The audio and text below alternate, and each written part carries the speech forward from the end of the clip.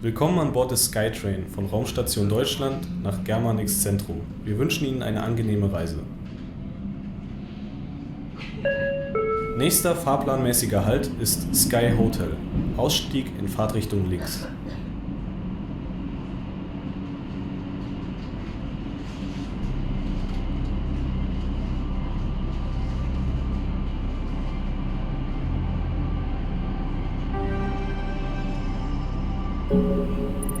Hello and welcome to Germanics.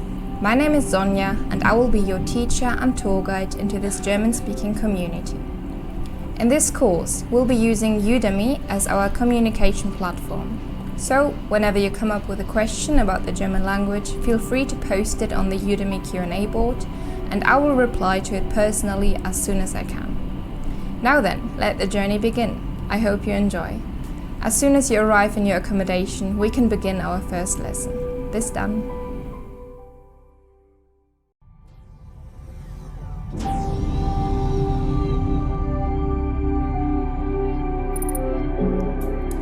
Hallo, guten Tag, and welcome to your first lesson of German. We today have another student with us. Bosco, are you there? Guten Tag. Guten Tag. Okay, so today we are going to talk about greetings. You already heard one, Guten Tag, which means good day. But let's start with the morning. Okay, so how to say good morning? Good morning is Guten Morgen. Guten Morgen. Good evening, Guten Abend. Guten Abend. And then we go to bed and we say Gute Nacht. Good night. Gute Nacht. Don't worry about the missing N, all normal, and you will understand that a bit later in the course. So, what else have we got? I also greeted you with Hallo in the beginning. Hallo is very normal, casual, informal, and you would just say it to anyone you meet, to your friends, and yeah, just anyone. So it's very common. And nowadays we also use hi or hey a lot. So you will hear that as well in Germany, especially used by younger people. Okay, now to say goodbye, you would, amongst friends, you would say tschüss. But we actually pronounce it a bit longer. We tend to say tschüss. I don't know why that is. It might sound a bit weird, but yeah, that's just what we do. Then, of course, we can be a bit more formal and we can say Auf Wiedersehen. Auf Wiedersehen. But amongst friends, it's not really used. Or, of course, you can be more precise, like see you tomorrow, see you later. See you tomorrow, for example, would be bis morgen. Literally, until tomorrow. Bis morgen. Are very commonly used bis später, until later, so meaning see you later. Okay, those are the main greetings, so you have some basics already. And I would like to cover a second very important thing in this first lesson, and that is how to say yes and no. You will probably have heard ja for yes and nein for no. Ja, nein. In Germany, you might hear many variations of that, very commonly used, like instead of saying yes, you might hear yo or yep. It always depends a bit on the circumstances and on the mood of that person. And for nein, you might as well hear nee or nö. But you can already tell from my tone that it might not always be appropriate. So, especially in a formal situation, just stick with ja and nein and you'll be on the safe side. But many German, they would say nee or... Yes. It's quite common. It's very common, yeah. And when you're talking to a family member, to a friend, you might just say nee. It's not impolite, it's normal, but not formal. That's the important thing. Okay, so it's okay to say this friend. It's absolutely okay, yes. Okay, then we have a very special third word accompanying ja and nein. It is the word doch. Doch is unique to the German language. the concept of doch doesn't exist in English, so it might be a bit difficult to grasp, but I will do my best to explain it. Doch is a form of saying yes, but not in an affirmative way, but rather as an objection to something. Like when you have been asked a negative question, for example, aren't you hungry? But you are hungry. You can't simply say yes, ja, you have to say doch, because you are objecting to what just has been said to you or what you have just been asked. Also, when arguing with someone and you think something is yes and the other person thinks no, then it would go like this. Yes, ja, no, nein, yes, doch. So the second time you want to say ja, you can't say ja, you have to say doch. So the dialogue would go ja, nein, doch, nein, doch, nein, and so on.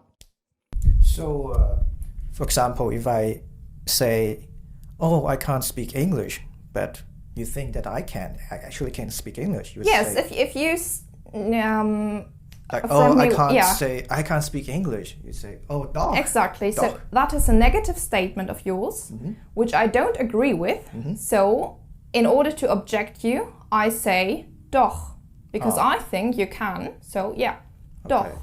So, oh, I can't speak English.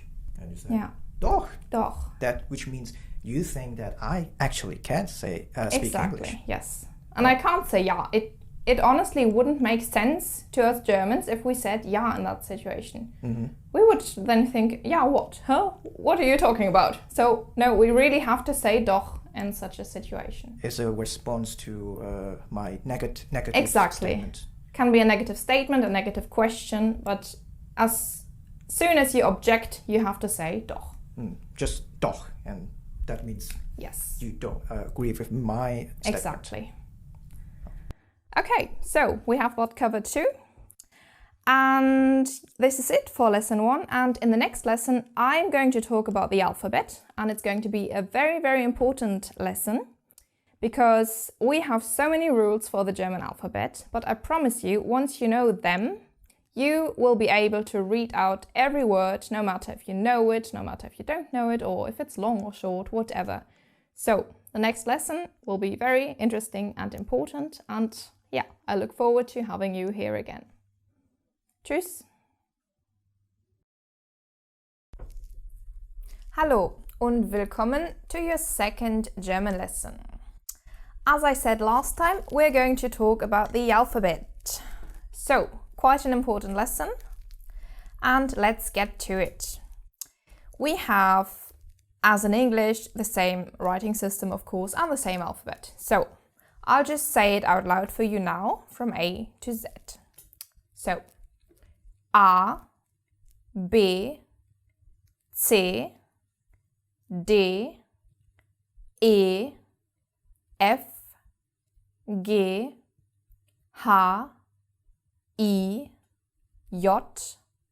K, L, M, N, O, P, Q, R, S, T, U, V, W, X, Y, Z. Okay, so that is the alphabet, how the letters are called. Of course, you also need to know how they behave within the words and how they are pronounced together with other letters. So, I will go into more details for some of the letters. Okay, let's start with the letter C. The C is quite a rare letter in German. You will not really see it on its own, that is, not in combination with, for example, an H or in SCH, which is really common. But the C and then a vowel, it happens very rarely. Yeah, Yes. it's like the C, I've never seen a German word starting with a C. No, not in originally German words, no. But in names you will see it. For example, we have the name Caroline, like Caroline, and we would most time spell it with a C. Not always, but most time. So the pronunciation in a word, in a name like Caroline, is like K, like the K. Okay. Then we do have the letter C in words that are coming from another language. So, for example, let's take the Italian word cello, the instrument. And we also pronounce it cello because we take the foreign pronunciation into the German language. And yeah, so that's the only case where you might see a C, either in the name or in foreign words. Okay, the next one that needs mentioning is the G. Our G doesn't behave like the English G. You might have noticed that the G sound in English changes according to the vowel that follows. In German, we always have G, like a guttural G.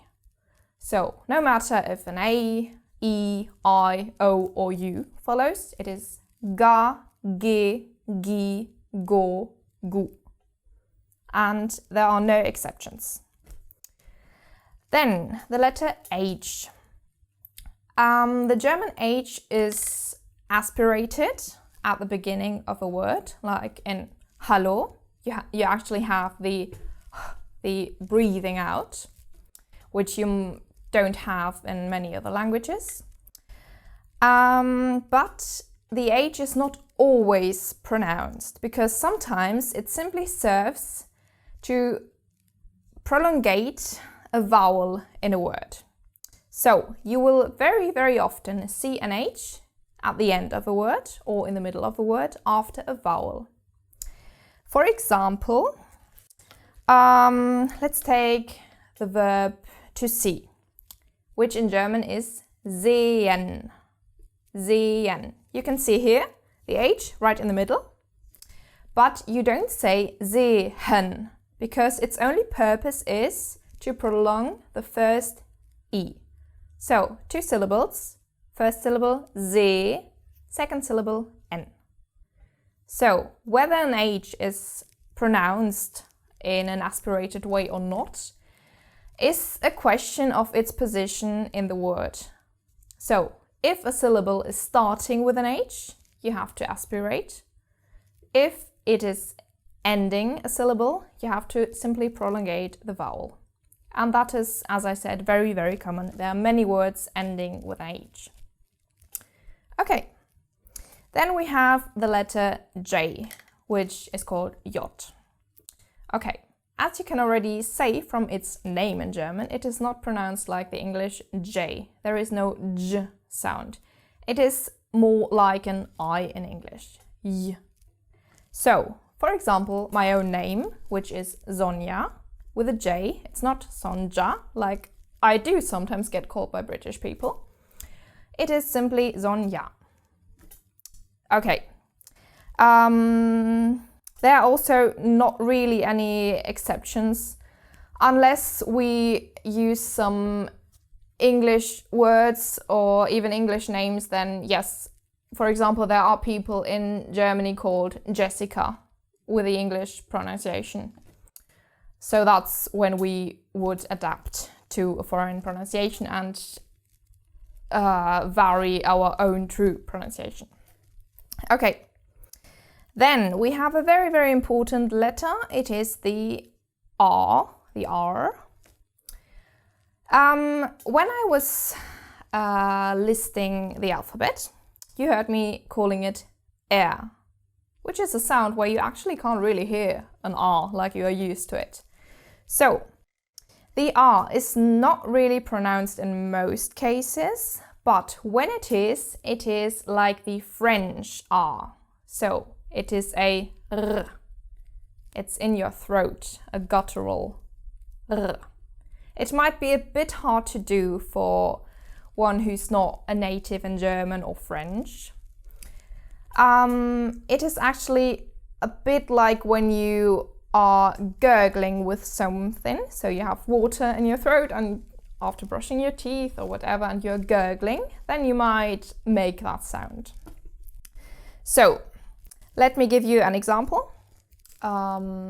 Let's take the color red, which is rot. Now, the word is starting with the R, so of course you have to pronounce it. Rot. Also, after another consonant, let's take the word bread, which is brot. BR. In this combination, you have to pronounce the R, so brot. Okay. So it's not like the photo color red is red. So it's not red. No, you have to use the German R, the guttural R in the back of your throat. So it's like you have to apply pressure here on the throat to really... Yes, it might be something you just have to practice and then one day it will come out. It's like practicing the Italian or Spanish R. It just takes practice when it's not part of your own language. Could you say that again? The red? Rot. So, rrr. Ah. But you're exaggerating now. Yes, of course I'm exaggerating, yes. But normally you say rot. Rot. Yeah, very briefly. It's exactly like in French. So maybe that might help someone out there. Okay, but as I said, the R is not always pronounced. Let's get back to syllables. So, as with the H, it matters where in a word the R is. So, when a syllable or a word is starting with an R, you have to pronounce it, apparently, otherwise there would be just a void. But if a word is ending with an R, something a bit weird happens. I give you the example mehr, which means sea, the sea you swim in, which you can see ends with an R, but you don't pronounce it. You don't say mer, you say mehr, which actually really sounds like you have added an A, mehr. So let's build the plural of this, which is meer. And the R has to be pronounced again because it is the start of a syllable, of the second syllable. So mehr, singular, mere, plural, and the R changes. Another good example is the word for teacher. Lehrer. We have two R's in one word. The first R is pronounced because it starts the second syllable. And the second R is not pronounced because it's the last letter of the word. So, Lehrer. And it again just sounds like an A. Okay. Then, the next letter that I need to talk about is the S. Our German S is different from the English one because it is very, very soft. It is actually more like a bee buzzing, or as you also hear in the word buzzing, it's z. So that is the German S, a bit like in English Z or TH in some cases. So z. This also changes when the S is the last letter of a word. For example, the word for bus, which in German is Bus, same word mainly.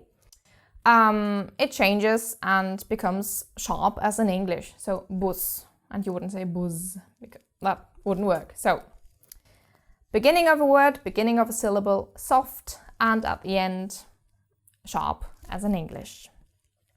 Let's give you another example. Actually, let's take my name again, which is Sonja.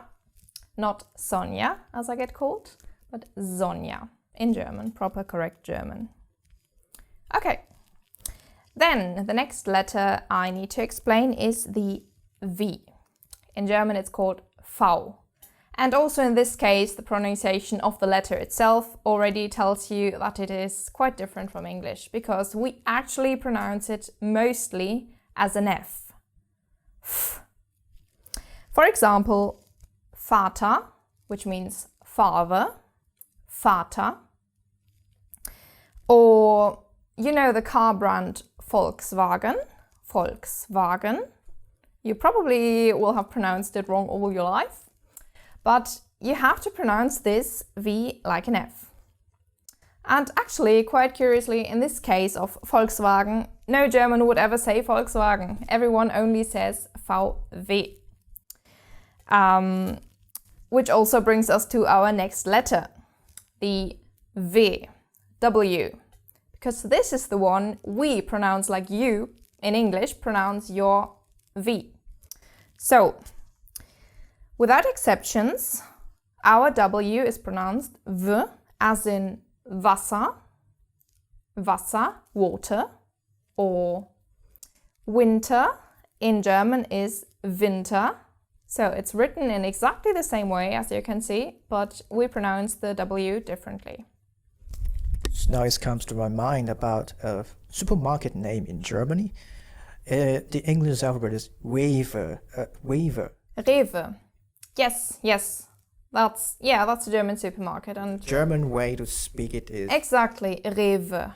So all the rules apply. The R at the beginning is our guttural R, and then the W pronounced like a V. Like a V. Yeah, Rewe. Rewe. No, Okay. Rewe. No. Okay. Yeah.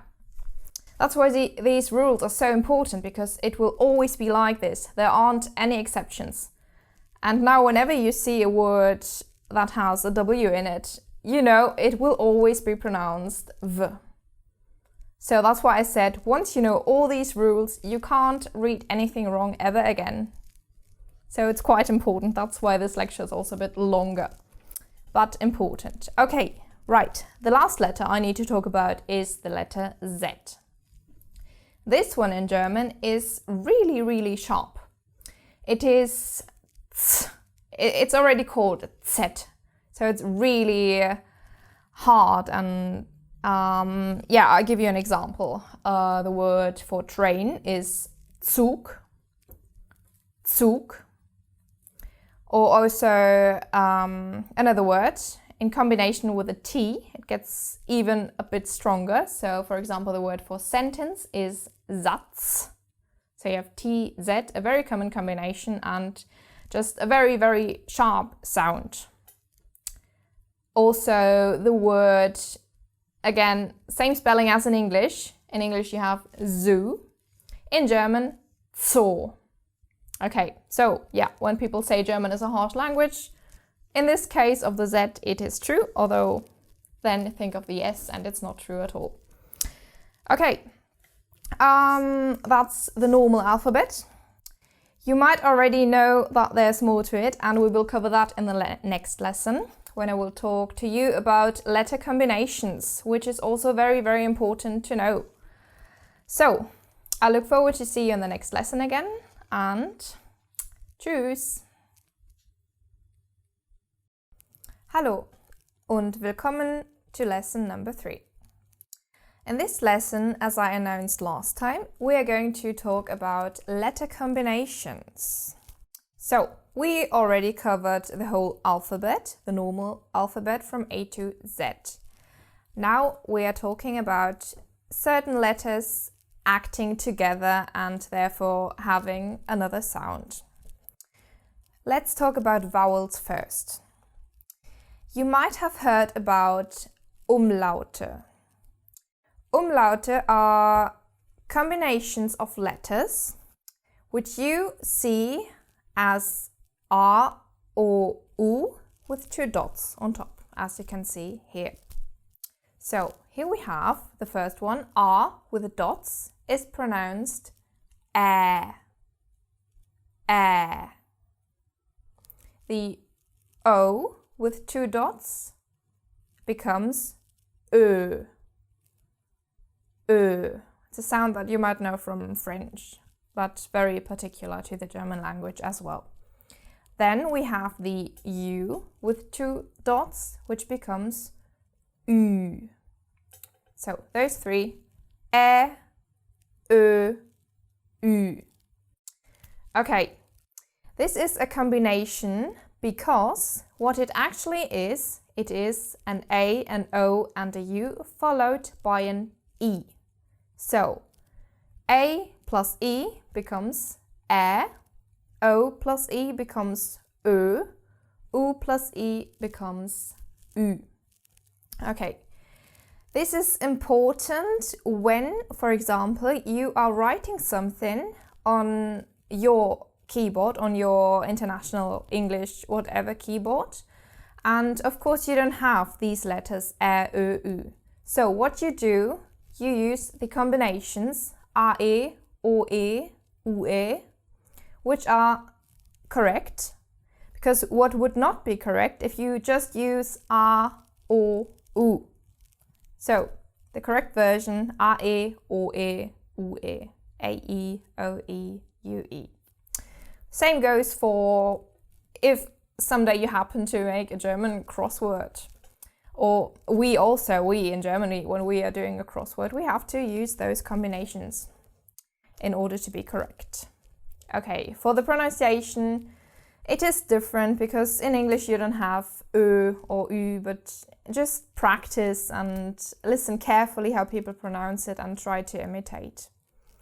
Okay, then we have diphthongs. A diphthong is also a combination of vowels. And yeah, in German we have 5 vowel combinations I need to mention here. Let's start with AU. AU is simply pronounced au. Au. Okay, like when you're hurting yourself. Au. Then we have EU, which is always pronounced oi. EU becomes oi. Unless we have it in a foreign word, like we use the French word friseur, that we have EU, but we would pronounce it the French way. Okay, then we have the letter combination ä plus u. So you can see we already have our umlaut ä and a following u, and this is also pronounced oi. No exceptions, so we have 2 sounds that create an oi sound, EU and AU. Okay, then we have EI. EI is always pronounced I. And it is very common. You will see it in so many words and you always pronounce it I. And the last one, the opposite, I and E, I plus E, which just becomes a very, very, very long E sound. So whenever you see I-E, you just pronounce it in a very long manner. So you wouldn't say ie, like pronouncing those singularly, but just they form together a very long E. Okay, that's all there is to know about vowel combinations. Now we get into the consonants.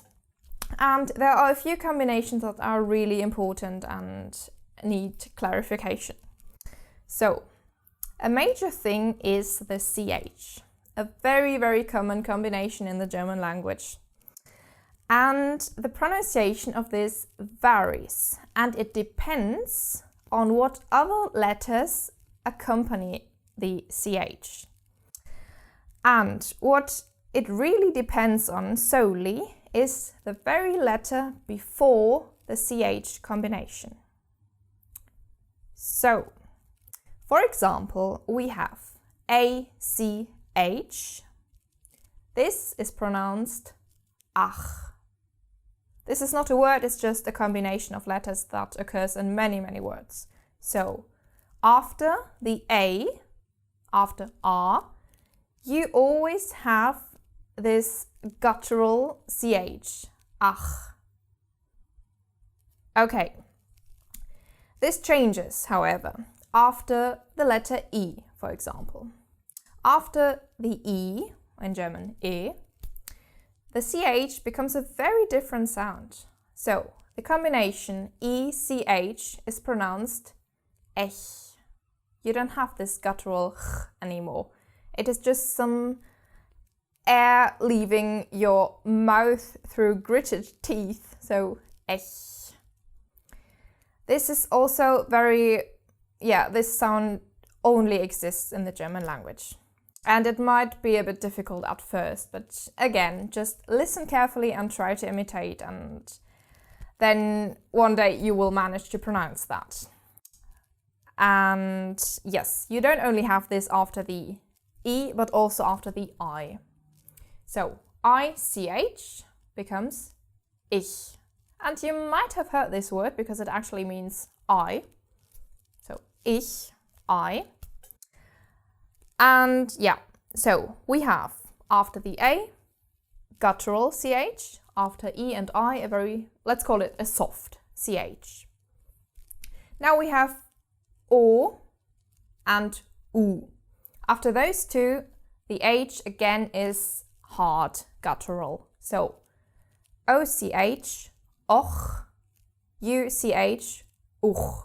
These are not words, but they occur in within many words. So it's important to know how to pronounce them correctly. So far we have ach, ech, ich, och, uch. Okay, so the rule is after E and I, the CH is soft. So what happens after Ä, Ö and Ü? I explained before, in the Ä, Ö, Ü, there is a hidden E at the end. So it's AE, OE, UE. And because there is this E, the CH that follows has to be soft, because we just established the rule after E, CH is soft. So after those, ech, öch, üch. Very soft and not in the throat. Okay, then after other vowel combinations like AU, EU, AU, EI, IE. The same rule. So let's look at AU. It ends with a U, and after U we have the rule, the CH is hard, it's in your throat. For all the others though, now we have EU. We do have the U at the end of this combination, but I told you before the pronunciation of this one is oi. So practically we have an I, like OI, oi. EU is pronounced oi. And therefore, if a CH follows, it is soft again. Euch. Then, same thing for EI and IE. It ends with first with an I and then with an E. So the rule is CH is pronounced softly. So, eich, ich. Okay, I know this might be very difficult to memorize all at once, but practically, just remember, there are only 4 vowels or vowel combinations when the CH is actually the hard sound in the back of your throat. So the CH is only hard after A, O, U and the combination AU. In all the other cases, it is this very, very soft sound. Okay, let me quickly try to explain how to produce that sound. What's happening in your mouth when you're doing that? You are sort of biting your own tongue. Like you push your tongue through your molars, so the back teeth, and then just let out some air. So just try to do it, and yeah, maybe you will manage. Maybe not at first, but the important thing is to know that the CH is not always and actually mostly not pronounced in a very hard way. Okay. Another very interesting letter is the S and its combinations. So we have the single S, the double S, and this weird shape, the SZ. You might have seen it. It looks like the Greek B. And they are all the same letter, more or less. Okay, the normal S I have already explained last lesson. Now we have double S and SZ. These are the same basically. So if you, for example, need to write this weird S because it's part of a word, but you don't have the keyboard to do it, you just write double S and it is correct. Okay, for the pronunciation, what is the actual difference? The S sound itself is the same in both. So double S and SZ are pronounced S, like a sharp English normal S. Okay, the one thing that changes though is the vowel that precedes. So if we have a double S after a vowel, the vowel is pronounced short. If we have this SZ after a vowel, the vowel is prolonged. Example, Straße, which means street. Maybe you have seen that. Straße. The R sound becomes so long because we have this SZ following. For example, Gasse, which is also a sort of street, but narrower, smaller. In this case, we have a double S after the A, and that makes the whole R sound very short. So we have Straße versus Gasse. You can hear the difference there already. Okay, another S combination is the combination SCH. This is very, very common, and it is simply pronounced sh. And yes, it is always pronounced like that, and there is actually nothing else to say, but so you know, SCH is like the English SH, and you will find it a lot. Okay, and one last combination, or two last combinations for the S, is the S in combination with a T and with a P. And this is a bit tricky because the pronunciation varies depending on the position of this. So we have many words starting with ST. And in this case, the pronunciation is not like in English. Like, let's take the word start, which in German is the same word, but pronounced Start. Start, start. And this is the case only because the word is starting with the ST. If we have ST at the end of a word, this becomes st, like in English. For example, the word fast, fast, which means almost. There we have it at the end of the word and the sound changes. Okay, so then you sometimes have it in the middle of a word. So what do? Here, for example, we have the word kosten. Kosten. In this case, the thing with the syllables is there again, because the syllables are separated between S and T. So, of course, you can't pronounce it like in the case when the word is starting with an ST. So, kos, first syllable, ten, second syllable. Okay, so again, it's just a question of where it is within the word. The same, exactly the same goes for SP. If a word starts with an SP, as in spielen, spielen, to play, SP is sp. If we have it in the middle of a word, which is really not very common, but it happens, like in the word prospect, prospect, like in English, prospect, same thing, then S and P are separated and therefore do not create this sp sound. Okay, what doesn't exist would be the SP at the end of a word, so don't worry about that. Okay, yes, that's been all the letter combinations to know. And I want to repeat again, once you know all the rules, you can't read anything wrong ever again. So try to learn them really good And yes, then you will be fine for whatever word you see.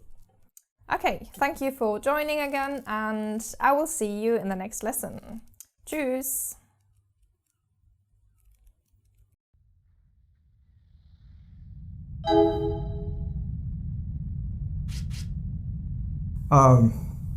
I think I still struggle about the German S and the Z, because it's like a reverse in English because of the buzzing sound in the S, German S. As simple as wie heißen Sie, because I used to say just wie heißen Sie, and yes. that's wrong. And that would be a sharp S, which is wrong for our normal S, because that is the buzzing S, so that would be wie heißen Sie. We have first in the verb heißen, we have this letter called SZ. That's like the English S, very sharp, heißen. But then our normal S is just Sie, Z. Wie heißen Sie? Yeah, that's the SZ. The S is not a buzzing sound. No, the SZ is our sharp S. Oh, okay. So it's always wie heißen Sie. Always, yeah. Maybe it's a bit difficult if both are close together as a foreign learner to think of it immediately. It just takes a bit of practice, and one day it will come natural, as everything in language. Also like your name, Sonja? Sonia? Yes, Sonja. No, Sonja. Yeah, I'm used to being called Sonja in every other country, but yeah, it is Sonja. The shape, I've been calling your name wrong all the time. Well... Until now, that learned the correct way. Sonja. Yes. And then sehr gut. Sehr gut. Sehr gut, yeah. not sehr gut. Yeah, very good. Sehr gut. Because that's the rule in German pronunciation, so it must be like this, the buzzing. No yes. German would pronounce without the buzzing. Well, unless a word ends with an S, of course, then you can't buzz because there's no vowel following, like in the word bus, which is like the English bus. So in that case, we have a sharp sound as well, but only if it's at the end of a syllable or of a word. And also. Yeah, because the syllable is starting with the S, so it's a very soft buzzing S. Also. The L is also a problem to me. Al. Yes, it's not like you sound English. very English in that. Yes, our L is a bit flatter. In the last video you talked about yes, the L is flat, a bit flat, yeah. not to the upper. Exactly, yeah. Also. Still growing up a bit. Yeah. I need a lot of practice. Exactly. And Studenten.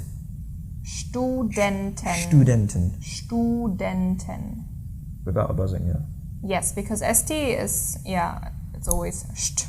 It's like, it's impossible to do buzzing in this case, right?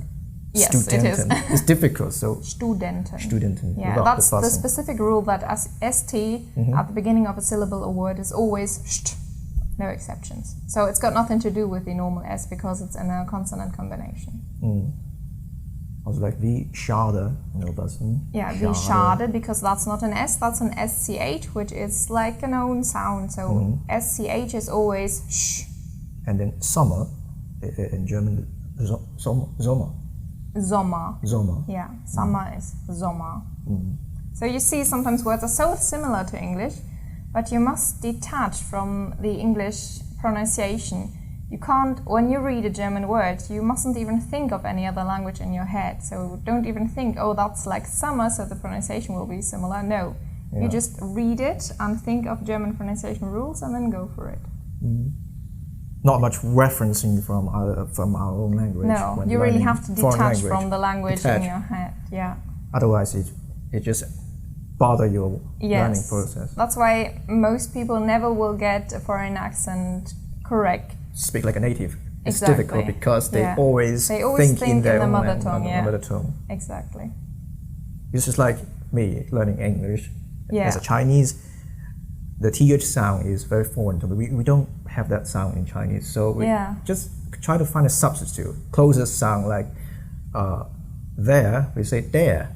Yes, of course. Yeah. So that's the difference. Only very few other languages have this TH, so most of them use that strategy, which is completely fine. No one has to be like a native, but whoever aspires it, there are ways to get there. But it's just a tiny detail Yes, If you have to pay a lot of attention to it, detail, it would make you sound more like a native. Yes. Okay. And then the Z in German, zu Hause. Yeah, our Z is not a Z, it is called Z. So you can hear it, it is so hard. It's A lot of air coming out. a lot of air, yeah. Z. So, zu Hause. Zu Hause. Yeah, at home. Zu Hause.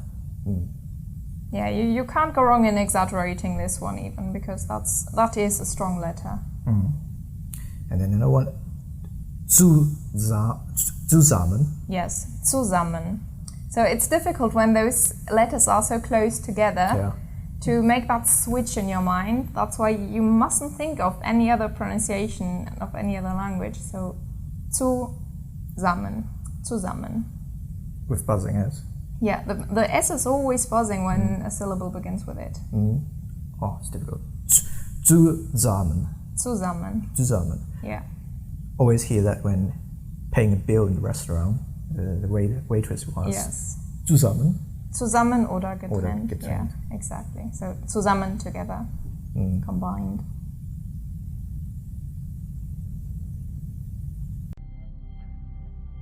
Repeat after me. Training 1.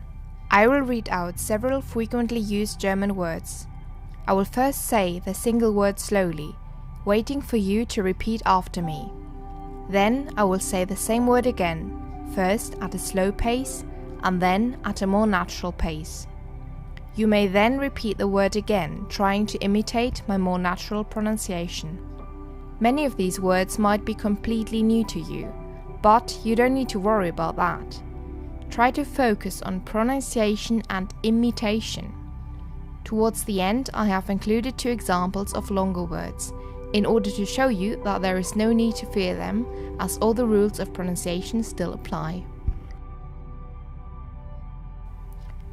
Die Arbeit.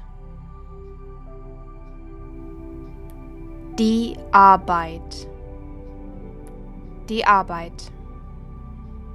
Die Arbeit. Die Sprache.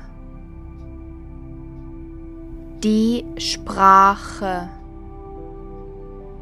Die Sprache. Die Sprache. Wachsen. Wachsen. Wachsen. Wachsen. Die Häuser. Die Häuser. Die Häuser. Die Häuser. Die Schule. Die Schule. Die Schule. Die Schule. Leben. Leben. Leben. Leben. Lieben. Lieben. Lieben. Lieben. Der Frühling. Der Frühling. Der Frühling. Der Frühling. Der Herbst. Der Herbst. Der Herbst. Der Herbst. Die Hose. Die Hose. Die Hose. Die Hose. Das Zimmer. Das Zimmer. Das Zimmer. Das Zimmer. Schließen. Schließen. Schließen. Schließen. Schwer. Schwer. Schwer. schwer, fröhlich, fröhlich, fröhlich, fröhlich. Die Verletzung, die Verletzung, die Verletzung, die Verletzung. Die Zeitung, die Zeitung, die Zeitung, die Zeitung.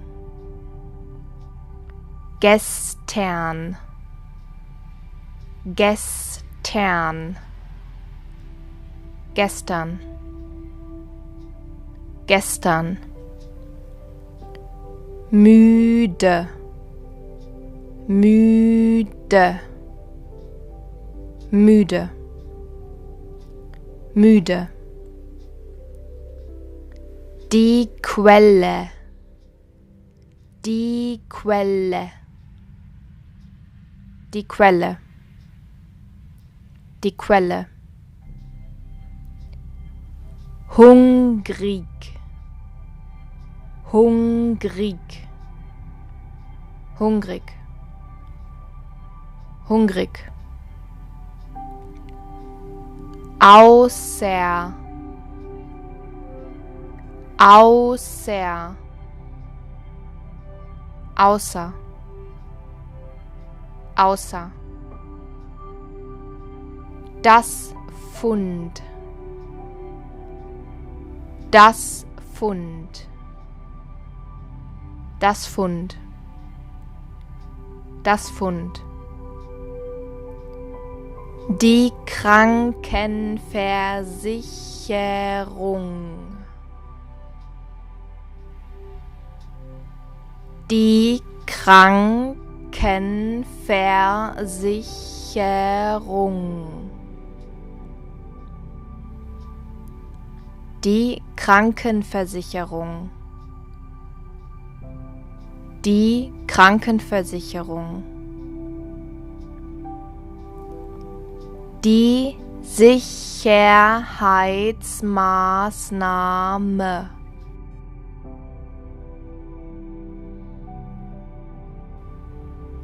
die Sicherheitsmaßnahme, die Sicherheitsmaßnahme, die Sicherheitsmaßnahme.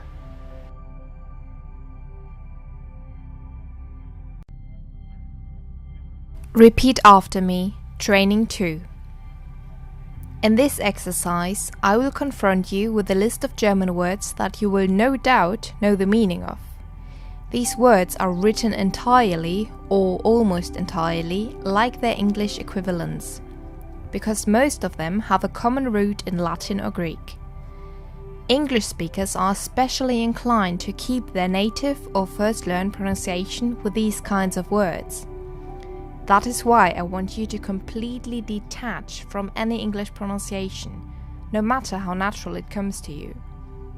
Focus on my German pronunciation of these words and try to imitate me. Again, we will go through them first at a slow pace and then at a more natural pace. Der Protest. Der Protest. Der Protest. Der Protest. Das Produkt. Das Produkt. Das Produkt. Das Produkt.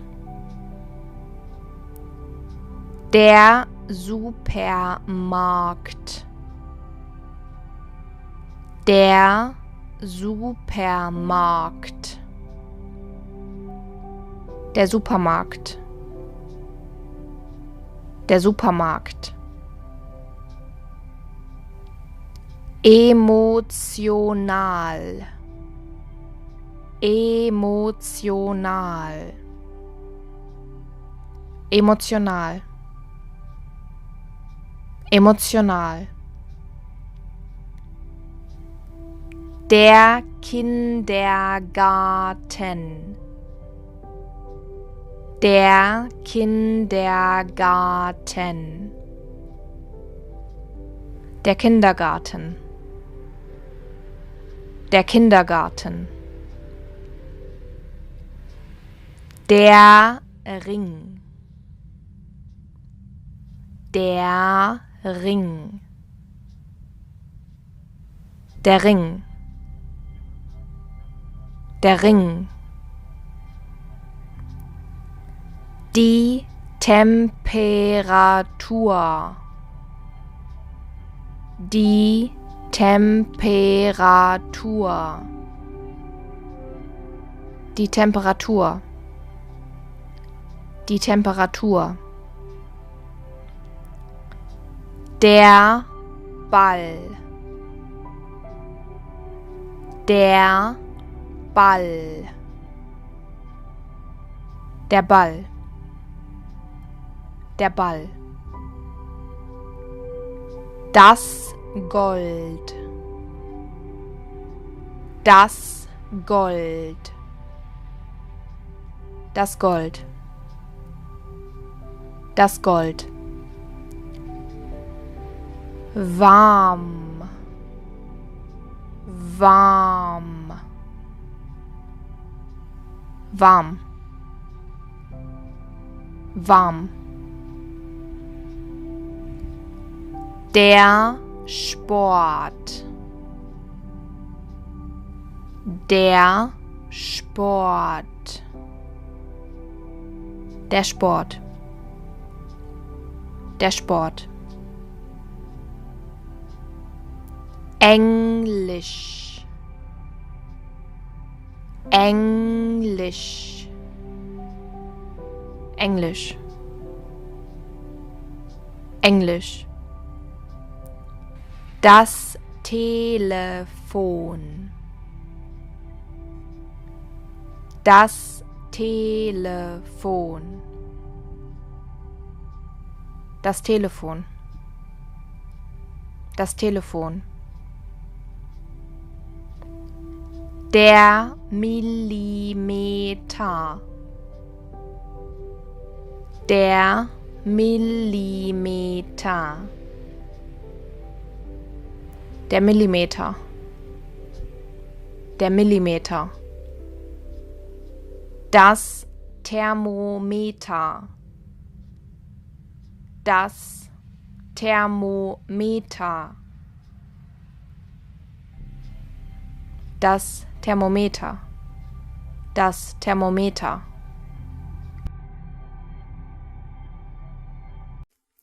Hallo, guten Morgen und willkommen zu Lektion 4. Welcome to Lesson 4. Today we are talking about personal pronouns and the two most important verbs in every language, which would be the verb to be and to have. Okay, let's start with the personal pronouns. In English, I, you, he, she, it, we, you, they. These are a bit similar in German. We have the same number of pronouns. So, let's start. Ich, du, er, sie, es, wir, ihr, sie. Okay. You can see in the third person, er, sie, es, like in English, he, she, it. So we also have 3 genders in German, which will be important later on. Okay, let's add a verb to these pronouns. The verb to be. In German, in the infinite form, the verb to be is sein. To be, sein. Okay.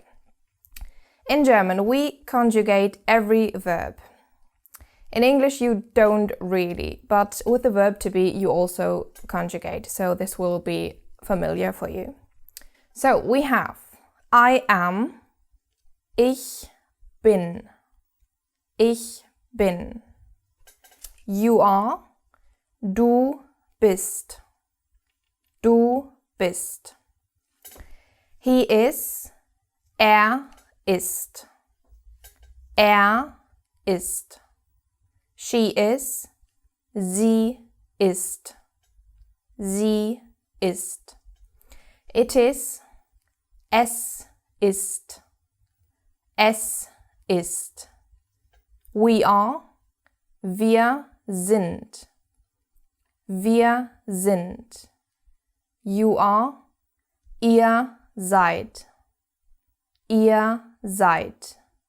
They are. Sie sind. Sie sind. Okay, so that's your first verb, the most important one, the most used one. And let's also cover the verb to have, which in English you do not really conjugate except for the change in the third person singular. But you will see in German we do, and the conjugation itself is quite regular, even in irregular verbs. So you will already see similarities with the verb to be. Okay, let's get started. I have. Ich habe.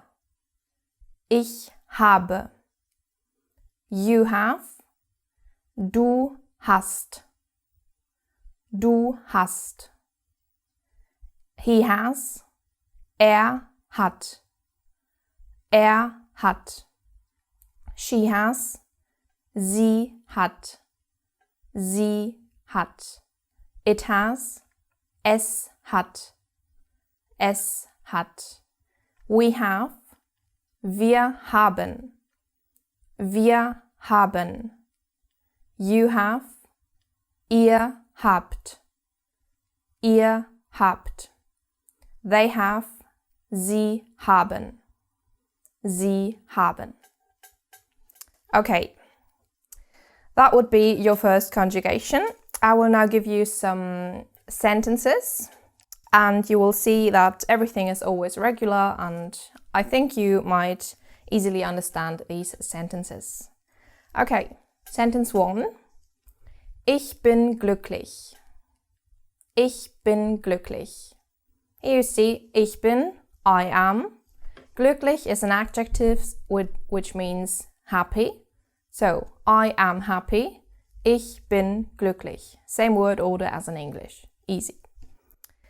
Then, second sentence. Sie ist schon da. Sie ist schon da. So, who are we talking about? About her, a female, she. She is, sie ist schon da. Schon da means she is already here. Sie ist schon da. She is already here. Now, let's go with a question. Seid ihr müde? Seid ihr müde? You've already seen ihr means you in the plural.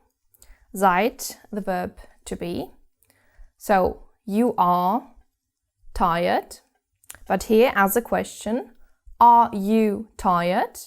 And in German, as in English, we shift the verb behind the before the pronoun. So, you are, ihr seid, and are you, seid ihr. Question, are you tired? Seid ihr müde? Okay. The verb to have in sentences. Another question, hast du Hunger? Hast du Hunger? Means, are you hungry? So in this case, we actually use the verb to have. Literally, do you have hunger? Hast du Hunger? Also here, question, verb comes first, personal pronoun follows. Okay. Another sentence, wir haben keine Lust. Wir haben keine Lust. We have, wir haben. Keine Lust is a very, very common expression, which is why I'm including it already now.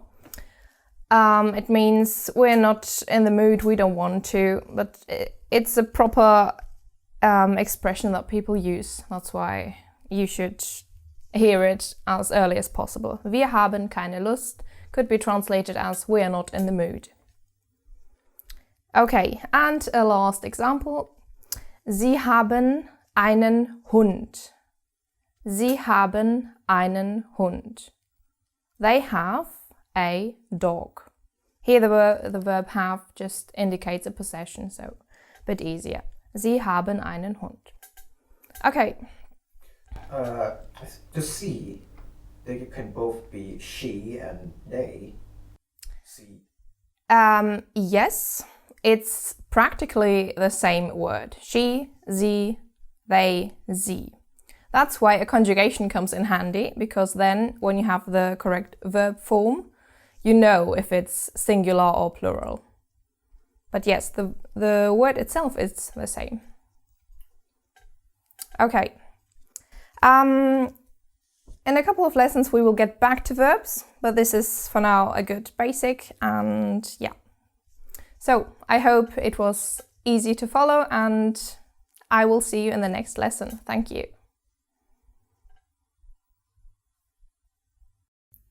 Hallo und herzlich willkommen zu Lektion 5.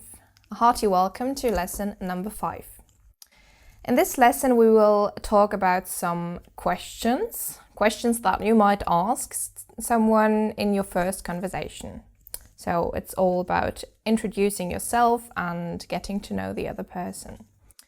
So in this lesson you will hear many new interrogative words. Okay. Let's start with a very basic. First question you would probably ask is, how are you? So, how are you? Wie geht's? Wie geht's? So, our question word is wie, which means how. Another example with wie. Wie heißt du? Wie heißt du? What is your name?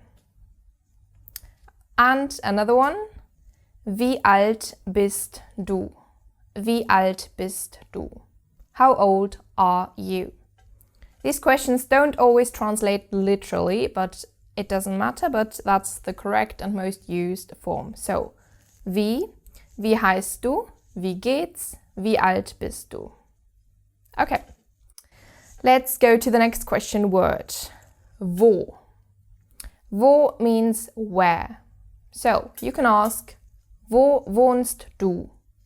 Wo wohnst du? Where do you live? Or, where are you from? Wo kommst du her? Wo kommst du her? This is a bit peculiar because our question word is actually not only wo, but woher. You can see we have here wo in the beginning and her as the last word of the sentence, which is why you can also just say woher kommst du and have the word together. Woher kommst du, which still means where are you from. Okay, then we have another wo thing. We're in the question, where are you going, for example. Wohin gehst du? Wohin gehst du? Or wo gehst du hin? Here again we have the separation. Both are correct, you can use whatever you prefer. But remember, in order to say where, you can have wo, woher, wohin. It always depends on the context. Okay, next question word, wann. When. Wann hast du Geburtstag? Wann hast du Geburtstag? When is your birthday? When is your birthday? Wann hast du Geburtstag? Okay, it's quite similar to the English in this case. The next one, who. Wer ist das? Wer ist das? Who is that? Or who is he? Who is she? We always actually only say das. Also, when you then answer this question, you wouldn't say he is my brother. You would say that is my brother. And it doesn't matter if it's male or female or whatever, you always say das. Yeah. So I can't just ask who is he or she. in English, we use he or she. Yes. To specify the gender. Grammatically, of course, you can say wer ist er, wer ist sie. So it is perfectly correct grammatically, but it is not really used. It is much more natural to just say wer ist das. Also, it's weird to say that. Well, like wer ist er. You wouldn't hear it, no. Oh, okay. Okay. Next question word, was. What. So, was möchtest du machen? Was möchtest du machen? What would you like to do? Okay. Do not worry about all the words you don't know yet, but you will already have heard them from this lesson later on when they come back, and you can already learn these questions by heart, and yeah, so you'll already have the pattern of it in your brain, and yeah, everything will come back later, no worries. Okay, now the why question. Why are you laughing? Warum lachst du? Warum lachst du? So why, warum? But we don't only use warum, we can also use wieso. Wieso. It's a complete synonym, so don't worry, you will hear both of them. You can choose whichever you like best. Warum, wieso. Okay, what you might often hear is in the combination, why not? People say, wieso nicht? But also, warum nicht? So, your choice. And a last one, welche, which music do you like? Welche Musik gefällt dir? Welche Musik gefällt dir? You will hear or see variations of the question word itself. So you might see welcher with an R, welches with an S at the end. That's to do with declension, which we will cover a lot later. But it doesn't matter, because whenever you hear something with welch, no matter what follows, E, ER, ES, it will always be which. So, as an alternative to this which, welcher, we also say was für. Was für. Literally, what for. So, same question. Welche Musik gefällt dir? Which music do you like? We could say, was für Musik gefällt dir? That is very natural, and people say that all the time. So just, again, choose freely which you prefer. So they are both equally, it means the same thing. Yes. And it's not about formal or informal way of asking questions. Not so much about formality, but more about natural use. So I think it is more natural to say was für. It might be a bit more complicated for the learner, because sometimes the für just vanishes and goes to the end of the sentence, and you might not know where to put it, because word order is very special in German. So it might be safer to stick with welche, which is always correct, and it's not super formal or anything. So yeah. Yeah, but the order is like the you is always at the end of the sentence. It's not like in English, the you or he, she. Oh, that totally depends on so many things. So we will have a lesson about word order, and yes, so then I will explain everything. Okay. Okay. So one last thing to say is, I will get back to the question word wo, because you will very, very often find wo in a combination with other pronouns. And these are a bit difficult to understand, but just so you know they exist. And for example, you might see worauf, worüber, worunter. These later function as conjunctions between sentences. It's quite complex, but so don't worry if you see them.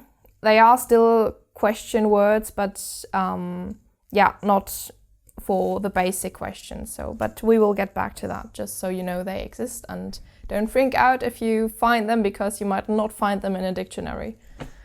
Okay, right. So in the next lesson we will get back to verbs, regular verbs, which then will come in handy to fully understand the questions we have just gone through. Okay, thank you very much, and I look forward to seeing you again. Goodbye. Tschüss. Hallo und willkommen zu Lektion Nummer 6. Welcome to lesson number 6. In this lesson we are talking about regular verbs. You have already learned the verb to be and to have. These are not regular but very important, so now we can do a comparison with a regular verb. Let's start with the verb gehen, to walk or to go. Gehen. Gehen is the infinite form. So, every verb in German ends with en in the infinite form. Okay, so the conjugation, which we have to do in German. You remember the personal pronouns ich, du, er, sie, es, wir, ihr, sie. Let's add the verb gehen. Ich gehe, du gehst, er, sie, es geht, wir gehen, ihr geht, sie gehen. Okay, so we have the stem of the verb gehen, which is ge, G-E-H, and then an ending, which changes with the person of the sentence. So, ich, I, requires an I to the stem. So, ge plus e, gehe. Second person singular, du, requires st. Gehst. Ge, the stem plus st. Gehst. Third person singular, er, sie, es, geht. So we just add a t to the stem. Wir gehen. Gehen, we add an en, or you could say we leave it at the infinite form, because it's the same form. Gehen. Then you, plural, second person. Ihr geht, again we add a t. And sie gehen, we add an en, or back to the infinitive form. Okay, if you look here, you can see it's actually very easy to remember. We have e, st, t, en, t, en. And that goes for every verb there is, every regular verb. Okay, let's dive directly into another one. The verb machen, to make or to do, machen. So, we have ich mache, stem mach plus e. Du machst, stem plus st. Er, sie, es macht, stem plus t. Wir machen, stem plus en. Ihr macht, stem plus t. And sie machen, stem plus en. Okay, very regular, quite easy to remember. And yeah,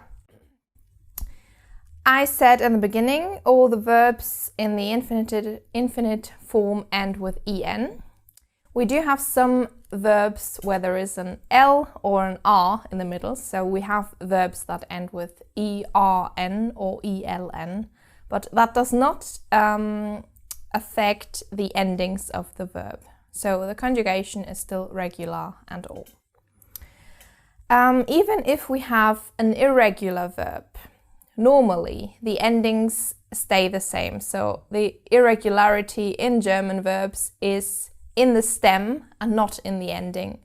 And we will get back to that in another lesson. Okay, now what you can do, I will give you 3 verbs now and you can try to conjugate them. So just write them down or just do it in your head. These verbs are regular, so Just look at the endings we've just seen and try to conjugate the verbs. Okay, the first verb is möchten, möchten, which means to want or to like. The second one is verstehen, verstehen, to understand. And the third one, lernen, to learn.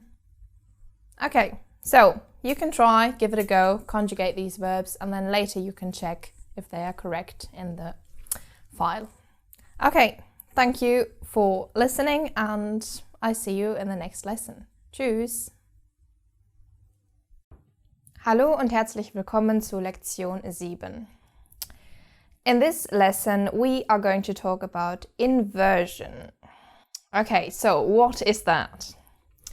Inversion means when two elements of speech swap positions. So, our standard word order would be subject plus verb plus then maybe an object or a time or place. Okay, in the case of inversion, this order is not maintained. And we are talking about the swapping from the verb to the position of the subject. Okay, so let's take a very simple sentence. Ich esse jetzt. Ich esse jetzt. The verb essen, to eat, and the word jetzt means now. So, ich esse jetzt. I am eating now. Okay, if we want to start this sentence with now, the whole structure changes. So, ich esse jetzt becomes jetzt esse ich. So, jetzt esse ich, time, verb, subject. You cannot say jetzt ich esse. That is just completely wrong. So that's a basic case of inversion. When would you change that structure? You could start a sentence with the time in order to stress the time. That often happens. It's very natural that you put first what you want to put the focus on. And if you decide to put something else first, you simply have to change the position from subject and verb. Okay, another example. Er macht nichts. Er macht nichts. He does nothing. He is doing nothing. If we want to stress the fact of nothing and put this in the beginning, everything changes again and we have nichts macht er. Nichts macht er. So you see, if simply anything comes first, if anything else apart from the subject is the first word of the sentence, we have to swap positions. In this case, when would you say that? For example, person 1 says, er macht nichts. Simple statement, er macht nichts. Second person hasn't really grasped it and asks, what is he doing? Was macht er? So the first person repeats himself again, and now he swaps position, nichts macht er, because you want to stress the nichts in this case. Nichts macht er, habe ich gesagt. Nothing he's doing is what I said.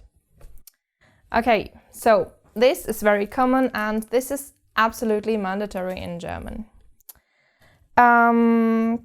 Yeah, so it's not only about a time being put first or an object, it is really whatever is being put first. We do have a couple of exceptions and I'm going to say them right now because these are important. Positions are never swapped after the words auch, aber und oder. Okay, auch means also, as well. Aber means but. Oder means or. And means and. So if you start your sentence with one of these, word order stays the standard. So, und plus subject plus verb, and no swapping here. But in all the other cases, whatever you put first requires a change in the word order. So I cannot say und mache ich nicht. I must say. Yeah, you cannot say that. I must say und ich mache nicht. Yeah, und ich mache nichts. Yeah. Because after a word like auch, aber oder und, it's like the sentence starts all over again. So no swapping necessary. And it would be wrong if I It do would this be wrong, yes, it would. grammatically. The same way as it would be wrong not to swap when something else comes first. Could you give me an example of that? Well, another example, if I put a place first. Let's say I go home. Ich gehe nach Hause. Home, nach Hause. If I want to stress the fact of home and start home go I, at home go I, then we have nach Hause gehe ich. This is not a natural word order, but it happens if you want to stress something. And in that case, you have to swap. Okay. Yeah, this will be heard very frequently, so don't worry, and yeah, you will get used to it surely. Okay, thank you for listening, and I see you in the next lesson. Tschüss! Hallo und herzlich willkommen zu Lektion 8. Welcome to Lesson 8. In this lesson, we are going to talk about articles and gender in German. As you might maybe know already, we have more than one gender. In fact, we have 3. Grammatically, we have masculine, feminine, and neuter. So, this means that we have 3 different articles for every gender has its own specific article. As in English, we have to distinguish between the definite article and the indefinite article. Just to remind you, the definite article in English is the, and the indefinite article in English is a or an. So, in German, in the singular, we have der, die, das. Der being the masculine article, die, feminine, and das, neuter. So, why do we have 3 genders? That's just the way it is, grammatically, and there is no logic whatsoever behind it. Not even biological gender can dictate you what gender to use grammatically. In fact, most everyday objects don't have a biological gender if you think about it, so it's pretty much random, which means you just have to pretty much learn every article with the vocabulary that you learn. So, I will give you some examples. In this case, biological. For example, Mann, der Mann, the man, biologically masculine and grammatically as well. Same for female, die Frau, the woman, die Frau. And the child is neuter, das Kind, das Kind. So, der, die, das. These are the definite articles. If we now take a man, a woman, a child, this becomes ein Mann, eine Frau, ein Kind. So you can see masculine, neuter are the same form. Feminine has the E at the end. Okay, but let's take other nouns that don't have a biological gender. For example, der Baum, the tree. You can see the tree is masculine. Why? That's just the way it is. Die Welt, the world, feminine. Das Gefühl, the feeling, neuter. Der Student, the student, not referring to male or female, doesn't matter, masculine. Die Tasse, the cup or mug, feminine. Das Auto, neuter. Das Auto, the car.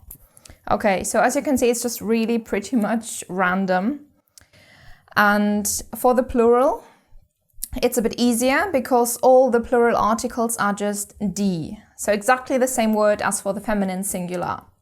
die Männer, die Frauen, die Kinder, die Autos, die Bäume, die Gefühle, die Tassen, die Welten. If you look at those nouns, how they end in the plural, they are all a bit different. And again, we don't really have rules how the plurals are formed. If you look in a grammar book or on the internet, you might find some sort of rules. My personal advice, don't learn them, don't bother, because there are too many rules, and in the end, it is random. So you can take those as guidelines, but not really as rules. For example, many masculine nouns with an a in the singular, have an with a point with the dots on top in the plural. Same for masculine nouns with u, they become ü. But those are guidelines, not rules, because you will find always exceptions. So how should you deal with this? When you learn a new word, look at the plural and try to learn it together with the article and the word. So you learn der Mann, die Männer for man, and not only Mann. So right from the basics, start to look at all the possible forms and don't bother about learning any rules because they are merely guidelines but not really rules. So yeah, that's my personal advice for you. So we have no guarantee, but we have those 3 different genders, and it can be quite important because sometimes we have words that mean a different thing depending on the gender and on the article. So you really want to learn the article together with the noun. Okay, so that's it for this lesson, and now I will see you in the next lesson and another bit of German grammar. Thank you very much for listening, and I look forward to seeing you again. Thank you. Hallo und herzlich willkommen zu Lektion 9. Welcome to lesson 9. So, last time we covered nouns and plural. So, what goes well with that? Numbers. Okay, I will teach you all the numbers in this lesson, and you will see they are a tiny bit funny sometimes, so let's get right to it. Okay, let's start with the numbers from 1 to 10. Okay, I'll just say them and you will see them here. So, 1, 2, 3, 4, 5, 6, 7, 8, 9, 10. Okay, so from 1 to 10. All the rules of pronunciation apply, so it shouldn't be a problem on how to pronounce them. So, from 10 to 20. 11, 12, 13, 14, 15, 16, 17, 18, 19, 20. And here you can already see the similarities to English numbers. So until 12 we have just one word as in English, and then it's actually a combination of 2 numbers, like 13, in this case 10 for 10 and third for 3. So we have the same combination, 13, even a bit easier because we don't change the words. 13, 14, so it's literally 3, 10, 4, 10, 5, 10, and so on. The only numbers that change a bit are the numbers 6 and 7, because instead of 16, we only say 16, simply for reasons of easier pronunciation. And 17, it's not 17, but only 17, again, because it's a bit simpler. So, but still everything is quite regular and very similar to the English. What happens after 20 though is a bit, sort of weird maybe. In English we have 21, 22, 23, 24, and so on. So you take the 20 and you add the other number. In German, we do the exact opposite. We first take the small number and then the large number. So 21 is 21. 21.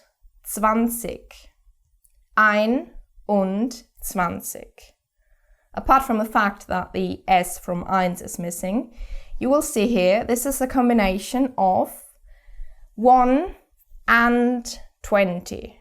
3 words together, 1 and 20. And this goes on like that. 1 and 20, 2 and 20, 3 and 20, 21, 22, 23,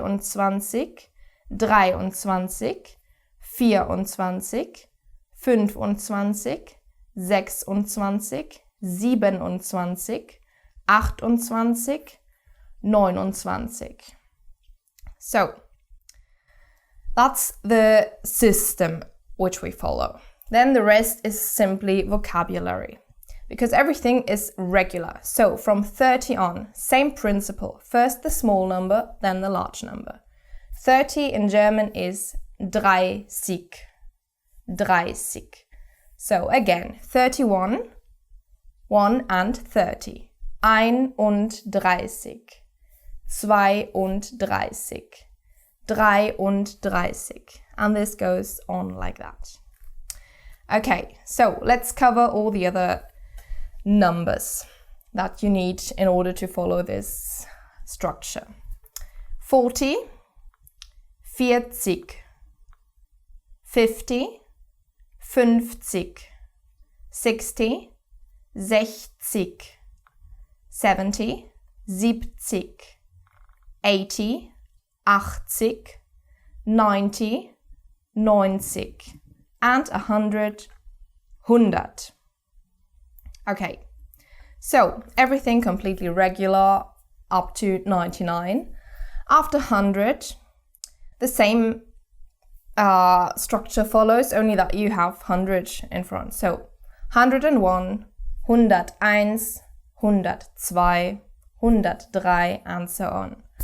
168, 168. So we have the 100, but then we have the 68, and the same principle from before applies. First the small number, then the large number. So, okay, and this is very, very regular. So just learn the numbers, the vocabulary for the numbers, and remember the structure, or, well, rather the order in which the numbers go. And it should be quite easy. So, 100, 100. 200, 200. 300, 300. And so on. Same principle as in English. Then, up to 1,000, 1,000. Almost the same word. 1,000. And again, 2,000, 2,000, 3,000, 3,000, and so on. So this thing with the smaller number coming before the large number, that only goes for the smallest numbers. It's not that when you have a 7 number that you would start with the last and then go the complete opposite. No. Only from the numbers from 1 to 100 you have to pay attention to not getting it wrong. And there's always the word and in the middle. Und. Okay. So, plurals. If you have a number higher than 1, you use the plural form of the word, which we have talked about last lesson. I mention this because this is not a rule for every language, but in German it is. So, examples from the last lesson. Man, ein Mann. And pay attention to the missing S here again. Ein Mann, one man. 2 men, 2 Männer. 3 men, 3 Männer. And so on. Same for feminine and neuter. Okay, so that's about the numbers. I hope you don't find it too weird. It's just a question of getting used to it. And I know from my own experience, numbers are always the thing that makes you stumble, even if you are quite fluent already in a language. Once you want to express a number, you have to think, because you have a fixed concept of that number, so it's a bit difficult, and don't worry about that. So, okay, thank you for listening, and I see you in the next lesson. Tschüss! Hallo und herzlich willkommen zu Lektion 10. This lesson is all about negation in German. So, how does it work? In German, we have two ways of negating things. We have the word nicht in order to say not, or we have kein, keine, and other variations of that in order to say not. So, which one to use when? This all depends on what exactly you are negating in your sentence. So, generally, rule of thumb, if we want to negate a verb, or let's say the action of the sentence, we use nicht.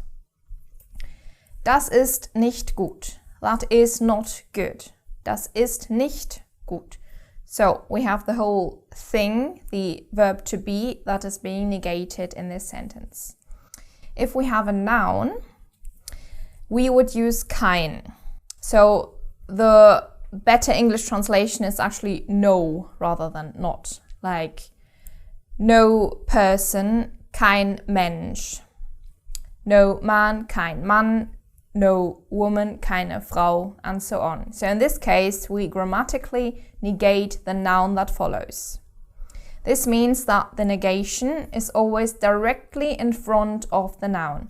Unless we put an adjective in, the adjective squeezes between the article and the noun.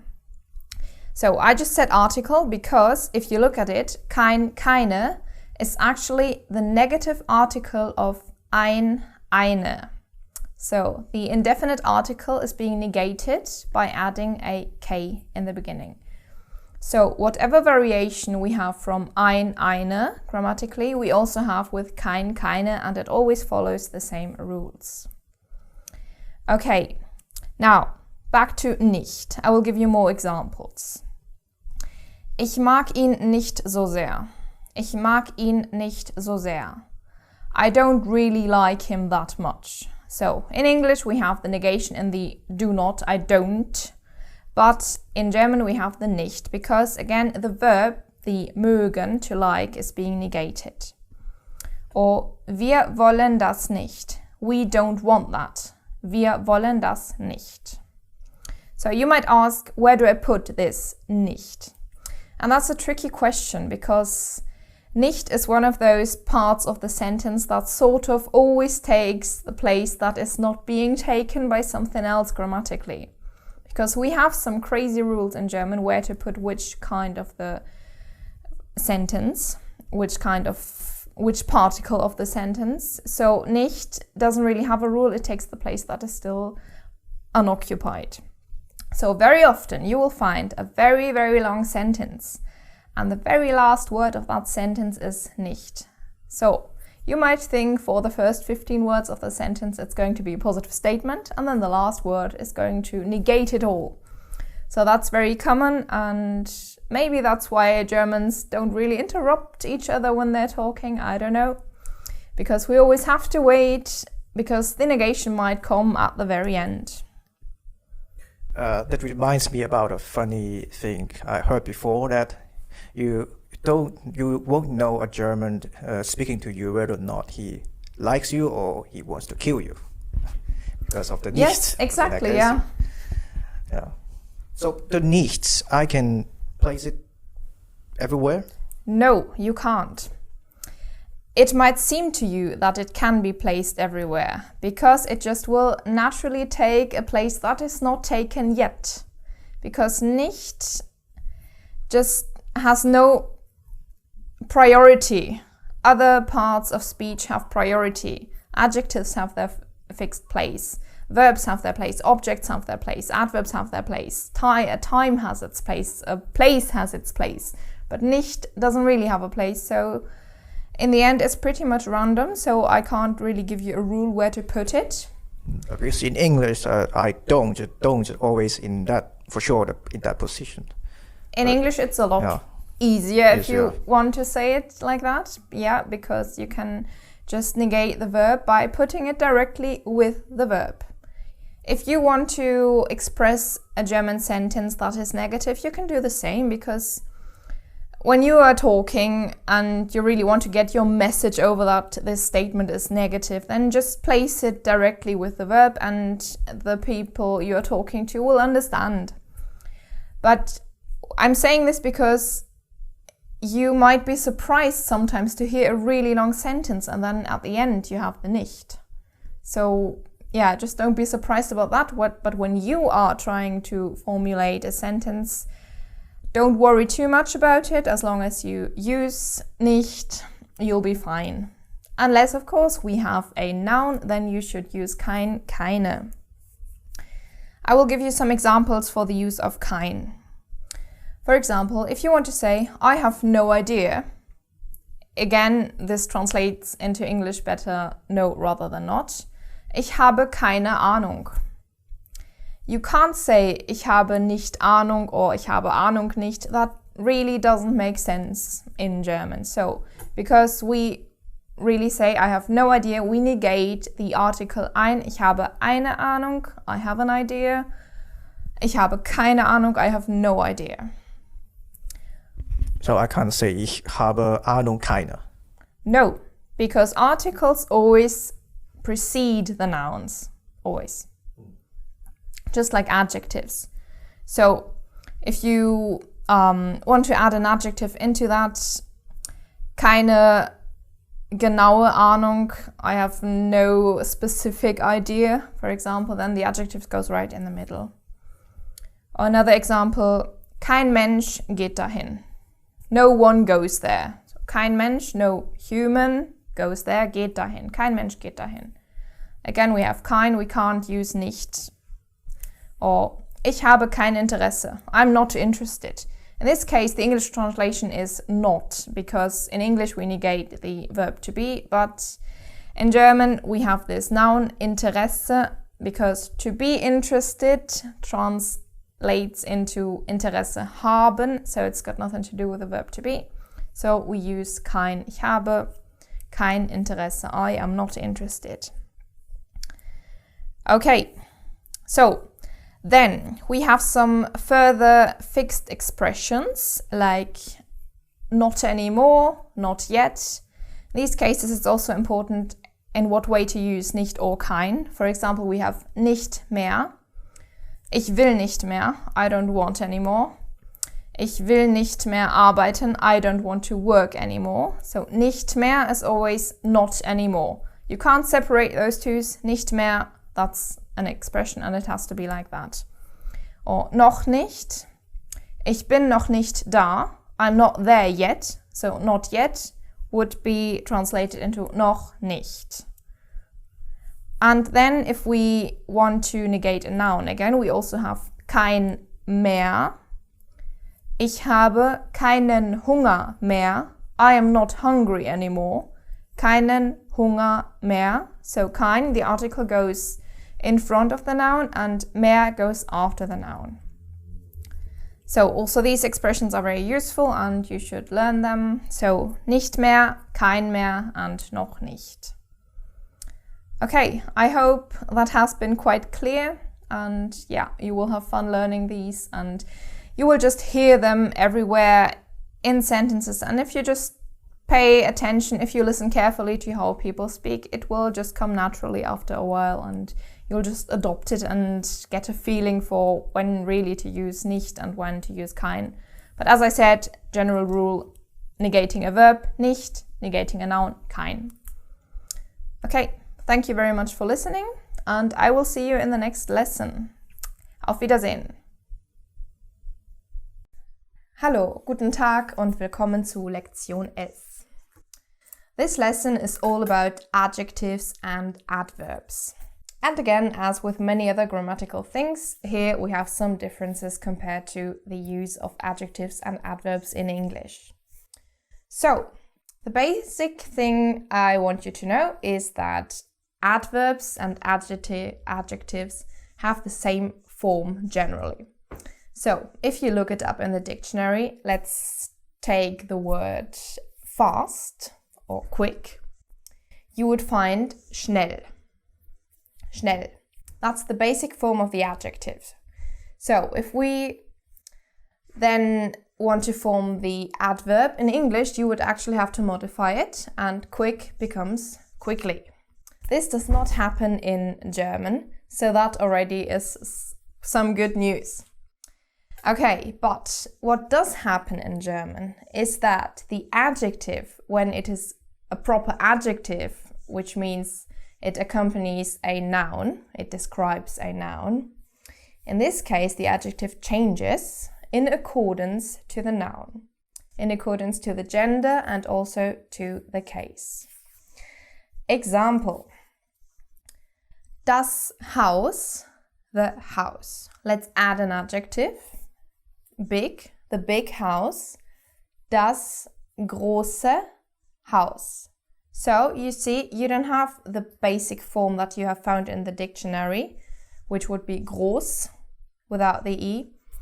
In this case, there's a noun that follows. So das große Haus. Okay. This happens because we have the definite article before. If we now take the indefinite article, a big house, ein großes Haus. So again, the adjective changes a bit. It always has to adapt to gender and plural, singular, or even to the form of article that is used before. With the definite article der, die, das, it is a bit easier because you always just add an I. So der Große, die Große, das Große. With the indefinite article, this is a bit different because we have ein großer, eine große, ein großes. So there's a bit of stuff to just learn by heart. Okay, another example. Let's take the adjective nice or lovely. Today is a lovely day. Heute ist ein schöner Tag. Heute ist ein schöner Tag. Der Tag, masculine, that's why we have schöner. So whenever there is a masculine, you add the ER. If we change this sentence into the day is lovely. The day is lovely. Der Tag ist schön. Der Tag ist schön. And we are back to the basic form that you find in the dictionary. Why is that?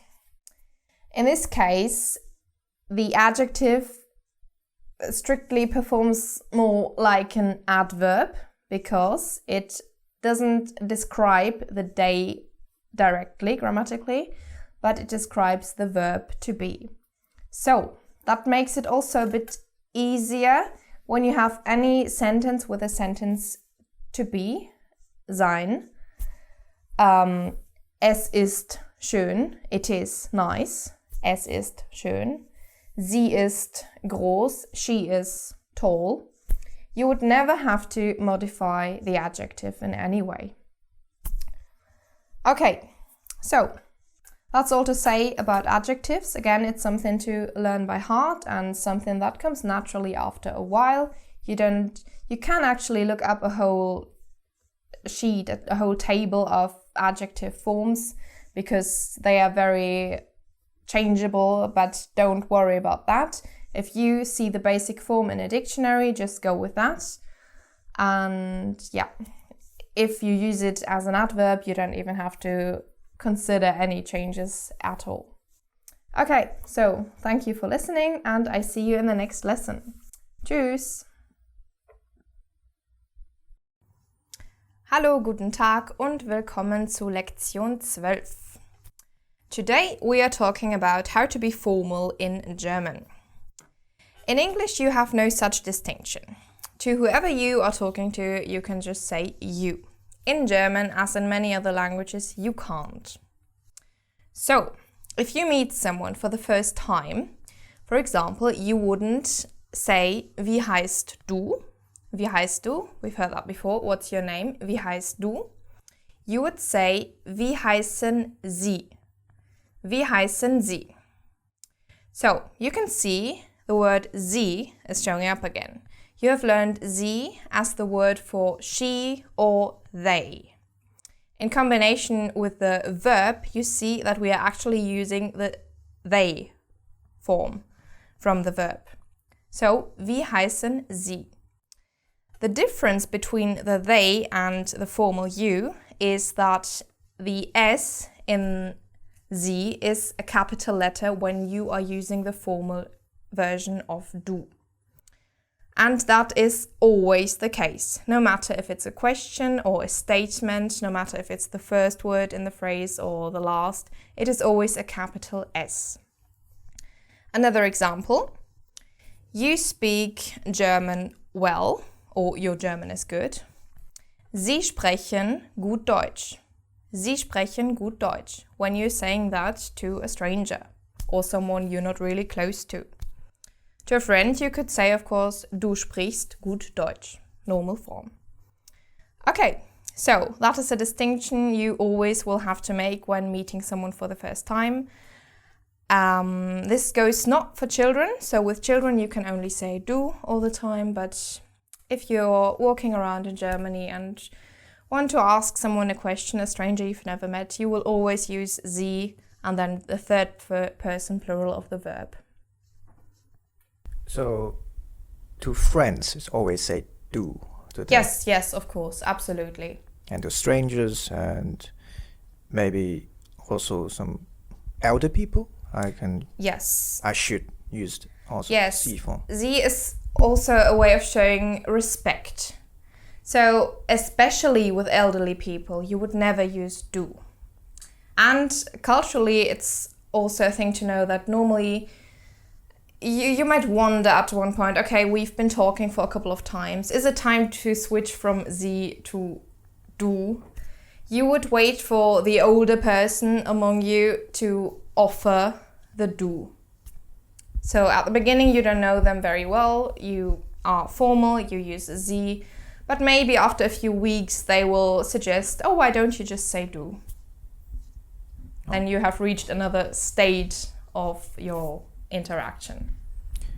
What about in company, the ranking, maybe the people who are in higher rank than you, so you also use sie?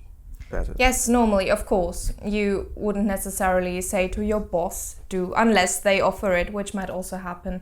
Nowadays, it's getting more and more common, especially among young people, to use do. But yeah, it's still a form of showing respect to say sie, and you should definitely do that with a stranger. So it's always in the beginning, unless they offer to... Yes, you just wait for them to offer the do form, and yeah, you will always be on the safe side with sie. Oh, okay. Okay, good.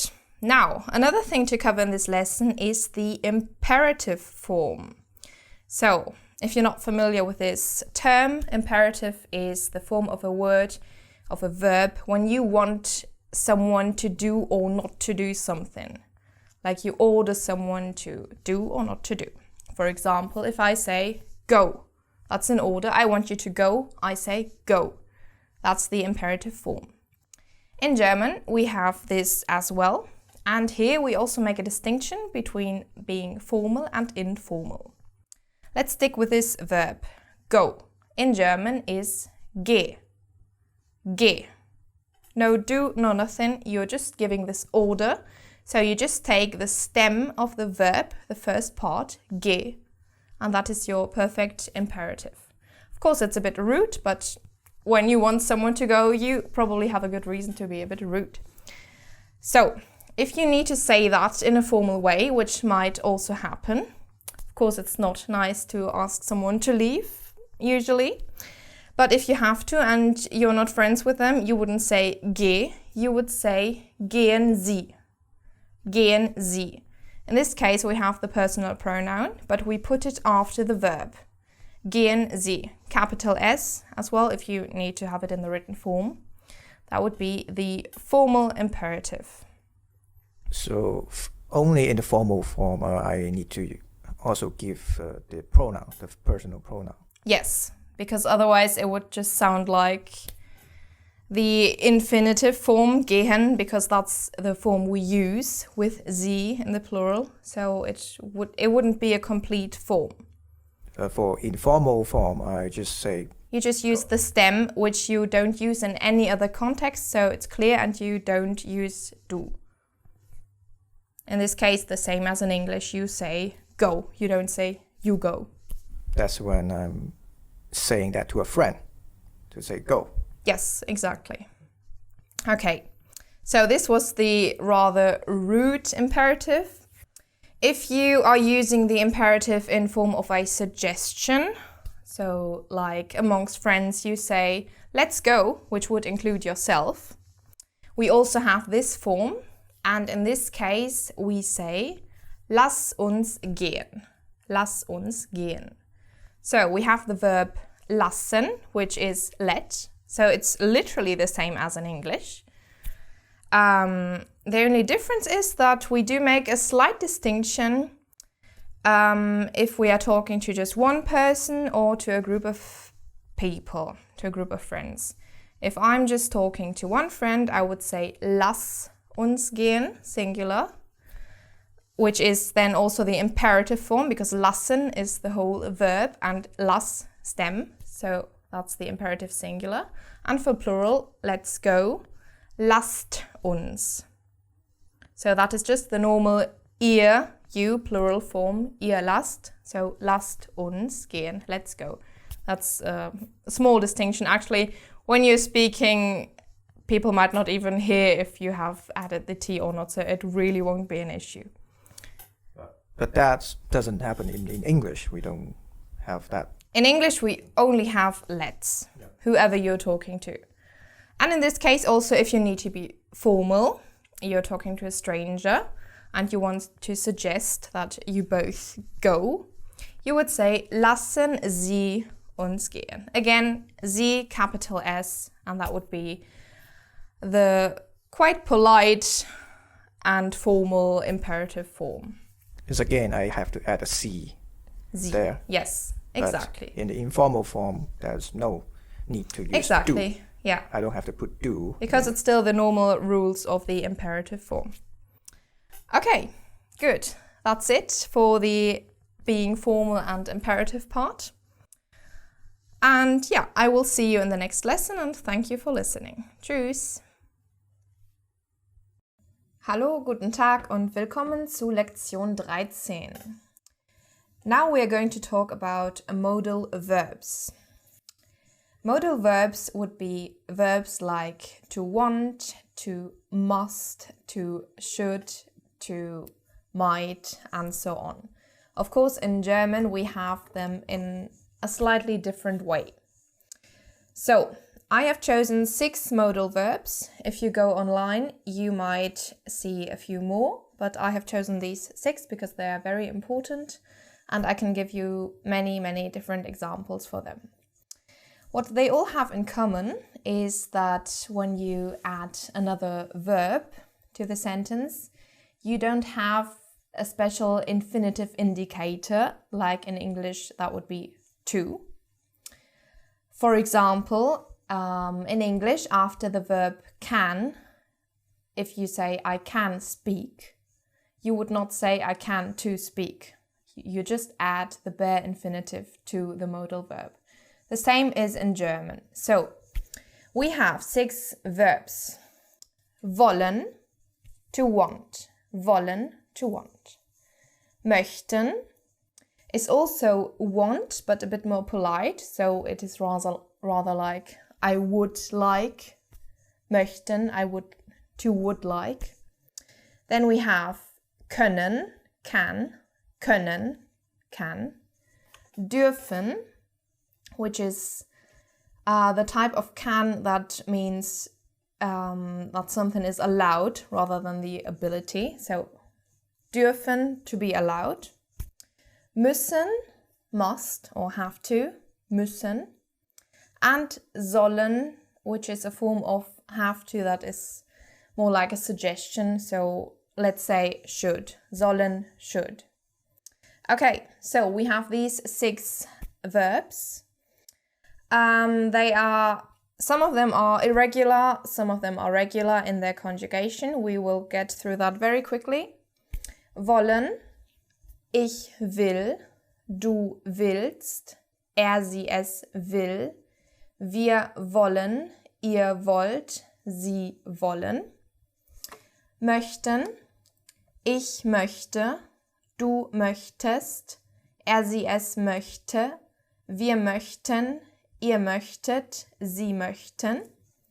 Können, ich kann, du kannst, sie es kann, wir können, ihr könnt, sie können. Dürfen, ich darf, du darfst, sie es darf, wir dürfen, ihr dürft, sie dürfen. Müssen, ich muss, du musst, sie es muss, wir müssen, ihr müsst, sie müssen. And sollen, ich soll, du sollst, sie es soll, wir sollen, ihr sollt, sie sollen. Okay, so you have some conjugations to learn, to memorize. And now we will dive into a lot of examples that will come in handy.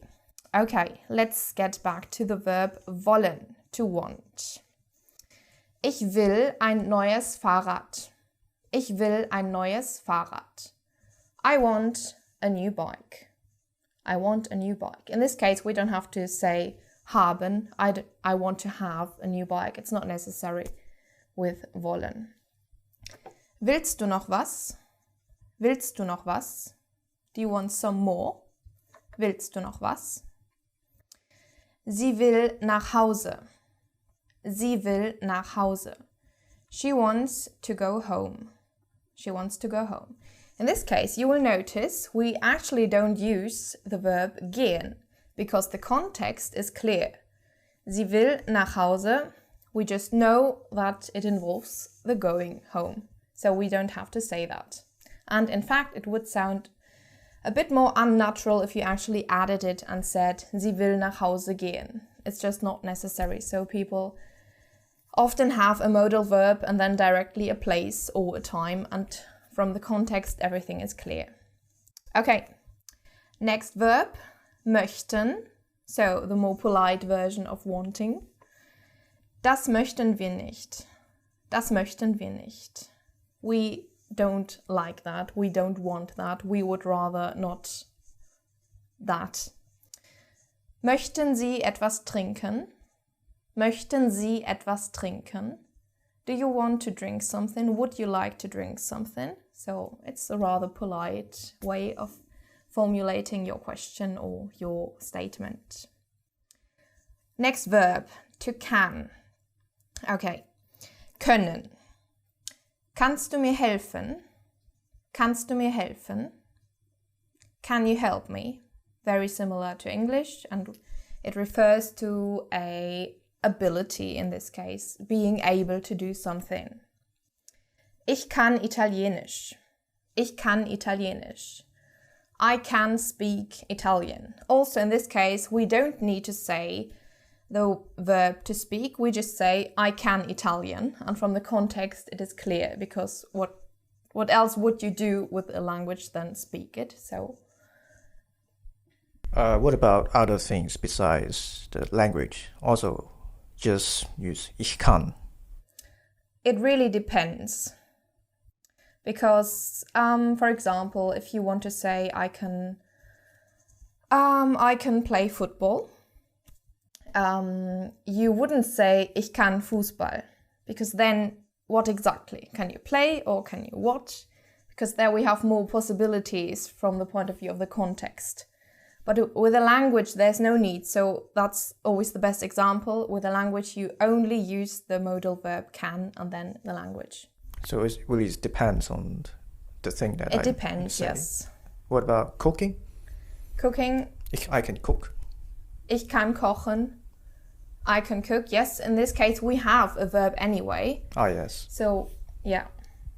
But sometimes you simply don't need to add another verb to explain the action, because the modal verb plus the action is all you need. Okay. Another very useful phrase. Das kann sein.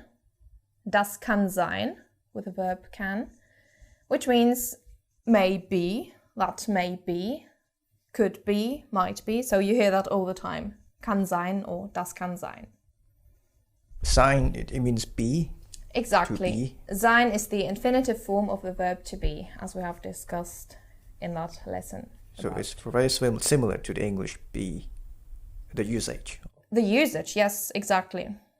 Generally, German phrasing and English phrasing are not too different. In some cases, absolutely different, but generally, because English also developed sort of out of German amongst many other languages. So, yeah. Because I remember a phrase that say, das kann nicht wahr sein. Yes, which would be rather the opposite. Das kann nicht wahr sein. Or also you hear people saying, das kann nicht sein. That can't be true. It's very common, yes, very common phrasing. Okay. The next verb, dürfen. I said dürfen is can in the sense of it is allowed. So, we have, for example, in Deutschland darf man das nicht. In Deutschland darf man das nicht. In Germany, that is not allowed. So here we have the negative form of dürfen, and it can only mean not allowed. Darf ich mal sehen? Darf ich mal sehen? May I have a look? May I see? Can I see? Can I have a look? We have different modes of translating it, but you are requesting a permission, so something, dürfen, to be allowed is the best translation. Then, next verb, müssen. To must, to have to. Okay. For example, ich muss los. This is a very, very common phrase. Ich muss los, which means I have to go.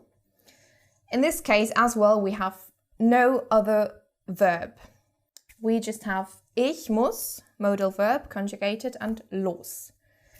Los is not a verb. Los, it's hard to categorize this word, but you will hear it a lot.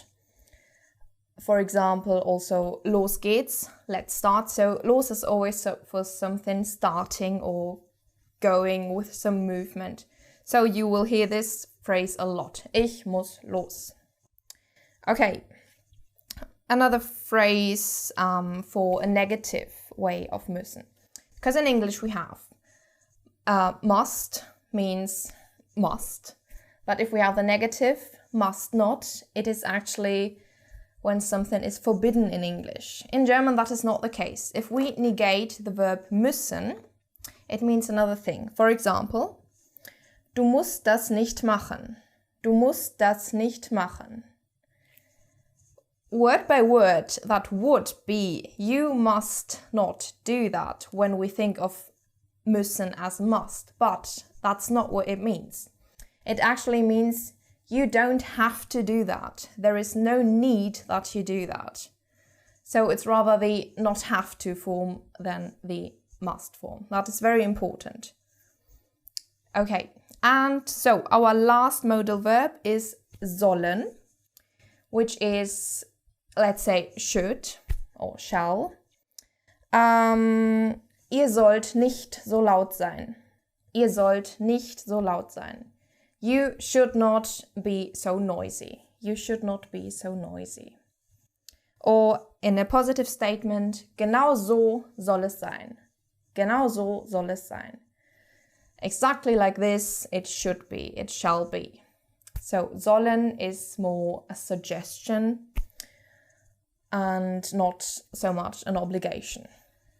About the must, you said before, Yes. must not. What if I really like to say, you must not do it? So how do I say that in German? Okay, if you must not do something, it means you don't have permission to do something. So we go back to the verb that talks about permission, which is dürfen. So if we really want to say you must not, then we say du darfst nicht. So we use the verb dürfen and not müssen. So I can't just use müssen for that. If you say situation. Du musst nicht, that simply means there is no need for you to do it. But if you really want to say you must not, you say du darfst nicht. Okay. Okay, good. So you had a ton of examples and you can learn these phrases by heart. That would be best. And use them, and you will hear them a lot, that is certain, and you can also modify them, and yeah. So now you have many new verbs and they are very, very useful. Thank you for listening, and I look forward to seeing you in the next lesson again. Tschüss!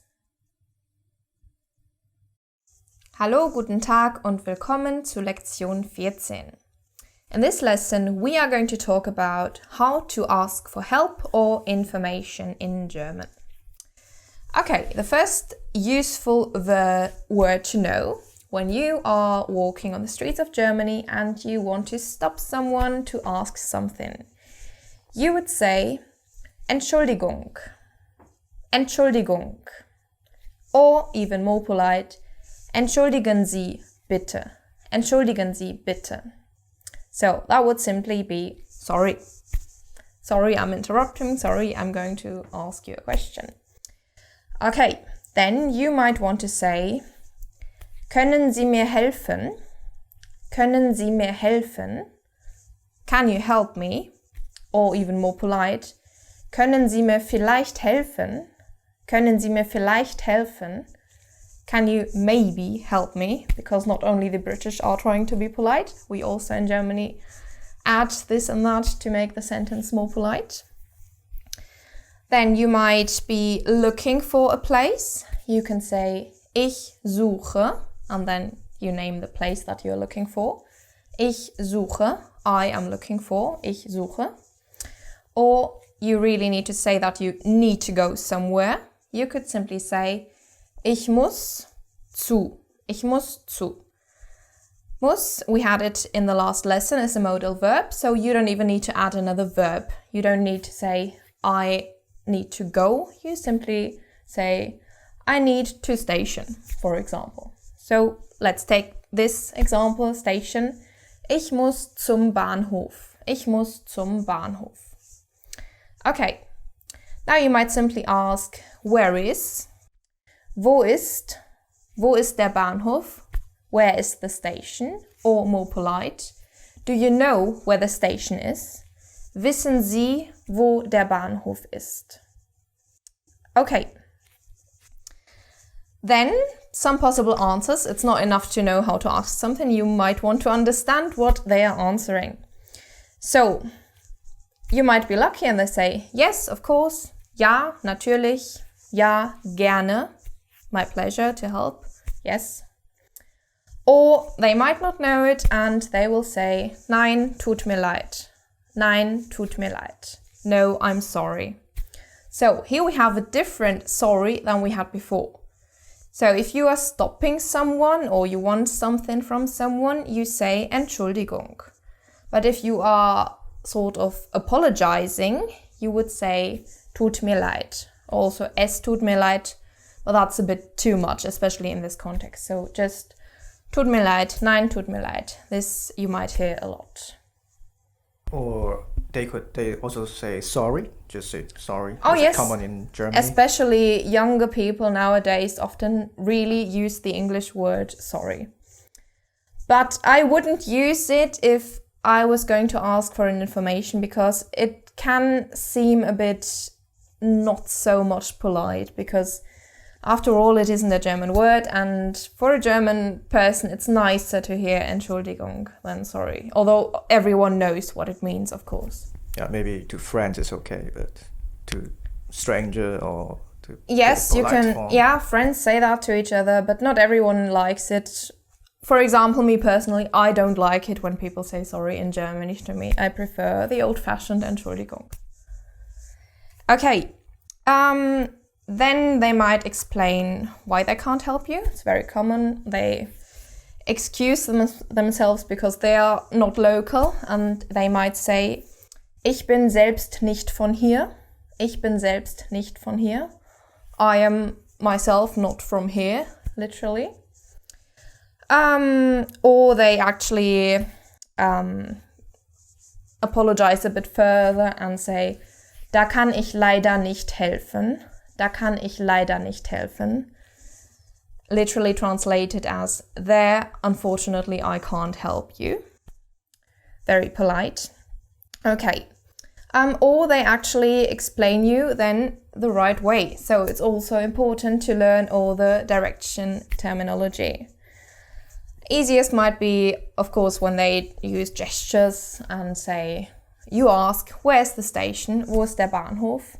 And it's actually right over there, and they might say, gleich da drüben. Gleich da drüben. Right over there. Or, of course, it's a bit further away, and they might get into a detailed description of your way, and you will hear words like rechts, right, links, left, straight on would be geradeaus.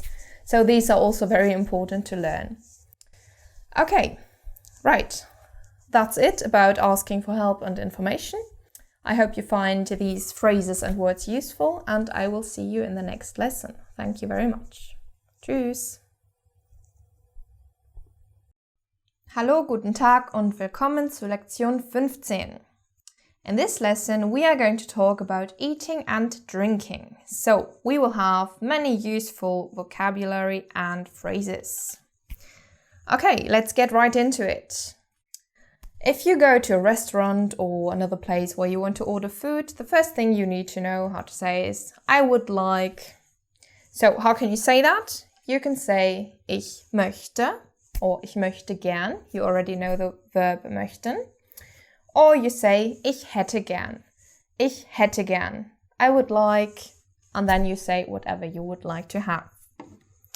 Okay, talking about nowadays, often you have people who don't eat this, who don't eat that. So you might be a person who eats everything, so you can say, ich esse alles. Because you might actually get asked if there is anything you can't have. So you can say, ich esse alles. I eat everything. Or you do have some food allergies. This might be useful if you can say, ich bin allergisch gegen. Ich bin allergisch gegen. I am allergic to. Or you are vegetarian. You will have to say, ich bin vegetarisch, or ich bin Vegetarier. Or, let's go even further, you're a vegan. Ich bin vegan. Ich bin Veganer. Okay, you might have specific foods you don't eat, but don't belong to any of these categories. You can say, ich esse kein, and then you mention the food that you're not eating. You remember kein versus nicht from that specific lesson. So now when you're not eating something that is a noun, you say kein or keine if you know the correct gender of the noun. Or you might eat solely one specific food. You might eat, ich esse nur. Ich esse nur. I eat only. Okay, so now let's get through some vocabulary. We have many different drinks first, beverages. So, standard one, water. Wasser. Das Wasser.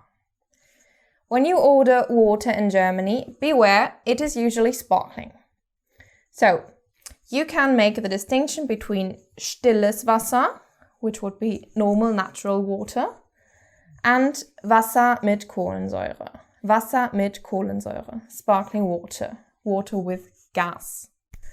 So, if you don't say anything, if you want water without gas, then you will have to say stilles Wasser, because otherwise you will automatically get water with gas. Okay, so tea, also very, very common in Germany. Many people drink tea, and we have so many different teas. The most common ones, of course, black tea, schwarzer Tee, green tea, grüner Tee, white tea, weißer Tee. Or we have some fruity teas, that would be Früchtetee, or herbal teas, Kräutertee.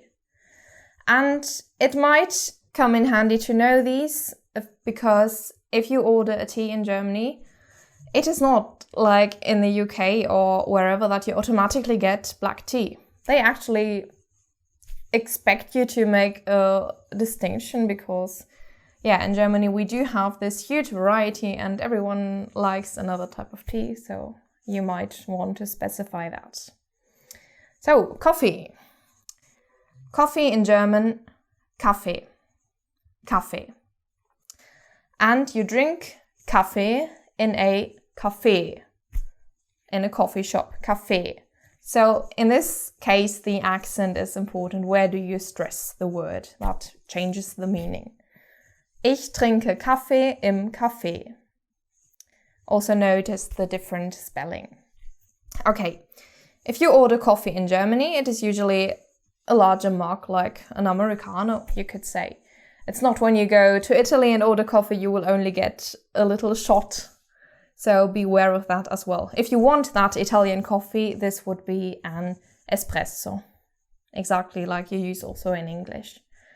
Okay, then in the morning, many people drink milk. Milk in German, very similar, Milch. As in English, it refers mainly to cow's milk automatically without specification. If you want to drink some plant milk, there's a huge variety as well. So the most common one, Sojamilch, soy milk. This is worth knowing. Okay, or you might want to drink a juice. Juice in German is Saft. Saft. Orange juice, apple juice, whatever juice you want to have. As in English, you put the fruit or vegetable in front of the word Saft. For example, Orangensaft, orange juice, Apfelsaft, apple juice, and so on. Okay, some alcoholic beverages, of course, in Germany. What do we all drink? Beer. And the German word is the same, only the spelling is a bit different. So, beer. Or we also like to drink some wine, which is also very similar in German, which is Wein. Okay, we have red wine, Rotwein, white wine, Weißwein, all very similar. Okay, so let's talk about some foods. I will list mainly the things that normal people eat in their daily lives. So let's start off with Brot. Brot is bread, das Brot. In Germany, very, very common, people eat Brötchen, which is the smaller form grammatically of Brot, and it is those little round things in many different colors and white with some grain, whole grain, multigrain, whatever. It's generally what people eat is Brötchen. So you can put on your Brötchen everything you want. Generally, people put cheese or some meat, or also marmalade, honey. So cheese, Käse. Then we have Wurst, which is some meat. Marmelade, marmalade or jam. We don't really make that distinction. We usually say Marmelade, even if we want to say jam. Or honey, Honig. Okay, then further on with the carbohydrates, we eat many Nudeln. Nudeln. Nudeln are pasta. Every type of pasta we say Nudeln. And since we all really like Italian food, we also eat pizza. Also here very similar to the English pronunciation, just a bit more Germanified, so pizza. We also eat a lot of Reis. In English, rice. German, Reis, very similar, only the pronunciation varies and is more German. Or, of course, cliché, we all eat potatoes, Kartoffeln. Die Kartoffel, die Kartoffeln in the plural form. Okay, if you're not a vegetarian or vegan, you might eat your meat. So, meat in German, Fleisch. Fleisch. Or fish, which is in German also fish. Generally, animal products, Tierprodukte. Tierprodukte. Okay, for the more healthy persons amongst you, vegetables. Vegetables in German, Gemüse. Das Gemüse. So, I'm not going to be botanically correct now. I will list you some things people consider generally a Gemüse, like Möhre, die Möhre, carrots, Tomato, Tomate, Tomate, die Tomate, or onion, Zwiebel, die Zwiebel, spinach, der Spinat, or kale, der Kohl, der Kohl. Of course, there are many, many more, and you can look them up in the dictionary and learn them, whichever interests you most, whichever are most relevant to you. Okay, then we have fruit, of course.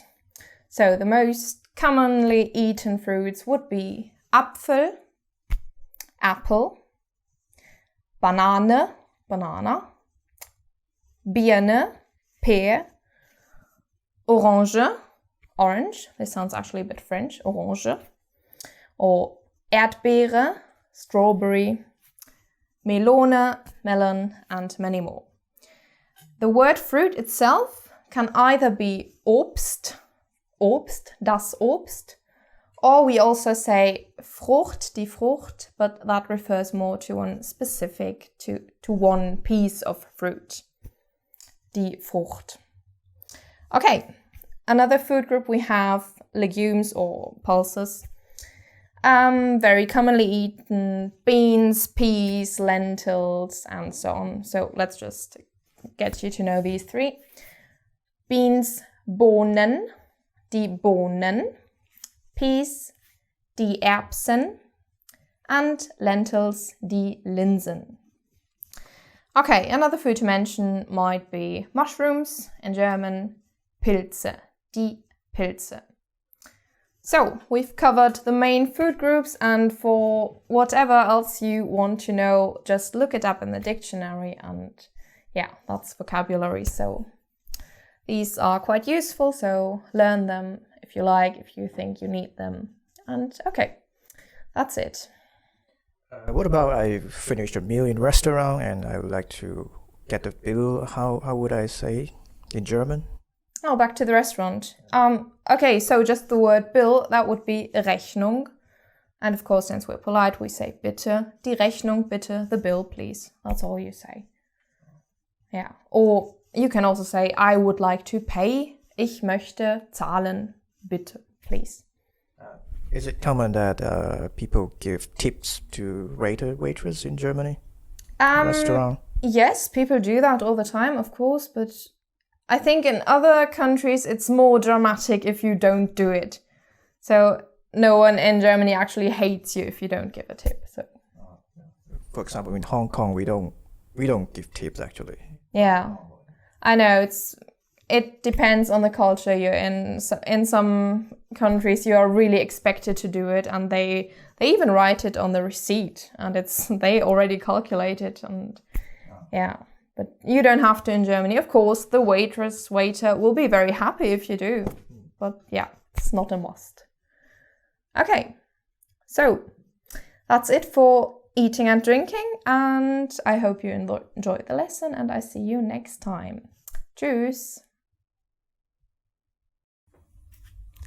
Hallo und willkommen zu Lektion 16. Today we are talking about the accusative, which is one of the 4 cases we have in the German language. I already mentioned declension a few times, and this is probably the easiest one and the most useful one in the beginning. So let's start with accusative pronouns. These we actually have in English as well. What are they? Accusative pronouns are me, you, him, her, it, us, you, them. So they describe someone as the object of the sentence, not the subject. The subject is the one who does an action, and the object is the one concerned by the action taken. So, in German, these pronouns are mich, dich, ihn, sie, es, uns, euch, sie. Okay, so these correspond to the ones I just said in English. Me, you, him, her, and so on. Okay, I will give you some practical examples within sentences so you can see how this pronoun works as the object. An example for mich. Kannst du mich hören? Kannst du mich hören? Can you hear me? Can you hear me? So, subject of the sentence is you.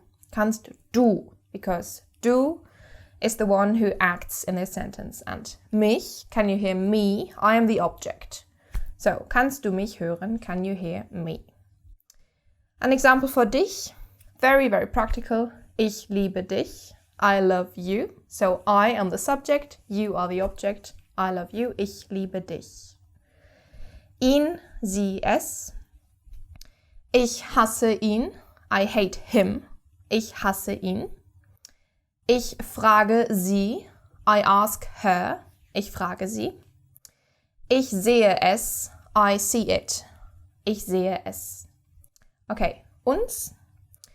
Du kannst uns anrufen. Du kannst uns anrufen. You can call us. You can call us. Euch. Ich grüße euch. Ich grüße euch. You will hear that quite often. It means hello to you as a group, or I greet you, I'm greeting you. And the last one, sie. Ich lasse sie in Ruhe. I leave them alone. So again, we have sie as in the third person singular, the same as she. It's always the same word. Also for the formal way, we have the capital Z again. Okay, so these are the pronouns. These are quite easy to understand because we also have them in English. But accusative concerns also all the other articles and adjectives. So, for example, you already know the articles der, die, das. Der, die, das. In English, just the. These are in the nominative, the first case. If we put them into the accusative, it is den, die, das. Den, die, das. So in this case, actually only der changes to den. Der becomes den, die stays die, das stays das. Why do we have to change that form? The word is changed. Yes. Well, why? Because it's part of our grammar and that's simply the way it is. Because in English, I don't think there is any change in the... No, English is a bit easier in that respect. It just stays always the. But in German, we make this distinction between subject and object grammatically in the phrase. So it's just something to learn by heart. So it would be wrong if I don't change the... Yes, it would be wrong and could contort the whole sentence because we do rely on that grammatically. I mean, you can still get the meaning correct by not using it, but it might as well not work and someone might not understand you, so it is worth learning it. Oh, so the der, die, das will change? Yes. Depending on the... It depends on the case, and this is the fourth case, the accusative, and yeah. So, den, die, das. The same for the other article, the article which is ein. Ein, eine, ein. We already have that covered. Which becomes einen, eine, ein. Einen, eine, ein. So again, only the masculine form changes and gets an N at the end. That's also something to just learn by heart. Okay, the same way happens then to adjectives. The same pattern, the same endings. For example, the adjective klein, klein, small, little, tiny, klein. Der, die, das, kleine in the nominative. And in the accusative, it becomes den Kleinen, die Kleine, das Kleine. Okay. Some examples in whole phrases with our adjectives. A masculine phrase, ich brauche einen neuen Computer. Ich brauche einen neuen Computer. Okay, this means I need a new computer. What we have changing here is the article ein becomes einen because ich brauche, I am the subject of the sentence, And the object is a new computer, so we have to change this object grammatically, and it becomes einen instead of ein because it is the object, simply for that reason. Same to the adjective, neuen, the same ending, neuen, einen, neuen, because it's accusative, and computer, the noun, doesn't change. But articles and adjectives that go with the nouns always change. So, a feminine example, very common phrase you might hear on the telephone. Hinterlassen Sie eine Nachricht. Please leave a message. Hinterlassen Sie eine Nachricht. Okay, so hinterlassen Sie, Sie hinterlassen, subject. So you are asked to do something, you as a subject of the phrase. And what are you supposed to leave? A message. So it's the object of the sentence. So eine Nachricht is accusative. Luckily, it's the same form as in the nominative. Because, as I said before, only the masculine changes for the accusative. So, a neuter example. Sie kaufen ein großes Haus. Sie kaufen ein großes Haus. They buy a big house. So, they buy, subject of the phrase again. And what do they buy? Object, a big house.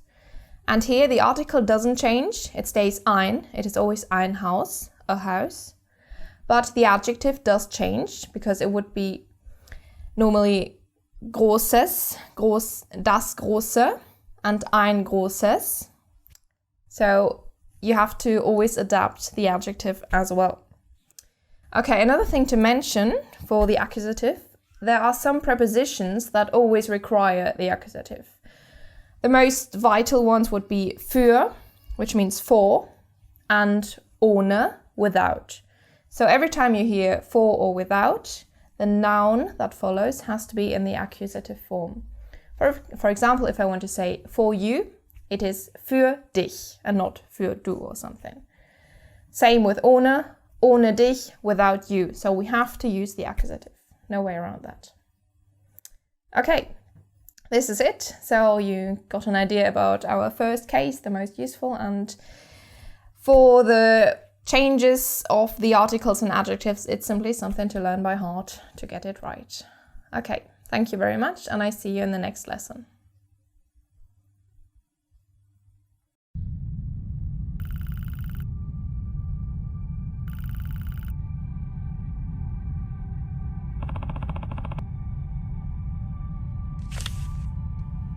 This is a story-based fill-in-the-gap exercise to go with your learning process.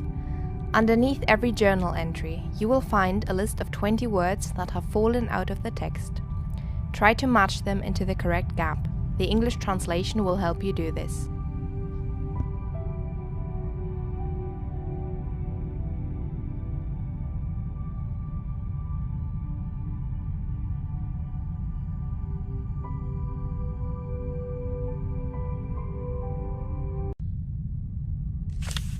Entry number 1. Solutions and Explanations. Das ist mein erster Tagebucheintrag. Nach einer sehr langen Reise von der Erde bin ich endlich auf Germanix. Ich bin jetzt in meinem Zimmer, von wo ich die Deutschstunden verfolge. Das Zimmer ist fantastisch. Ich kann die Erde von meinem Fenster aus sehen. Sie sieht so winzig aus von hier. Ich habe einen Klassenkameraden. Sein Name ist Bosco und er will auch Deutsch lernen. Unsere Lehrerin heißt Sonja und wir sehen sie über einen Bildschirm im Zimmer. Das ist sehr praktisch. Morgen möchte ich ein bisschen über die Station laufen. Ich weiß, dass sie riesig ist und es mehr als 500.000 Einwohner gibt, plus ein paar tausende Studenten. Und natürlich spricht jeder hier Deutsch. Ich muss immer noch herausfinden, wo alles ist und ich möchte gern ein paar mehr Leute kennenlernen. Aber jetzt ist es Zeit zu schlafen. Ich bin so müde und es ist schon spät. Das ist mein erster Tagebucheintrag. In this first gap we put the word erster. This is from the ordinal number, erste, der, die, das erste. And as with all these ordinal numbers and with all adjectives in general, you know you have to adapt it to the noun that follows. So, in this case, we have the compound noun Tagebuch, Eintrag. Das Tagebuch, the diary, neuter, but der Eintrag, the entry, which is masculine. In all our compound nouns, no matter how long they are or of how many single nouns they are made of, what gives the entire article to the compound is the very last word. So in this case, Eintrag, der Eintrag, makes the entire compound der Tagebucheintrag. So, das ist mein erster. So we have masculine in the erster. If it were with the article der, it would be der erste Tagebucheintrag. But like with the articles ein, eine, ein, also with the possessive articles mein, dein, sein, and so on, a different adjective declination follows. So that is why we have here mein erster. So remember, der erste, mein erster, ein erster, dein erster. So it's just a different declination to follow. Nach einer sehr langen Reise von der Erde bin ich endlich auf Germanix. Von der Erde. So, von meaning from, when we are coming from somewhere. And note, in this case, von der Erde, we don't just say von Erde, because with the planets we tend to use the articles. So, in nominative it is die Erde, Earth, our planet. But von always requires the dative case, so that is why we have von der Erde. Ich bin jetzt in meinem Zimmer, von wo ich die Deutschstunden verfolge. In this gap we put the word Zimmer, das Zimmer, which means room. We have a neuter word here, and in meinem, so the question is where. So we have the dative. Where am I? In my room. In meinem Zimmer. Notice the dative at the adjective, the possessive adjective. Then the second part of the sentence, von wo ich die Deutschstunden verfolge. Here we have a nice subordinate clause to specify what we are doing in the room. Wo meaning where, but in this case we have it combined with von, from where, literally in English. Das Zimmer ist fantastisch. Ich kann die Erde von meinem Fenster aus sehen. Sie sieht so winzig aus von hier. Das Zimmer ist fantastisch. You see, very, very similar adjective to the English fantastic and works in exactly the same way. Ich kann die Erde von meinem Fenster aus sehen. So, I can see. You see here, our verb as always goes to the very end of the sentence when it is within a sentence where we already have another conjugated verb. So, ich kann is our conjugated modal verb, which means the other verb of the sentence, which is sehen, has to go to the end. Modal verb first, second verb to the end, and everything else in between. So you can see aus and sehen. This is not from the verb aussehen, which we have in the sentence right after. So this little aus belongs to von meinem Fenster aus, from my window, von aus. It wouldn't work without the aus, because this aus just gives more explanation as to where we are seeing something from. It's a bit complex to understand, I know, but note that this is not the same kind of aus in combination with sehen as in the very next sentence, where we have sie sieht so winzig aus von hier. In this case, our verb is not sehen, but aussehen, which means to look, to have an appearance. So, this is a separable verb, which means we take the main verb in there which is sehen. This part is conjugated. Sie sieht. Then some other words, whichever are in the sentence, follow. And generally the aus, which is the prefix of the entire verb, goes to the end of the sentence. Just happens to be, in this case, we have von here, which sounds better at the very end. But generally, the prefix has to go to the end when we have a separable verb. So, separable verb, the main verb is conjugated at the beginning and goes with the subject, in this case, sie, the earth, sie. And the prefix goes right to the end. Ich habe einen Klassenkameraden. Sein Name ist Bosco. Und will auch Deutsch lernen.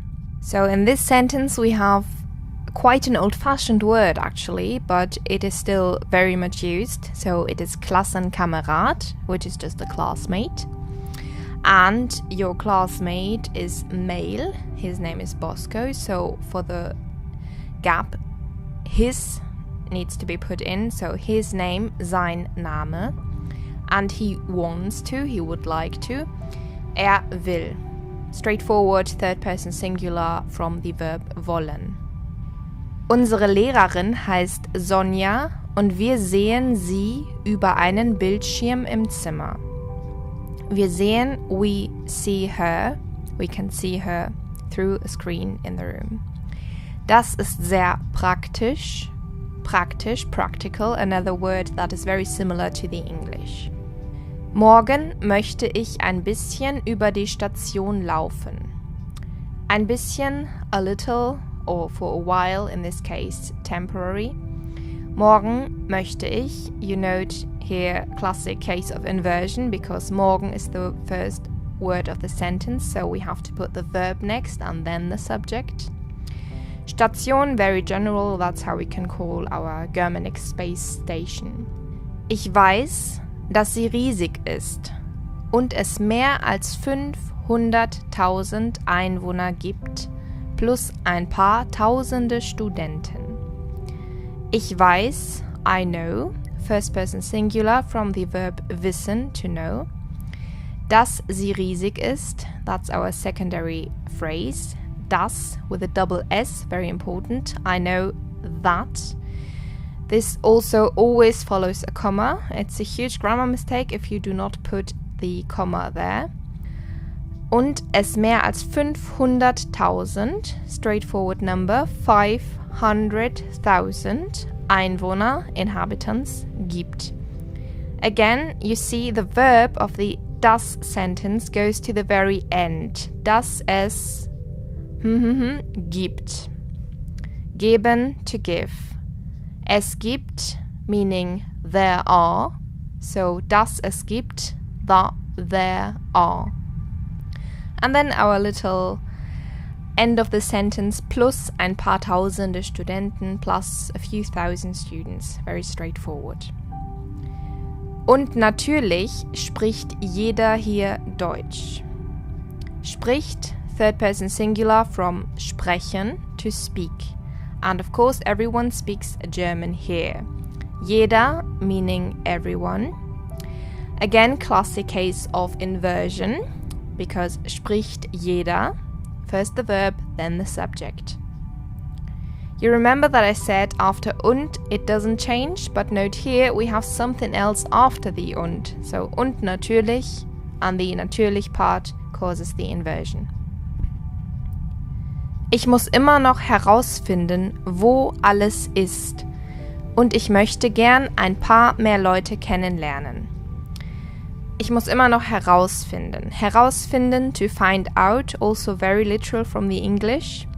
Herausfinden is a separable verb, but in this case it is not conjugated, so it is not separated. Ich muss is our modal verb of the sentence. So our separable verb, or any verb that's with the modal verb in the sentence, again goes to the end, which it does here, to the end of the main clause. Then the subordinate clause beginning with wo, where everything is. Again, you can see, as with all our subordinate clauses, the conjugated verb goes to the end. In this case, it's a very, very small sentence, wo alles ist. but yes, the ist is still at the very end of the sentence. So, but of course our sentence continues here, connected with the und. Ich möchte gern ein paar mehr Leute kennenlernen. Ein paar mehr, a few more, some more. And kennenlernen, to get to know. Ich möchte, again, kind of modal verb, so our other verb goes to the end of the sentence. Aber jetzt ist es Zeit zu schlafen. Ich bin so müde und es ist schon spät. Aber jetzt ist es Zeit. So, literally, like in English, es ist Zeit, it is time to sleep. Ich bin so müde, müde meaning tired. Und es ist schon spät, it is late, it is already quite late.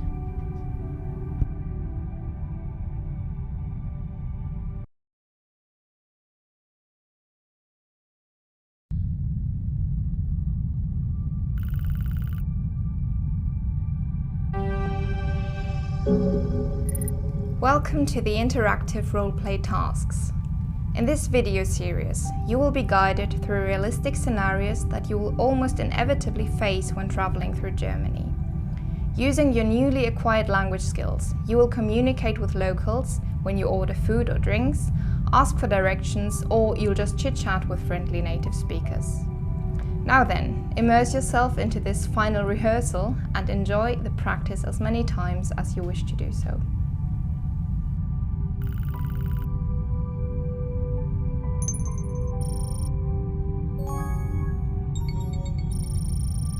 Was darf es sein? Ich hätte gerne... Ich nehme das... Wie viel kostet das? Sonst noch etwas? Zum Mitnehmen oder hier essen? Das ist aber teuer.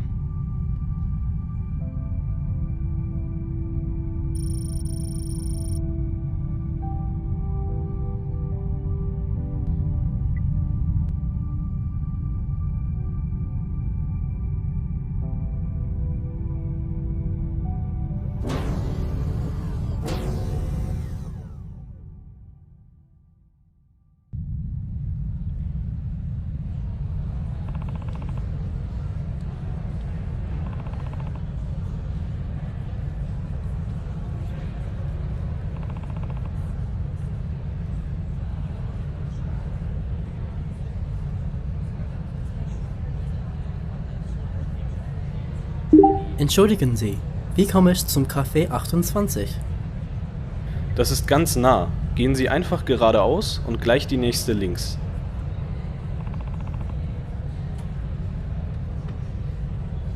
Danke sehr. Gerne doch.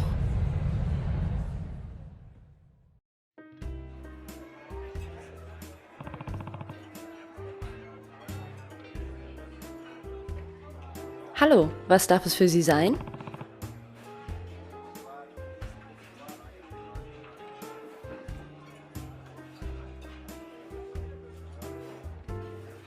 Ich möchte gerne etwas zum Frühstück bestellen. Wir haben verschiedene Backwaren und belegte Brötchen.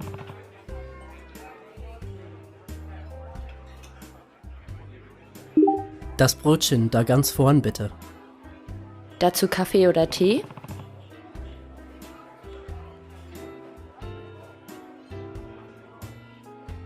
Welche Teesorten gibt es hier? Wir haben schwarzen, grünen und Früchtetee.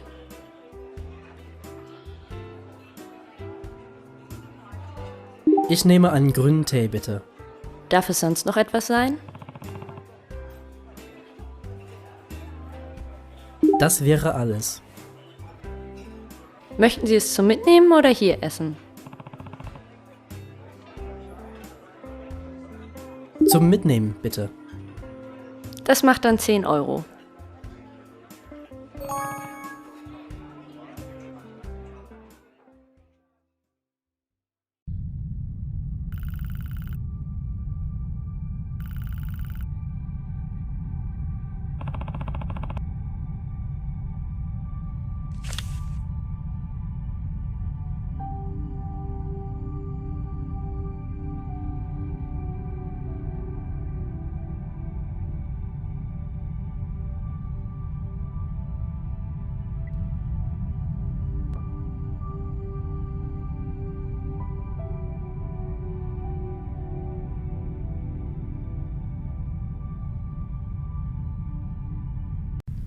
Journal entry number 2.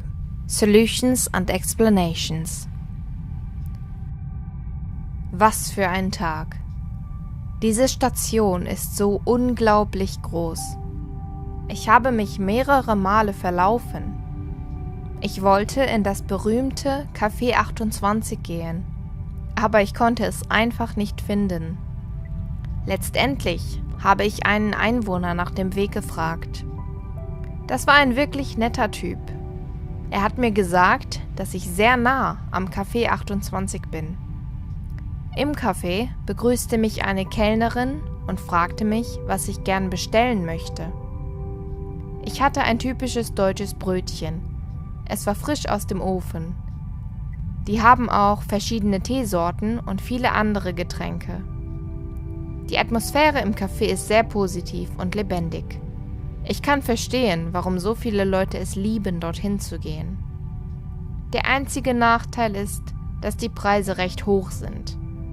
Auf der Erde bezahle ich normalerweise ein bisschen weniger für mein Frühstück. Was für ein Tag. Diese Station ist so unglaublich groß.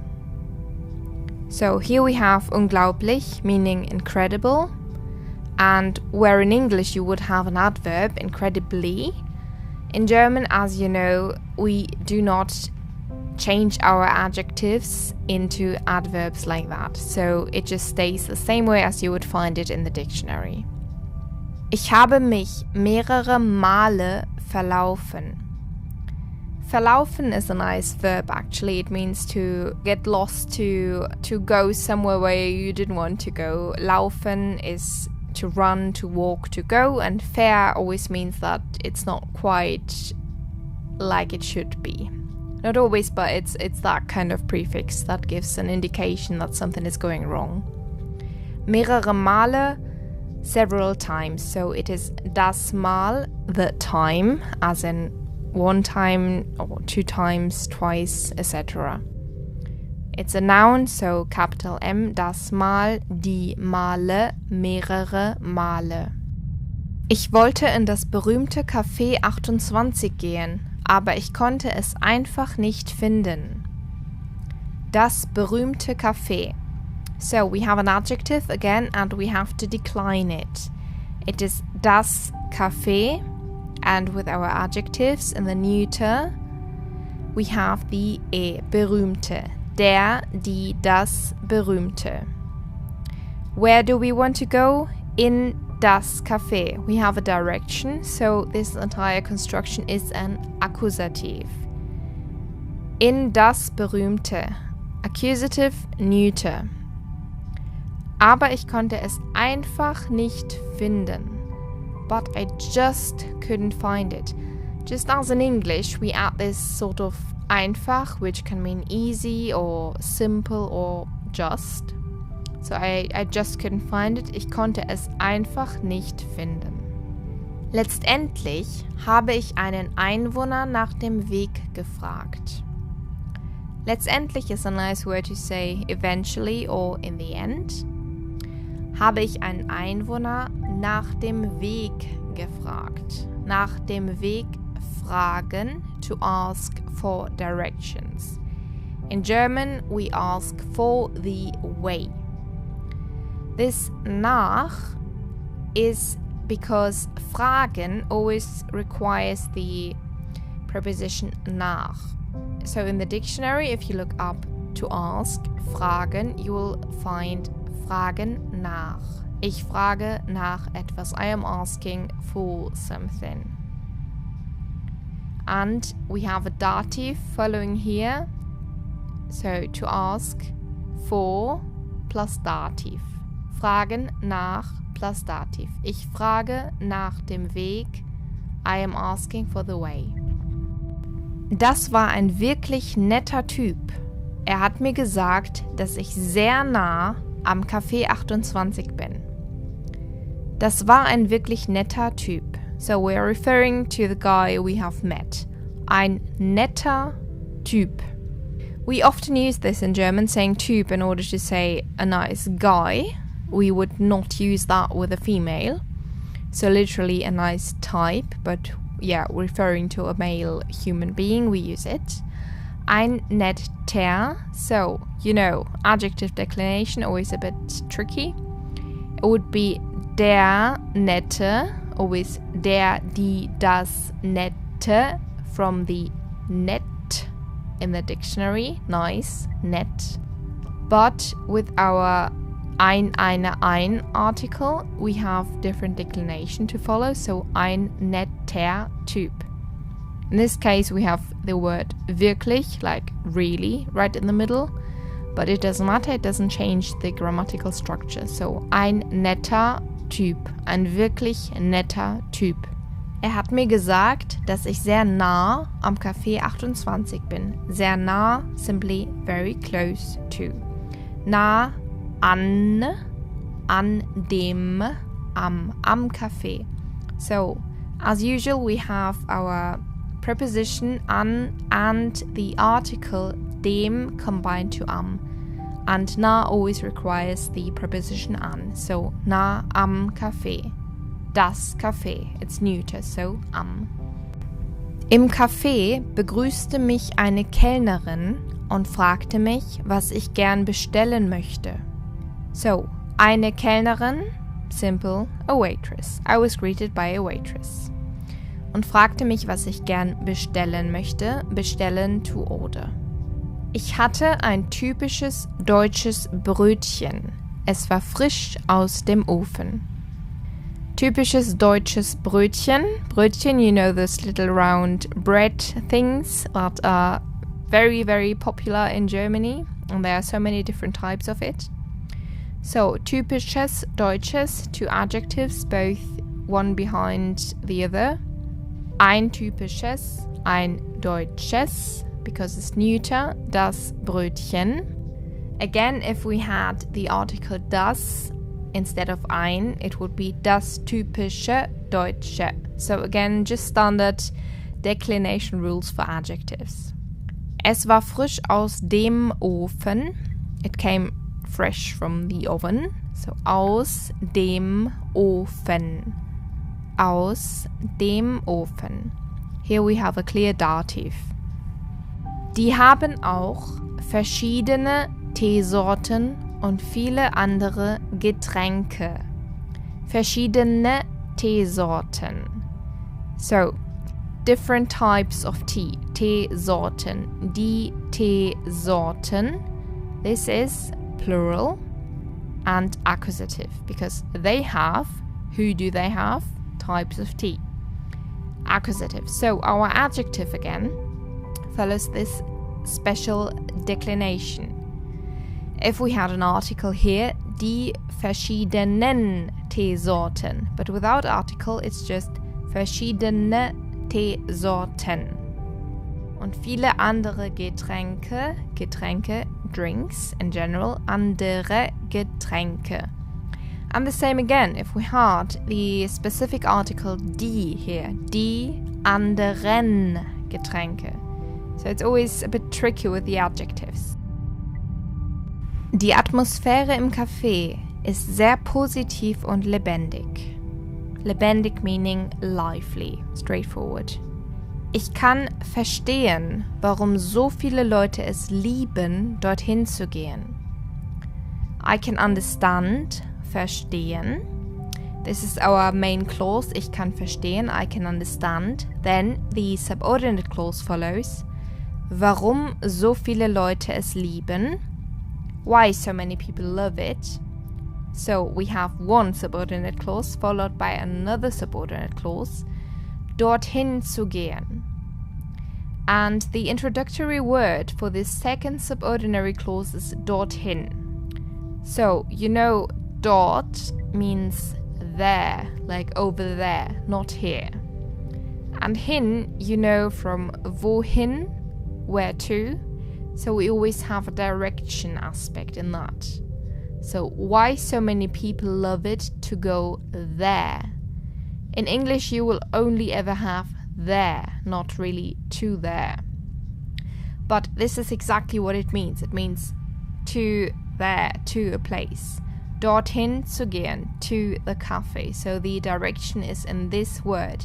and this word serves as a conjunction from one subordinate clause to the other subordinate clause. Der einzige Nachteil ist, dass die Preise recht hoch sind. Der einzige Nachteil, the only disadvantage. Der, die, das einzige. We have our determined article, der, die, das, and the normal adjective regulations. Nachteil, advantage, der Nachteil, masculine noun.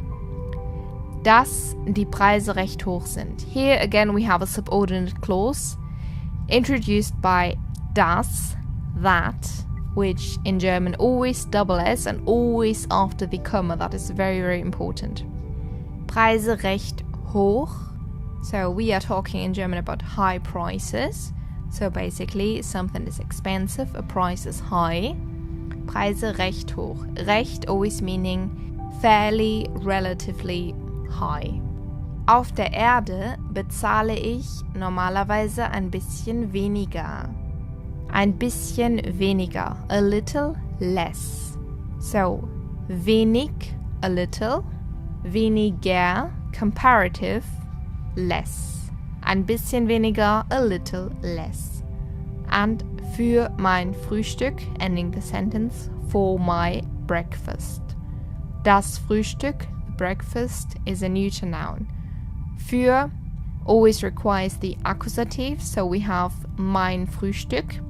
From the grammar perspective, you wouldn't see it because it's just as nominative. Mein Frühstück could also be nominative, but in this case, because it's after the für, it is accusative.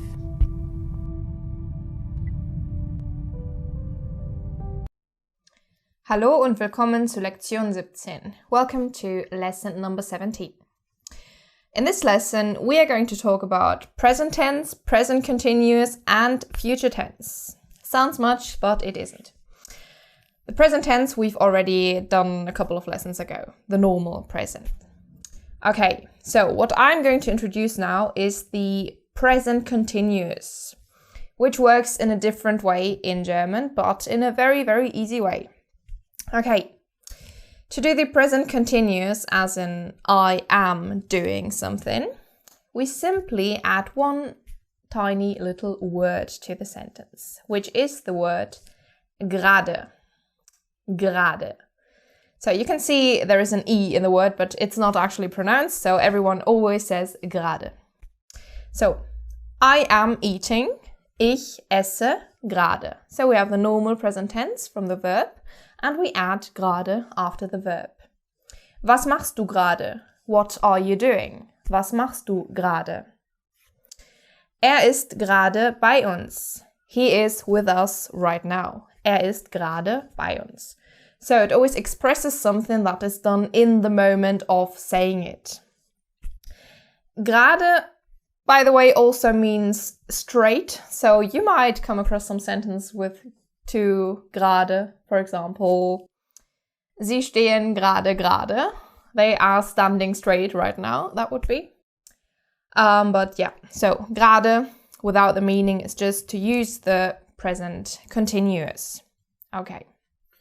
So there's no ing form No. Like in English? No, we don't have a present continuous in the way that the verb is actually changing. There's no such thing. We just use present tense and add gerade. So that's very simple, I would say. So always I have to add gerade. Always, yes. Always if you want to express that tense, yes. The present continuous tense. Yeah. Is there any other way to? Nope, there isn't. Oh, okay. Okay, so that's present continuous. Let's go to the future tense, which is also really easy because it works in the same way as English. So in English, we use the auxiliary verb will. I will go, I will do, I will eat. Same in German, we add the verb werden. Werden. Werden on its own also means to become. So this, of course, is conjugated as every verb. So we have ich werde, du wirst, sie es wird, wir werden, ihr werdet, sie werden. So, in order to express the future tense, you take the subject of the sentence. Then add the verb werden in the conjugated form, and then add the other verb in the infinite form, just as in English. For example, I will eat, ich werde essen. I will eat, ich werde essen. It's the same formula as in English. Okay, as I said, werden on its own means to become. So we also have phrases like ich werde Lehrer, I will become a teacher, I'm going to become a teacher. Translation can vary always. So this is a future tense, but in the sense of becoming. Ich möchte Arzt werden. Ich möchte Arzt werden. I want to become a doctor. Or with another verb, normal future tense. Ich werde das später machen. Ich werde das später machen. I will do that later. So in English, will, in German, werde. Okay. We also sometimes just use the present tense to express some future action, just as in English, especially when it's a near future. Like if I ask you, when do you go to bed, or when will you go to bed, meaning tonight, then I would just use present tense, wann gehst du ins Bett, instead of wann wirst du ins Bett gehen. That would sound a bit pretentious maybe.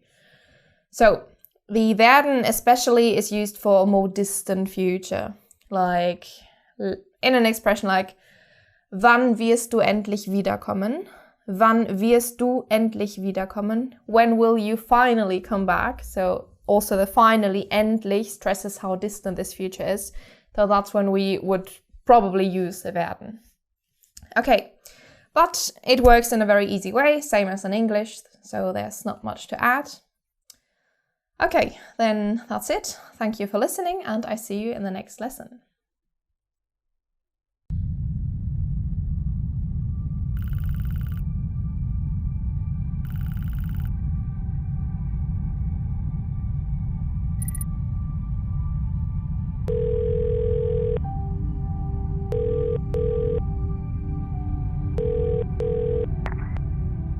Rezeption, Maria Schneider am Apparat. Was kann ich für Sie tun?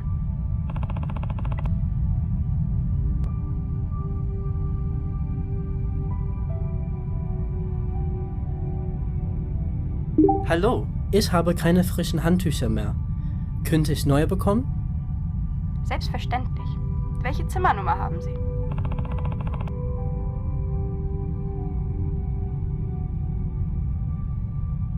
Ich bin auf Zimmer 4. Brauchen Sie sonst noch etwas?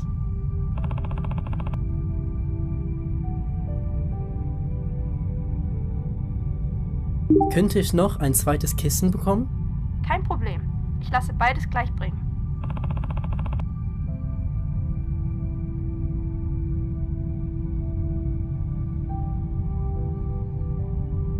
Vielen Dank. Kann ich auch etwas zum Essen bestellen? Dafür müssen Sie den Zimmerservice anrufen.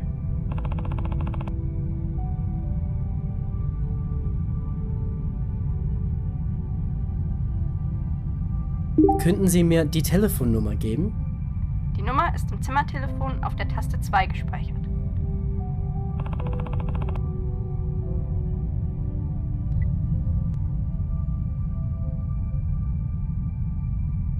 Das wusste ich gar nicht.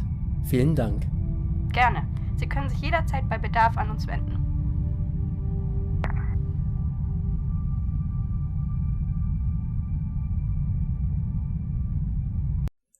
Hallo und willkommen zu Lektion 18. Welcome to lesson 18. In this lesson, I'm going to explain the words sehr and viel. You could translate them roughly as very and much. Sehr, very, viel, much. Okay, how does it work? It sort of works the same way as in English. For example, with nouns, we use viel, much, or we can also say a lot to translate it more easily. And sehr is used with other word groups, which we will get into later. So let's start with viel. Okay, viel, for example, viel Geld, much money, a lot of money. Singular verb word, Geld, das Geld, viel Geld. It's just viel in this form. It doesn't change. Viel Spaß, if you wish someone a lot of fun, viel Spaß, you can say. Or viel Glück, good luck, viel Erfolg, good success, and so on. So if we have a noun in the singular form, we use viel to say a lot or much. So we do have this many, as we have in English, a plural form, which in German is viele.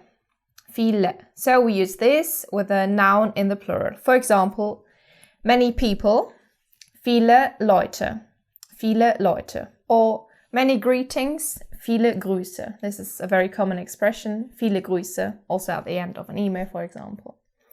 Okay. Viel, viele, as an adjective, is also subject to declension. So if we have another case like accusative, if you remember, this also has to adapt. For example, let's get back to the example of viele Leute, many people. Ich sehe viele Leute. Ich sehe viele Leute. Here we have accusative. Luckily, it doesn't really change, but it is another case. If we take another verb like helfen, to help. Ich helfe vielen Leuten. So here we have some change to the adjective. But it's not a major problem if you don't use it in this case. It's all about declension in the end. So, okay. But important to know, viel is, subject to declension. About viel and viele. I can't use viel Leute. No. You can't. Is it about the count? That would be like much people. You can't say much people. It's many people. It's about a countable and uncountable. No, like in English? It's simply a question about singular or plural. Singular, plural. Yeah. Because in English, I think you have the countable and the uncountable, like much money or. Well, yes, that is, people. but that's a different topic, sort of. But roughly, just remember much, viel, many, viele. Much is viel. Yeah, it's usually simply translatable as that. Viel, much, viele, many. So just adding an e and we have the plural, viele. Viele Leute. Viele Leute, many people. But no, viel Leute is... No, as wrong as much people. Oh, but how do I know when to use viel and viele? When I have to... When you are talking, you will know if you are using the singular or the plural, so you just choose the right form. As in English, you wouldn't say much people. That's simply the exact same thing. Okay. Okay, so let's get into sehr, which means very in most cases. So, very is definitely used with adjectives, like very big, sehr groß. Sehr groß. Okay, but it is a bit complicated here. For example, if we get into the comparative, but in this case it's the same as in English, sort of. It is complicated, maybe you have noticed, maybe you haven't in English. You don't actually use very when you are talking about a comparative adjective. Okay, for example, sehr groß, very big. But if we want to say much bigger, even in this case in English we don't have very bigger. And the same goes for German, so we use viel again. Viel größer. Sehr groß, very big. Much bigger, viel größer. Okay, just something to notice. For adverbs, we also use sehr. As we covered already, adverbs and adjectives are pretty much the same in German anyway. We don't have this ly, which we add to the adjective. Where it gets really interesting is talking about verbs, because here it depends on the verb if we use much or very, sehr or viel. So let's take, for example, the verb lesen, to read. If I want to say I read a lot, I say ich lese viel. Ich lese viel. I read a lot, I read much. So for most verbs, it's this. We just use viel. But there are certain verbs that use sehr. And what these verbs have in common is that they express a feeling. For example, mögen, to like, Ich mag es sehr. I like it a lot. I like it much. So in German, literally, we only say, I like it very. End of. So, same goes for lieben, to love, hassen, to hate. As soon as we express a feeling in the verb, we have to use sehr. Otherwise, it simply would be wrong. So that's where it differs a lot from English. In the end, though, if you don't get this right, if you say ich mag viel, people will still understand you, but it is not correct. So just remember, with verbs to express feelings, we use sehr and not viel. But with all the other verbs, we use viel. Okay, so that's it. So this is mainly about vocabulary sehr and viel. Remember, viel falls for declension. Sehr doesn't, and viel, roughly speaking, goes with nouns and most verbs, and sehr goes with all the adjectives and adverbs. Okay, thank you very much, and I see you in the next lesson.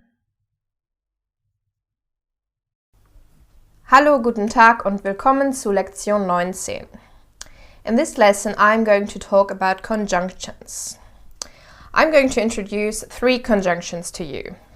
And these conjunctions are and, but, and because. These conjunctions are easier than all the others, which is why we're starting with these. Okay, so in order to say and in German, you just say und. Und, very similar. But in German is aber. Aber. And because in German is denn. Denn. Okay. So, what these 3 have in common is that they do not change the structure of the sentence, which does happen with all the other conjunctions. So, if you learn these first, you are just on the safe side in constructing sentences. Okay, so und and aber are coordinating conjunctions. So, you can put 2 main clauses together, as in English. And it is quite easy. I will give you some examples. Er unterrichtet Deutsch und lernt Englisch. Er unterrichtet Deutsch und lernt Englisch. So, he teaches German and learns English. In this case, 2 main clauses, we don't even have to repeat the subject he. So, structure, normal in both part of the sentences. Another example. Ich räume hier auf und du gehst einkaufen. Ich räume hier auf und du gehst einkaufen. I tidy up here and you do the shopping. In this case, we have 2 different subjects. In the first clause, I have the subject I, and in the second clause, we have you. So, we name them, of course, but the structure of the sentence stays the same. Subject, verb, all the rest. Okay. An example for the conjunction but, aber. Die Sonne scheint, aber es ist recht kalt. Die Sonne scheint, aber es ist recht kalt. The sun is shining, but it is fairly cold. Okay, so in this case as well, easy, the structure stays the same. Subject, verb, all the rest. Another example. Sie hatten zwar keine Lust, aber mussten es machen. Sie hatten zwar keine Lust, aber mussten es machen. They weren't in the mood, but they had to do it. In this case, again, we have the same subject in both sentences, so we don't have to repeat it. But structure remains the same. Okay, so and but, of course, are coordinating conjunctions. Now we get to denn. Denn is very special. Denn means because. It is not the most frequent because. Because we have another word for because, which is weil. But I'm introducing denn here because denn is the only subordinating conjunction that does not change the structure of a sentence. Okay, example. Das geht nicht, denn der Computer ist kaputt. Das geht nicht, denn der Computer ist kaputt. That doesn't work because the computer is broken. So we have denn as because and the structure remains the same. So, another example for denn. Ich muss jetzt los, denn ich habe nicht viel Zeit. Ich muss jetzt los, denn ich habe nicht viel Zeit. I have to go because I don't have much time. Okay, with these three you can start conjoining sentences to paratactic sentences and to one subordinate sentence. Okay, so the next time we will talk about conjunction, it will get a bit more complicated. So you just learn these very well and remember the structure stays the same and you're on the safe side. I remember I've seen another form of because is weil. I just said it, yes. Weil means exactly the same. It is far more common than denn, but it does change to the grammatical structure, so we're going to introduce it a bit later. But you are already on the safe side using denn because it is never wrong, just less common than weil. So we will get to that later. Okay, then I will see you in the next lesson. Thank you for listening and tschüss. Hallo und willkommen zu Lektion 20. Welcome to lesson 20.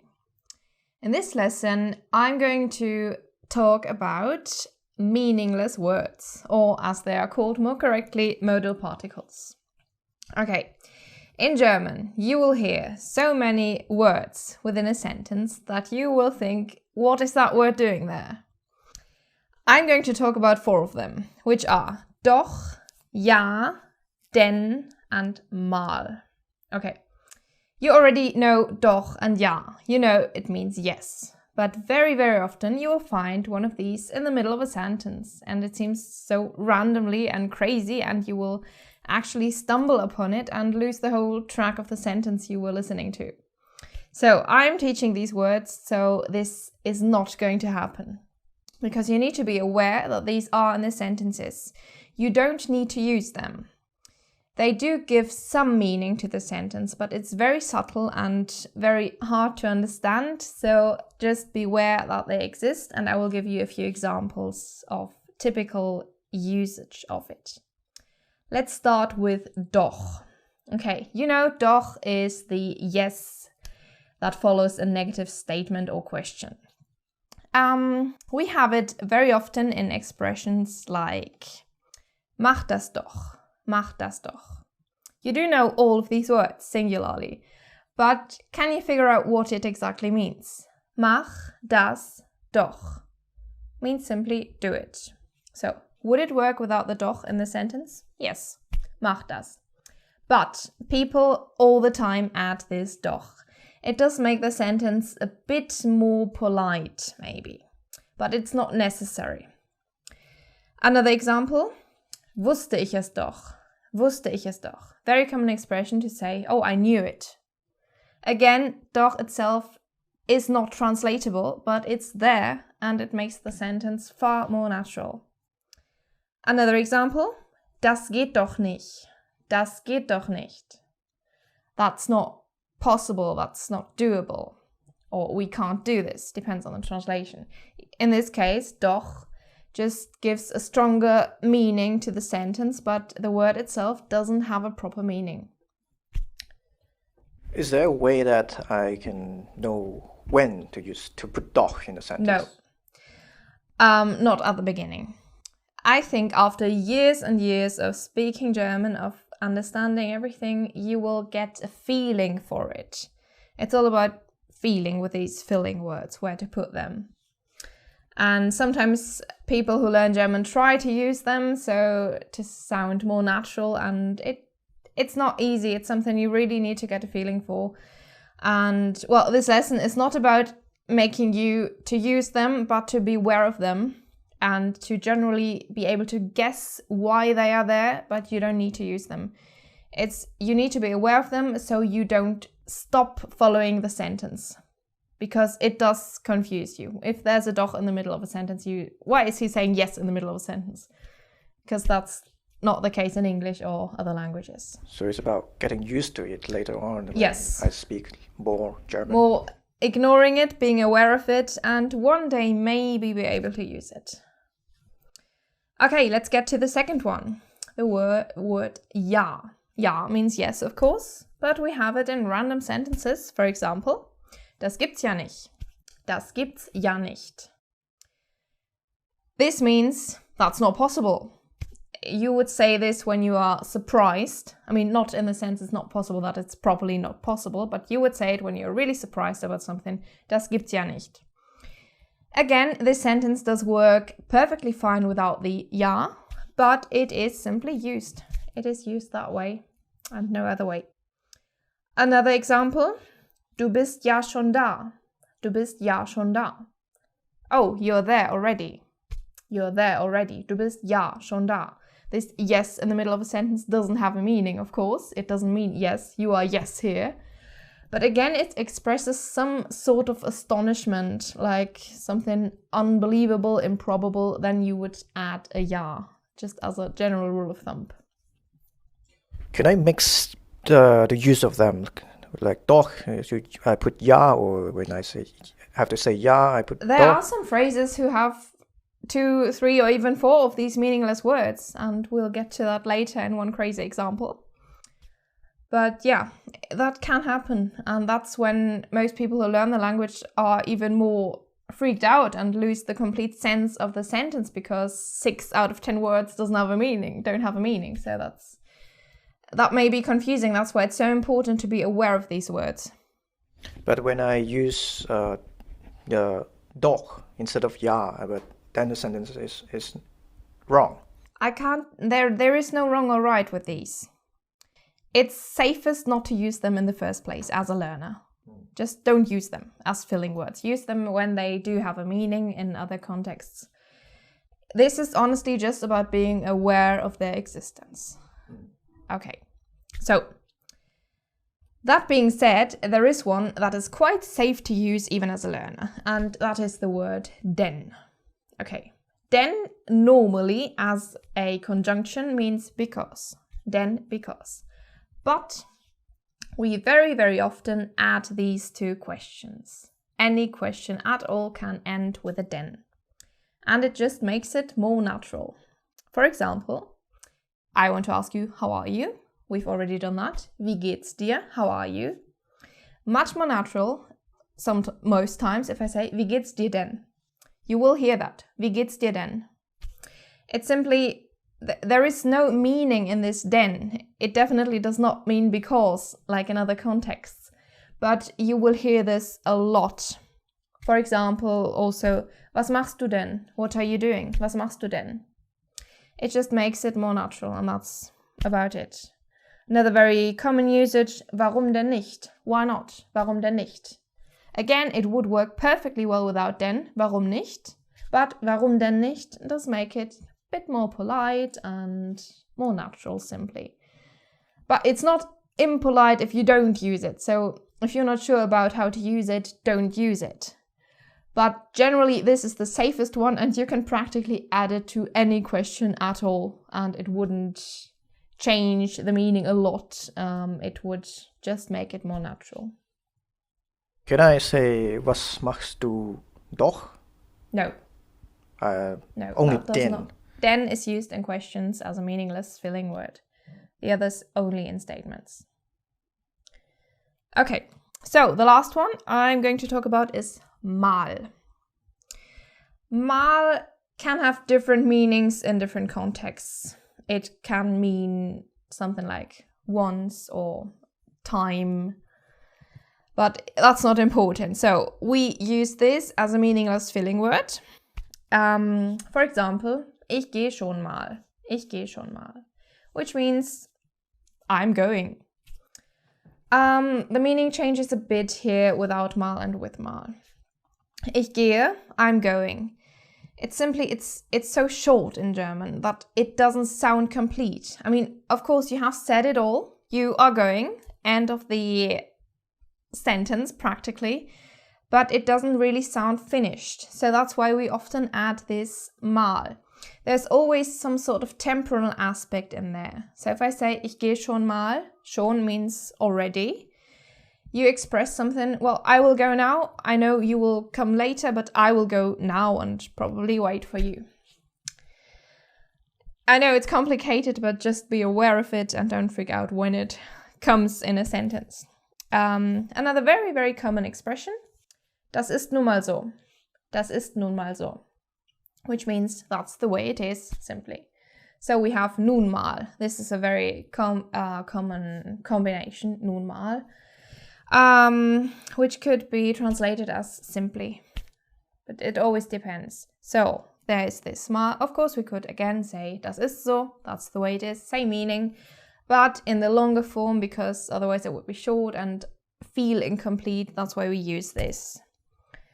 So you don't need to learn all these phrases by heart.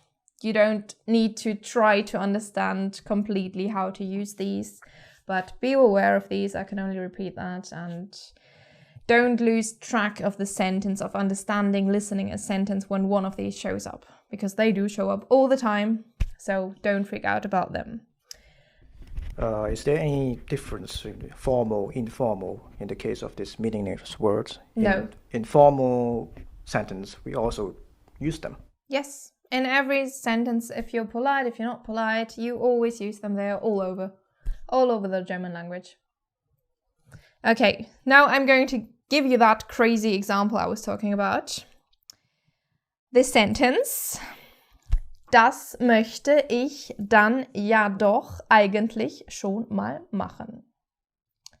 So we have many, many words, and the proper meaning of this is expressed in only 4 words. Das möchte ich machen.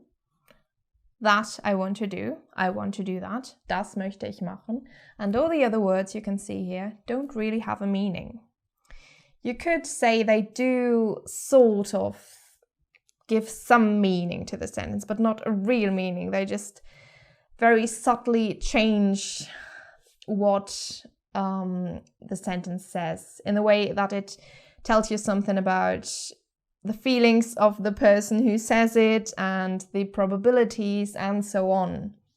But this example is only there to make you see that you just, when you are listening to someone, especially in the beginning of a new language, try to get the main message of it. So do not concentrate too much on all these little words, because sometimes they simply happen to have no meaning.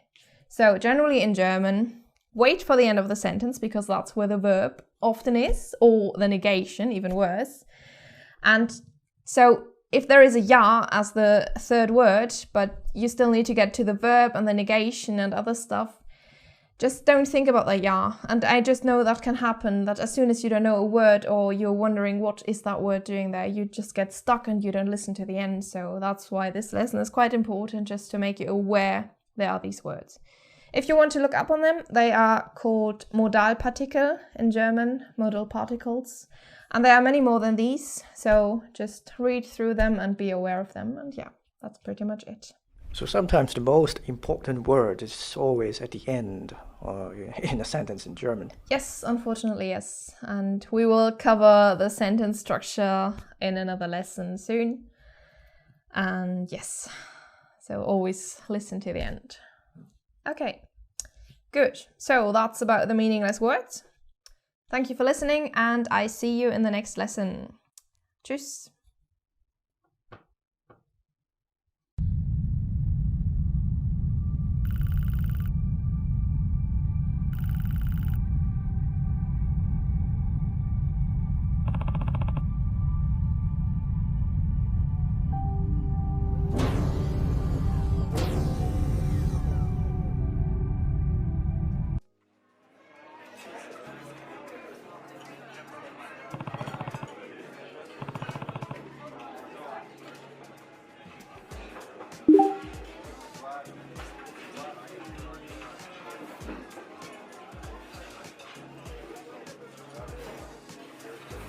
Ist hier noch frei?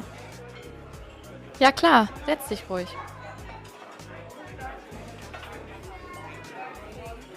Was hast du gerade gesagt? Ich habe gesagt, ich bin schwanger. Was? Oh Gott, machst du Witze? Nein, ich meine das völlig ernst. Wow, herzlichen Glückwunsch. Weiß Philipp es schon? Nein, ich habe es noch keinem gesagt.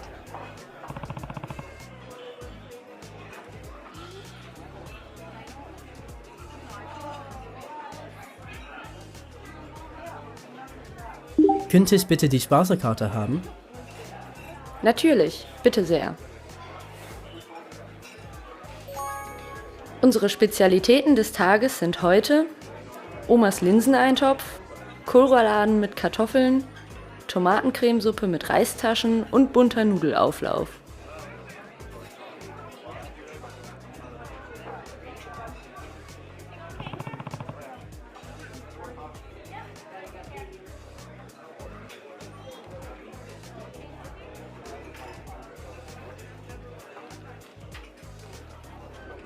Ich hätte gern die Kohlroulade mit Kartoffeln.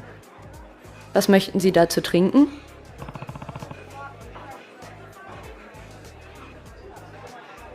Ein Glas stilles Mineralwasser, bitte.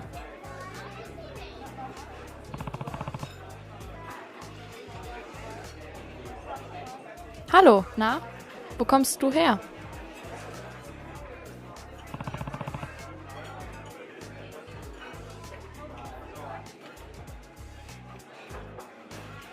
Ich komme aus. Cool, das ist weit weg.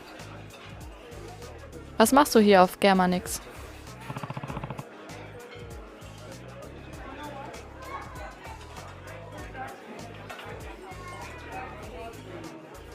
Ich mache hier einen Deutschkurs.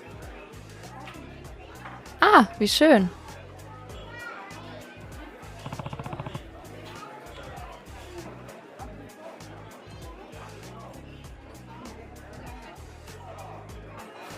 Ich kann aber erst ein bisschen Deutsch. Du bist doch schon gut. Ich bin Jana, das ist Katrin. Wie heißt du?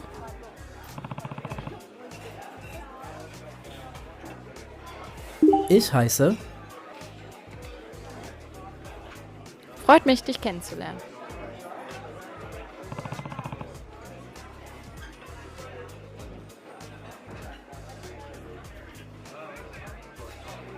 Kannst du mir etwas auf Deutsch übersetzen? Klar, was möchtest du wissen?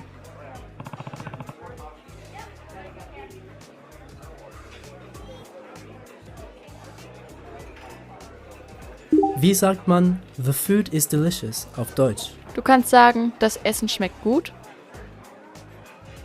oder das Essen ist lecker.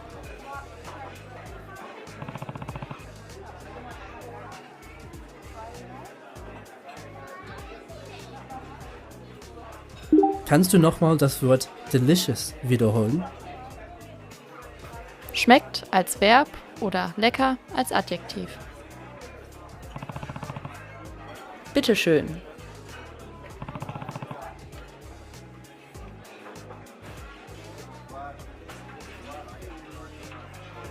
Oh, das sieht klasse aus.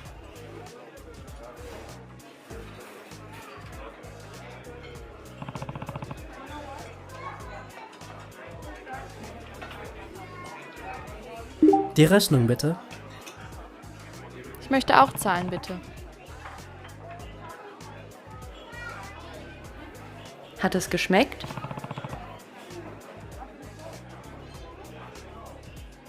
Es war sehr lecker. Zahlen Sie zusammen oder getrennt?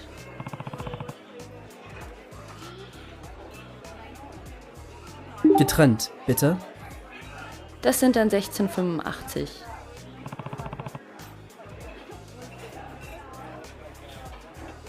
Stimmt so. Dankeschön.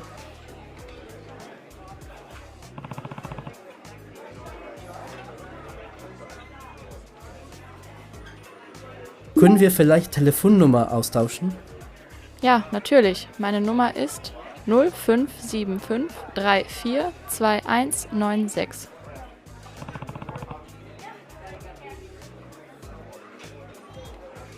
Danke, dann bis später. Tschüss, einen schönen Tag dir.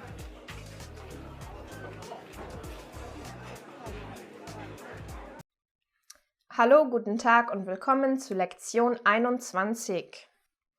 In this lesson, I'm going to teach you how to say that you like something. Okay, for this, in German, we have 3 different ways. The most important is actually not a verb, but an adverb. And this adverb is gern. Gern. Okay, how is it used and what does it mean exactly?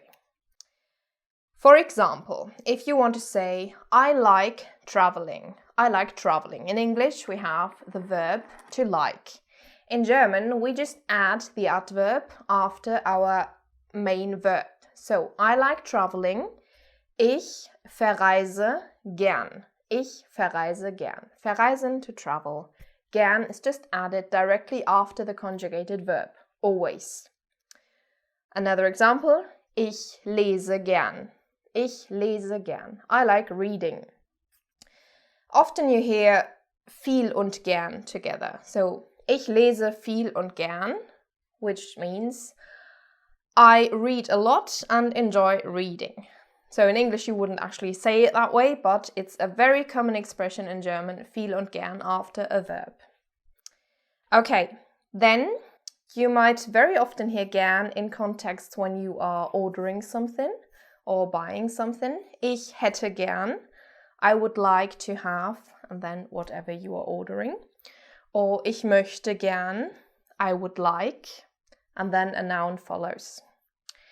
Okay, another very common expression using gern is das machen wir gern. If you ask someone to help you, for example, and they help you gladly, das machen wir gern, which means we will do that gladly. Okay, also with another verb, with the verb to have, gern haben, which also means to like, but to like someone. Ich habe dich gern, I like you. Just in a friendly way. Gern haben is a friendly way of liking. Okay, so gern is the most important word if you want to express that you like something. But we also have a verb to like, which is the verb mögen. Mögen is an irregular verb. It's conjugated like this. Ich mag, du magst, sie es mag, wir mögen, ihr mögt, sie mögen. Okay, but we do not use mögen with other verbs. So, as before, if you want to express that you like doing something, you would not use mögen. Some books teach this, but it is not really used. Grammatically, it might be correct, but no one actually uses it. So, when do you use it? You can use it perfectly well with nouns. For example, ich mag unsere neuen Nachbarn. Ich mag unsere neuen Nachbarn. I like our new neighbors. So with persons or objects you can use mögen and it works perfectly fine. Okay, then we have another verb, which is the verb gefallen. Okay, gefallen is mainly used in the third person singular. So, it's a different perspective to the English liking. You don't say ich gefalle, because that would actually mean that someone likes you. So the perspective just changes. You will just very often read es gefällt mir, which means I like it. So the perspective is just the opposite. For example, on Facebook, if you want to click like, in German there is gefällt mir. So you could say, maybe to get it more literally, that something or someone appeals to you. So the mir part is to me, mir, to me. Es gefällt mir. Okay, gefallen is mainly used in an aesthetic context. Like I could say, mir gefällt dein T-shirt. Mir gefällt dein T-shirt. I like your T-shirt. Before we had mögen. Mögen would be more on inner values, you could say. You could also say, ich mag dein T-shirt, but in this case, gefallen is more common. So, as a general rule or guideline, If it's something with the outward look, you just use gefallen, and for inner values you can use mögen. But definitely the most important with the verbs and in general is gern, the first one. Okay, so gern, mögen, gefallen, 3 different ways to express liking. Good. So, that's it for this lesson. And I will see you in the next lesson. Bis dann. Tschüss. Guten Tag und willkommen zu Lektion 22. In this lesson, we are going to talk about how to say the date. Okay, first we will start with the weekdays, which is useful vocabulary in the end. So I will just name them, starting with Monday to Sunday. Okay, here we go. Montag, Dienstag, Mittwoch, Donnerstag, Freitag, Samstag, Sonntag. Okay, the preposition to go with this, if you want to say on Monday, is am. Always am with every weekday. Am Montag, am Dienstag, am Mittwoch, and so on. For example, am Montag muss ich wieder arbeiten. Am Montag muss ich wieder arbeiten. On Monday, I have to work again. Okay, so for the dates, a very important thing to know is the numbers. The numbers we have already covered. But we don't only use 1, 2, 3, but we use the ordinal numbers. So first, second, third, and so on. So you need to learn these in order to say the dates correctly. Right. So first in German, erster. Erster, erste, erstes. You will see variations of this due to declination. So, zweiter is second. Dritter, third. Vierter, fourth. Fünfter, fifth. Okay, so you can see they get a bit more regular after the first 3. Erster, zweiter, dritter, vierter, fünfter, sechster, siebter, achter, and so on. So the ending we have is always ter. Okay, but this does change a bit depending on how you use the date. For example, my birthday is on 3rd of June. Ich habe Geburtstag. My birthday is. So, now we say the date. On 3rd of June. Am 3. Juni. Am 3. Juni. Okay, so you can see here the ending is an N and not an R as before. This is all due to declination. So, as with the weekdays, we use am as the correct preposition for the date. So, am 1., am 2., am 3., and so on. Okay, but if you want to say today is the 3rd of June, you would say heute ist der 3. Juni. Der 3. So here we just have the E at the end. Good. So this is just something to learn, to memorize, but it is not vital. So if you don't put the correct ending, it's not a problem. But be aware that there are slight differences. Okay. So now I've already said the month June. What about all the other months? Let's start from January. January, Januar. February, Februar. March, März. April, April. May, Mai. June, Juni. July, Juli. August, August. September, September. October, Oktober. November, November. December, Dezember. So you can see they are quite similar in German. In the last couple of months, only the pronunciation was adapted to the more German part. Okay, so, but we do not always use the names of the month when saying the date. So, before I had the example 3rd of June, 3. Juni. Heute ist der 3. Juni. You will also hear, heute ist der 3.6. 3.6. So we have another ordinal number even for the month. That would literally be, today is the 3rd 6th, which no one would say in English, but in German we do. So you have the free choice. You can either use the month, the name of the month, or you can use another ordinal number. Maybe it's easier to use the name of the month. Okay, so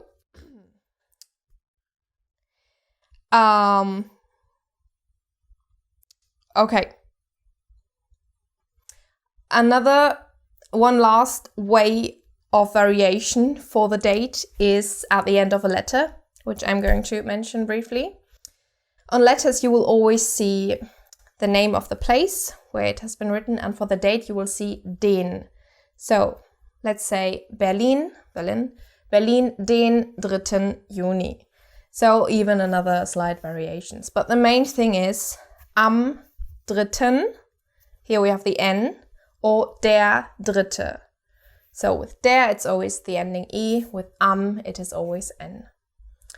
Okay, so a lot to learn, a lot to memorize, but it's not a problem if you do not put the right ending. People will understand you. Okay, that's it for the dates. I see you in the next lesson, and goodbye. Tschüss. Hallo, guten Tag und willkommen zu Lektion 23. Last time we talked about dates. So, this time we're going to talk about the time, asking for the time and telling the time. So, what time is it? We have two ways of saying that.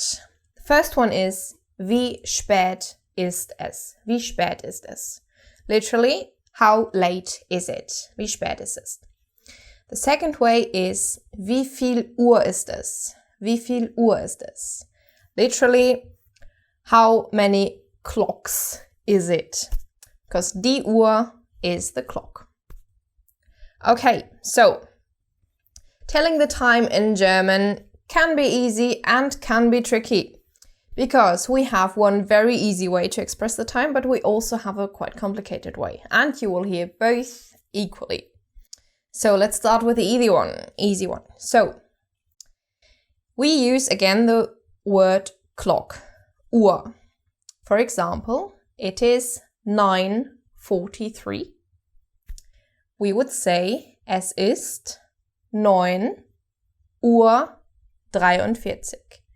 So first we have the number of the hours, then the word Uhr, and then the number of the minutes. And that works for every time of the day. It is very common, you can use it, and you will be on the safe side. Okay, but you also need to learn the other way, or at least be aware of it, because people use the other way as well. And here we are going a bit crazy in German. Okay, I will now guide you through an entire hour starting at 7 o'clock. Okay, so it is 7 o'clock in the morning. 7 Uhr. Easy. 7 o'clock, 7 Uhr. Now let's jump to 7:02. In this case, we would say, es ist kurz nach 7. Kurz nach 7. Kurz is the word for short or brief. So literally we say, it is shortly after 7. Kurz nach 7. Okay, then 7:10. 10 nach 7. Again, the word nach for past. 10:10. 10 past 7. 10 nach 7. As in English. Easy so far. Now, 7:15. Es ist 7:15. 7:15. So, quarter in German, Viertel. Okay, Now it gets a bit tricky. We go to 7:25.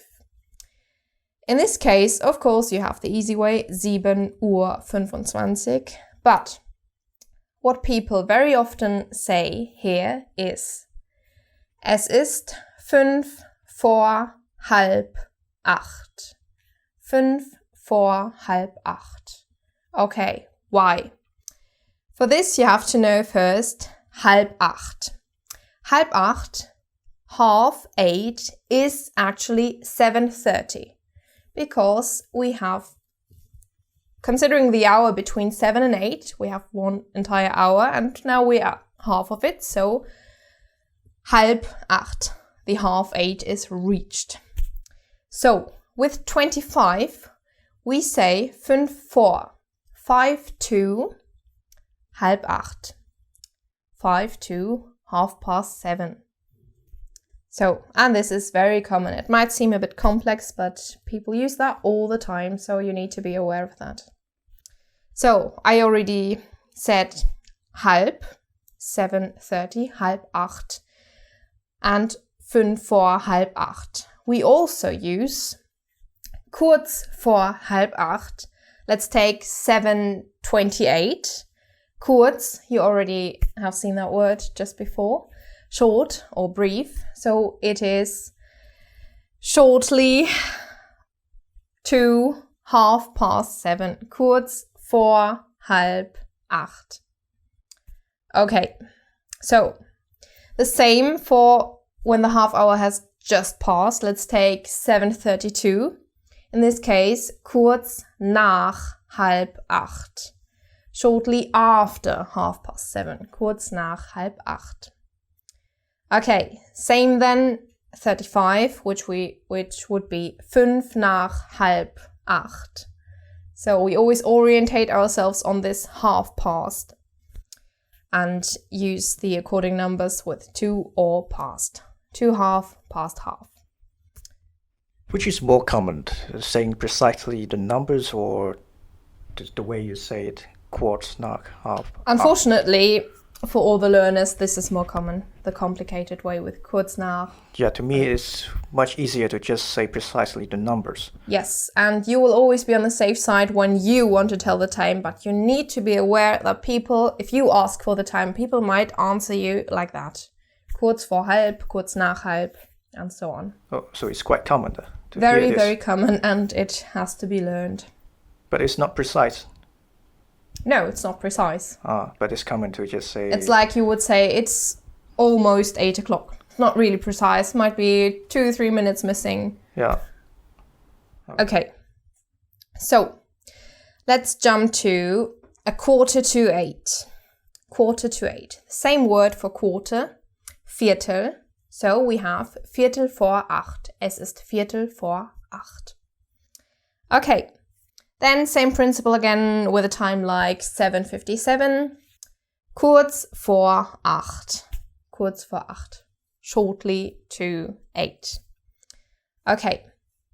A word that is used a lot with the precise round time of an hour is Punkt. Punkt 8, which would be precisely 8 o'clock. It is, es ist Punkt 8. Okay. Other useful words are gleich, which means very soon, in a couple of minutes. Es ist gleich 8, it is almost 8 o'clock. Or fast, es ist fast 8, fast means also almost. Okay, so times of the day, words to know. Morning, in the morning, morgens. Then around noon, mittags. In the afternoon, nachmittags. In the evening, abends, and nighttime, nachts. So you often hear these in the combination with the numbers, like in English, AM, PM. So 8 Uhr morgens, 8 AM, 8 Uhr abends, 8 PM. Okay, other useful prepositions with the time vor. For example, sei bitte vor 22 Uhr zu Hause. Please be home before 22 o'clock. for before. Or nach, after. Nach 18 Uhr esse ich nichts mehr. Nach 18 Uhr esse ich nichts mehr. After 6 p.m. I don't eat anymore. Or another one, bis, until. Wir müssen bis spätestens 15 Uhr fertig sein. Wir müssen bis spätestens 15 Uhr fertig sein. We have to be done by or until latest 15 o'clock. Spätestens, latest, and bis, until or by. Okay, so now you can tell the time and you can choose if you want to do it the easy way or the complicated way. But be aware of both. Okay, thank you very much, and I see you in the next lesson. Hallo, guten Tag und willkommen zu Lektion 24. This lesson will be primarily about possessive pronouns or possessive adjectives. So, what they are in English is my, your, his, her, our, your, their. So, I will just start by introducing them in German. So, let's start with my. Mein or meine. Mein, meine. The difference is mein is used for masculine and neuter nouns that follow, and meine for feminine or plural nouns. For example, mein Mann, mein Kind, my husband, my child, but meine Frau, meine Freunde, my wife, my friends. Okay, so the same principle goes on for all the others. So we have your, dein, deine, his, sein, seine, her, ihr, ihre, our, unser, unsere, your, plural, euer, eure, and their, ihr, ihre. Okay, so this goes for every noun that follows. You always have to adapt. Either you add an e or you don't. That's the only thing you need to respect. Okay, so of course, since these are quite similar to the articles ein, eine, these are also subject to declension when it comes to declension. So just be aware of that there might be other forms like meines, meinen, meinem, but generally you can always go back to the basic form mein and you know what it means. And later when you fully understand declension, you can then get it completely right. So, if we have a sentence like, that is mine, the word changes like it does in English. My becomes mine. So, in German, mein actually becomes either meiner for a masculine word, meine for feminine or plural, and meines for neuter. So, das ist meiner, das ist meine, das ist meines. Or rather, we say meins. Das ist meins. Okay, so that's all to say about pronouns.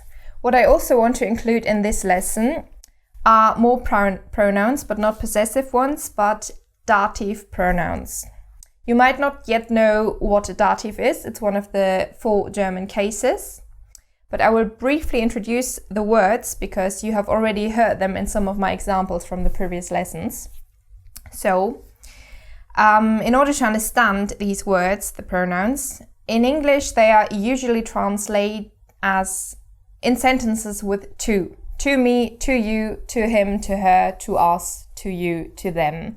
In these cases, when in English we have to plus pronoun, we use a different type of pronoun. We don't use ich, du, er, sie, es, but we use mir, dir, ihm, ihr, uns, euch, ihnen. So, why is this important? Not only for declension, which will follow later on, but also after certain prepositions, the most important of which are mit, with, and von, from. So whenever you say with, and then the pronoun, with me, you can't say mit ich, you have to say mit mir. So mit mir, mit dir, mit ihm, The same for the word from, which in German is von. Von requires these kind of pronouns. So von mir, von dir, von ihm, von ihr, von uns, von euch, von ihnen. So that's why these are important. Just remember, you will see these and you should use them after certain prepositions. And they are from the dative, so if you want to read up on that already, you can do so, but I will explain the cases in one of the last lessons. So, yeah, so that's it for this lessons. A lot of pronouns to learn, and I see you in the next lesson. Thank you very much. Bye bye.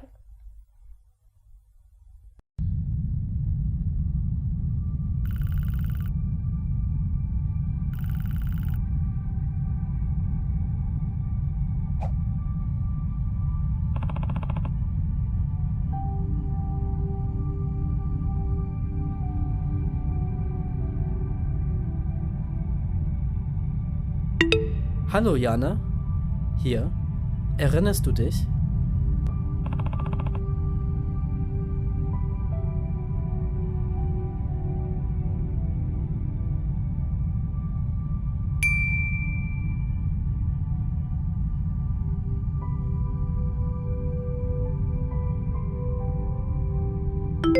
Hey, ja klar, wie geht's dir?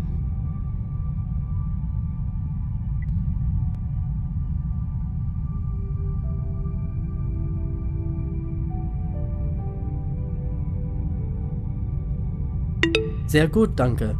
Ich bin mit dem Deutschkurs fertig.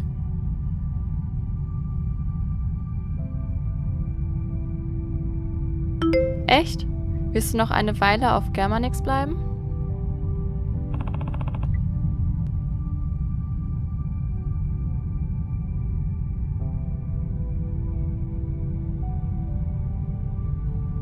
Nein, morgen geht es für mich zurück nach Hause.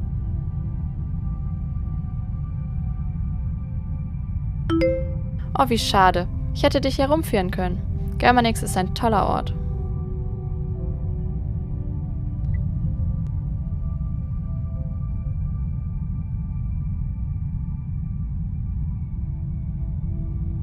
Wollen wir heute Abend was zusammen trinken gehen?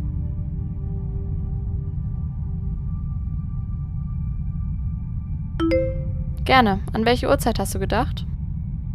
Ich arbeite bis 6 Uhr.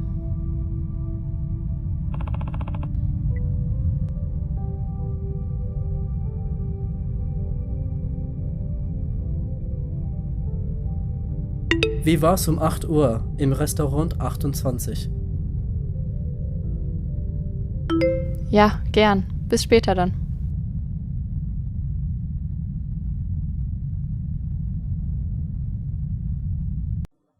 Hallo und willkommen zu Lektion 25. In this lesson, we are going to talk about hypertactic conjunctions or subordinating clauses. We've already combined sentences by conjunctions like and but. Now we're going to go into all the other conjunctions that there are, like because, after, before, despite, and so on. So I will present the most important ones to you. So let's start with the temporal ones. After in German is nachdem. Nachdem. Okay, I will give you an example. Direkt nachdem wir losgegangen sind, hat das Unwetter angefangen. Direkt nachdem wir losgegangen sind, hat das Unwetter angefangen. I know, a very long sentence, but that's the whole point of this topic. We are combining two sentences now. So, in the first part, in the nachdem part, direkt nachdem, directly after, with a conjunction like nachdem, it is very likely that we have a past sentence. So, direkt nachdem wir losgegangen sind, direkt nachdem wir losgegangen sind, directly after we have left, losgehen, to leave, hat das Unwetter angefangen. This is the main clause. Hat das Unwetter angefangen. The bad weather has started. So here you can already see how complex a German sentence can be. And here it is when all the rules come into play, where to put what word. So, in the first part, we see, direkt nachdem wir losgegangen sind, the conjugated verb is right at the end.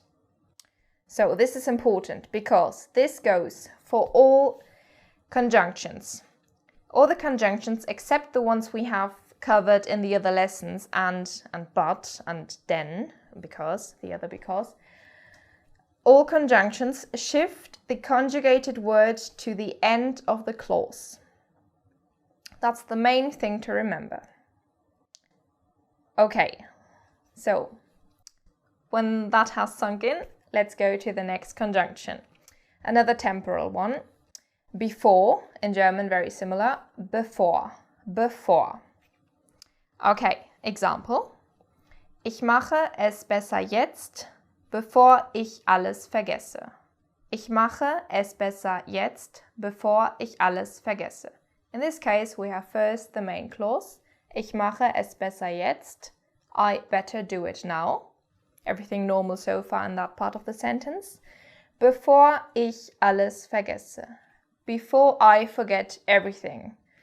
Here, same thing. Vergesse, the verb to forget, goes at the end. Conjugated verb always at the end. Okay. Another temporal one.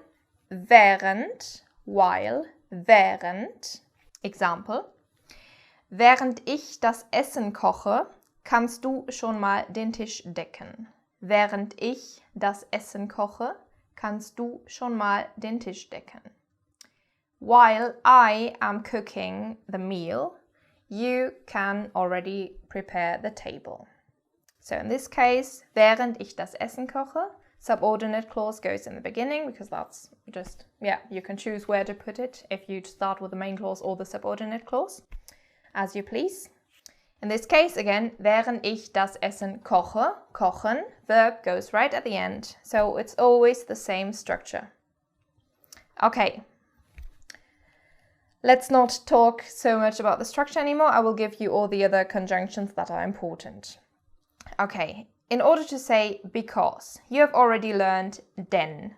Denn does not shift the verb to the end, but the more common conjunction we use in order to express because is weil. Weil. So, example. Ich wiederhole es jeden Tag, weil es sehr wichtig ist. Ich wiederhole es jeden Tag, weil es sehr wichtig ist. I repeat it every day because it is very important. So, look at the structure, let it sink in. And it always follows the same rules. Another conjunction, obwohl, which means although or despite. Example. Obwohl ich das meiste noch machen muss, bin ich schon sehr weit gekommen. Obwohl ich das meiste noch machen muss, bin ich schon sehr weit gekommen. Although I still have to do the most part of it, I have done fairly well so far. This is a very free translation just to get you into some very common German way of talking. So don't worry about the actual translation, but let the structure sink in again and get familiar with it. Okay, another conjunction, sobald, as soon as, sobald. Sobald ich hier fertig bin, kann ich dir helfen. Sobald ich hier fertig bin, kann ich dir helfen. As soon as I'm done here, I can help you. Sobald ich hier fertig bin, conjugated verb at the end, kann ich dir helfen. Okay, another thing I want you to notice, especially in this phrase because it's a bit shorter, a bit easier. In the main clause, if the main clause follows the subordinate clause, something changes. Notice it. Sobald ich hier fertig bin, subordinate clause, kann ich dir helfen, not ich kann dir helfen. So, we have the position changing between subject and verb, which you already know from other cases, because in one of the first lessons I taught you that if anything comes before subject and verb, these two change their positions. So, this anything, in this case, is a whole subordinate clause. So in the end, it's still the same rule that applies. Okay. Right, 2 more. So dass, so that. Very similar to English. Wir haben viel Arbeit, so dass wir nicht ausgehen können. Wir haben viel Arbeit, so dass wir nicht ausgehen können. We have much work, so that we can't go out.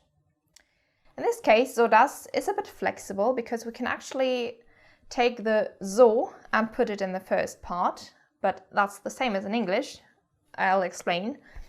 Wir haben so viel Arbeit, dass wir nicht ausgehen können.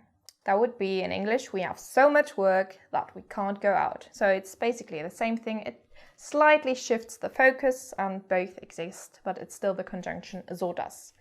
So dass, by the way, you can either write it so, then leave space and then das, or you can write it in one word. Both is acceptable.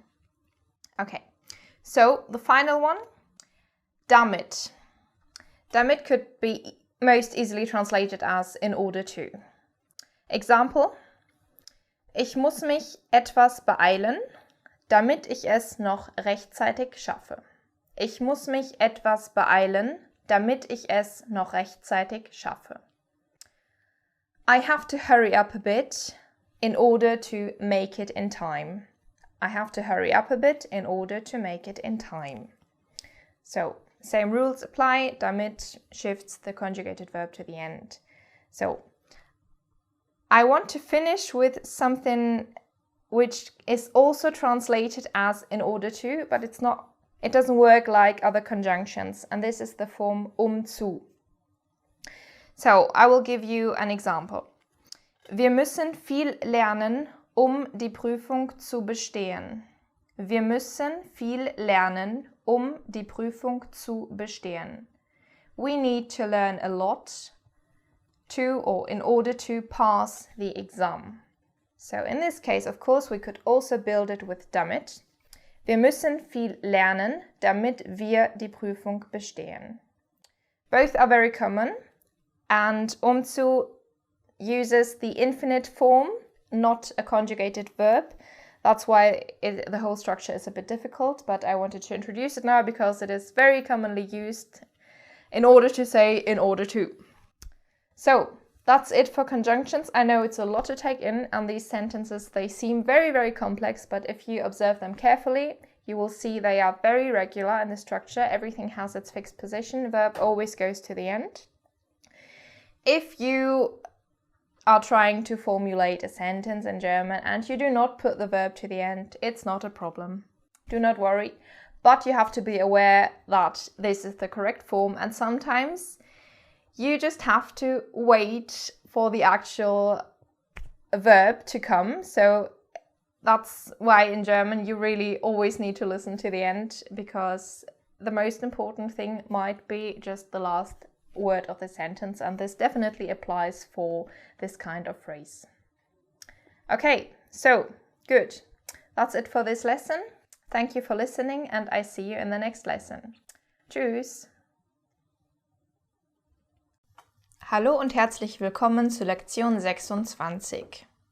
In this lesson I'm going to talk about relative clauses, and at the same time I'm going to introduce the subject of declension or declination. Okay, so relative clauses is just a subordinate clause like we had another few before. So you generally know something happens to the structure of the German sentences in subordinate clauses. So, I will repeat it. In a subordinate clause, the verb always goes to the end of the clause, no matter what. Okay, what is a relative clause?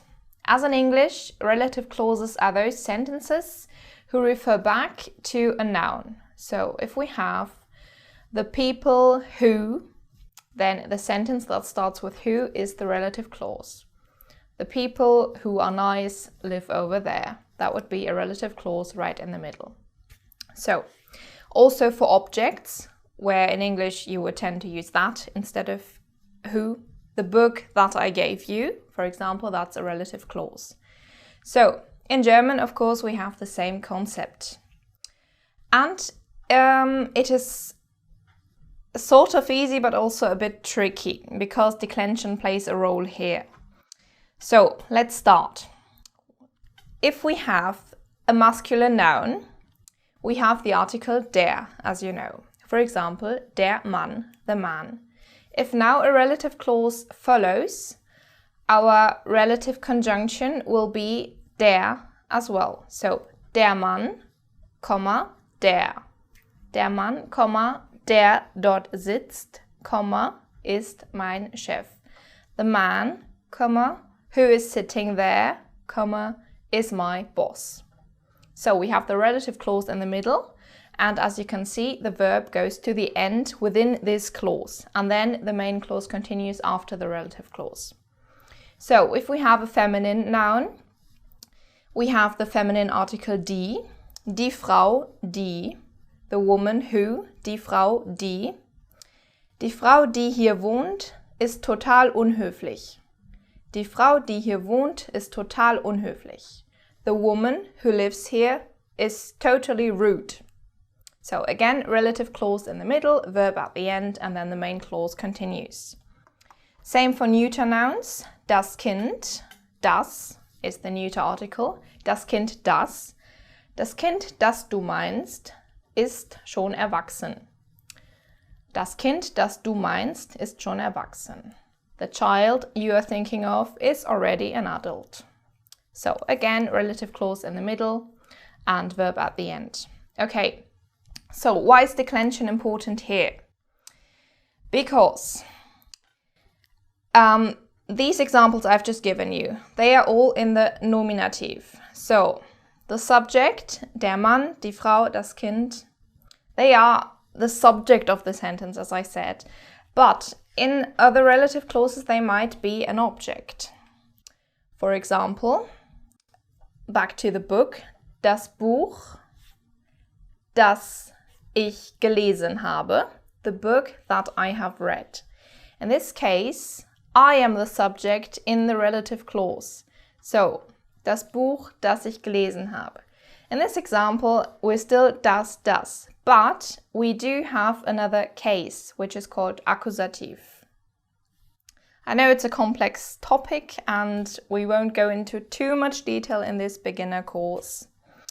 So, this is not so important for neuter, but if we, for example, have der Mann.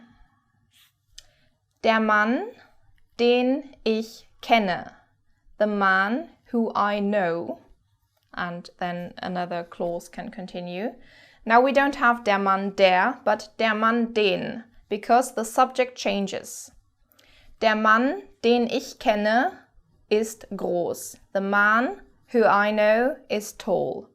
So, in the main clause, which is in the beginning and at the end of the complete sentence, the man is the subject. But in the middle, in the relative clause, I am the subject, which makes automatically the man the object. So we have the object article den instead of der. Then, as you know, in German, we have 4 different cases. So we also have Genitiv and Dativ. So you have another set of articles to learn for these cases. For example, der Mann, dessen Frau hier wohnt, ist groß. The man whose wife lives here is tall. So the man still subject in the main clause, but now we have a genitive in the relative clause. So der Mann, dessen, the man whose. So dessen is whose. But if we have the woman whose, and then whatever sentence, this changes into deren. Die Frau, deren Mann hier wohnt, ist groß. The woman whose husband lives here is tall. So basically, it's a new set of articles to learn. And you can look up those articles in a table chart or something to get an overview. So in total, we have 4 different cases and 3 different genders. So for the singular alone, you have to learn 12 articles, and the same for the plural. They are not difficult. You can see it on the table. Especially the plural is very regular because the article stays the same for every gender.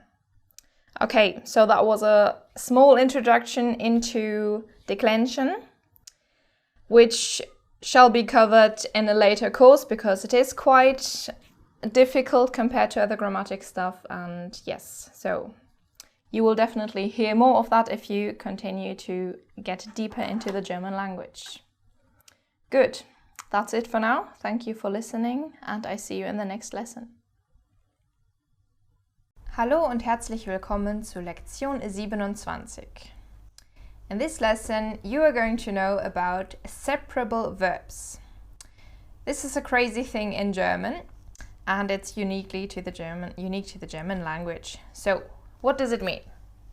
A separable verb is a verb that has a prefix which is separated in many cases, in many grammatical cases. So even in the present tense. Let's take the verb to call. To call in German is anrufen. Anrufen. So in this case we're talking about calling via telephone, not just shouting a name. So anrufen. If you want to say I call, you don't say ich anrufe, because you have to separate the prefix from the actual verb. So, I call in German, ich rufe an. Ich rufe an. The prefix always goes to the end of the sentence, no matter what else you want to include in that sentence. I call you. Ich rufe dich an. Ich rufe dich an. I call you tonight. Ich rufe dich heute Abend an. So still the an goes to the end. I call you tonight when I'm home. Ich rufe dich heute Abend, wenn ich zu Hause bin, an. So we can include an entire sentence and the prefix from the first sentence still goes to the very end of the sentence. So this is important. So as in many other cases, German grammar forces you to sometimes wait for the last word in order to make sense of the whole sentence that is being said. Okay, this also matters in infinitive constructions. For example, it is not fun to tidy up, or tidying up is not fun. Es macht keinen Spaß, aufzuräumen. If you look up to tidy up in the dictionary, it is aufräumen. So now we have an infinitive construction and the infinitive word zu, which in English is to, goes after the prefix. So you see again it is separated from the main verb, aufzuräumen. With the other verb we just had anrufen, anzurufen. Ich freue mich, dich anzurufen. I am happy to call you. Anzurufen, aufzuräumen. So it goes always right in the middle. This will also matter in other tenses, especially when it comes to building the past participle, which we are going to do in the next lesson. Okay, there are, however, some prefixes that are never separable. These prefixes are be, ver and ent. be, ver and ent. So whenever you see a verb starting with those, this is never going to be separated. Then there are some verbs, some prefixes who are sometimes separated and sometimes not. This is where it gets tricky, and that's just a thing you have to learn or just experience with every verb as it comes to you. For example, some verbs starting with unter, which literally is under. For example, to teach, unterrichten. Ich unterrichte, I teach, not separable. But untergehen, to sink. Ich gehe unter, I sink. So in this case it is separable, and that just depends on every verb separately, and that's just something to experience when learning the language. Then we have many prefixes which are always separated, as we already had with an or ab and many more. Mainly all those prefixes who also indicate a place, a direction, like Unter, under we already had, über, gegen. There are so many, and most of the time they are separable, so just keep that in mind. And it can get very tricky because with a verb like anrufen, for example, we have the main verb rufen, which is also to call or to shout, but there might be so many other potential prefixes to be just added to that basic word, and it just means something else entirely. So when you learn these, you just, if you see a new word and it starts with one of the prefixes, don't think too much about the original verb that's inside, but just learn it as a new verb, as a separable verb, and keep in mind you have to separate the prefix from the verb in order to make correct grammar. Okay, so that's it. I know it's a weird thing in the German language, but it's just one of the things to learn and accept. Okay, thank you very much, and I will see you in the next lesson. Bis dann.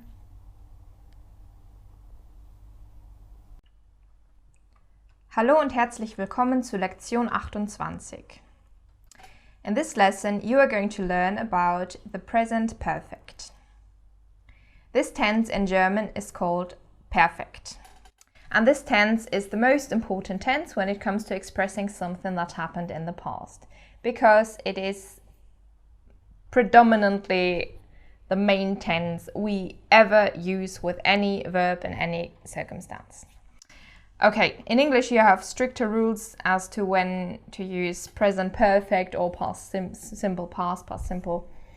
But in German that's quite easy because there are only a few exceptions, and those are certain verbs which are not wrong to be expressed in the present perfect, but generally are expressed in the imperfect past tense.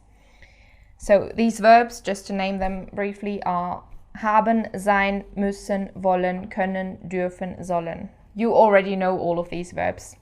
So for all the other verbs, we use the present perfect. How is it used? It is very similar to English. We use our auxiliary verb haben, to have, plus a past participle. So, I have eaten, ich habe gegessen. Then we can conjugate this. You have eaten, du hast gegessen. He has eaten, hat gegessen, and so on. So you see, the past participle doesn't change, only the auxiliary verb has to be conjugated according to the person we are talking about. So, the past participle itself can be formed in different ways. Most verbs start their past participle with a ge, then it follows the stem of the verb, plus a t as an ending or en as an ending. Examples: gegessen, we've already seen that now, ge, then another g because otherwise we would have two e's, but that's that's just for the sound. So then s as the stem from essen, and the ending en, which happens to be also the infinitive ending. So, but more verbs are actually ending with a t, like gefragt from the verb fragen, to ask, gehofft from the verb hoffen, to hope. And actually most verbs are like this. Then we have some who have quite an irregular ending, but still the ge, like trinken, to drink, becomes getrunken, so we have a u in here, or singen, to sing, gesungen, schreiben, to write, geschrieben, and wissen, gewusst. So these are irregular and you just have to learn them, but that's the same for English. So then there are also some verbs who form their past participle without ge. And in this case, we already have talked about separable and non-separable verbs in the last lesson. And here it gets a bit complicated with the past participles. In the case of separable verbs, those who have the prefix that has to be separated in many cases.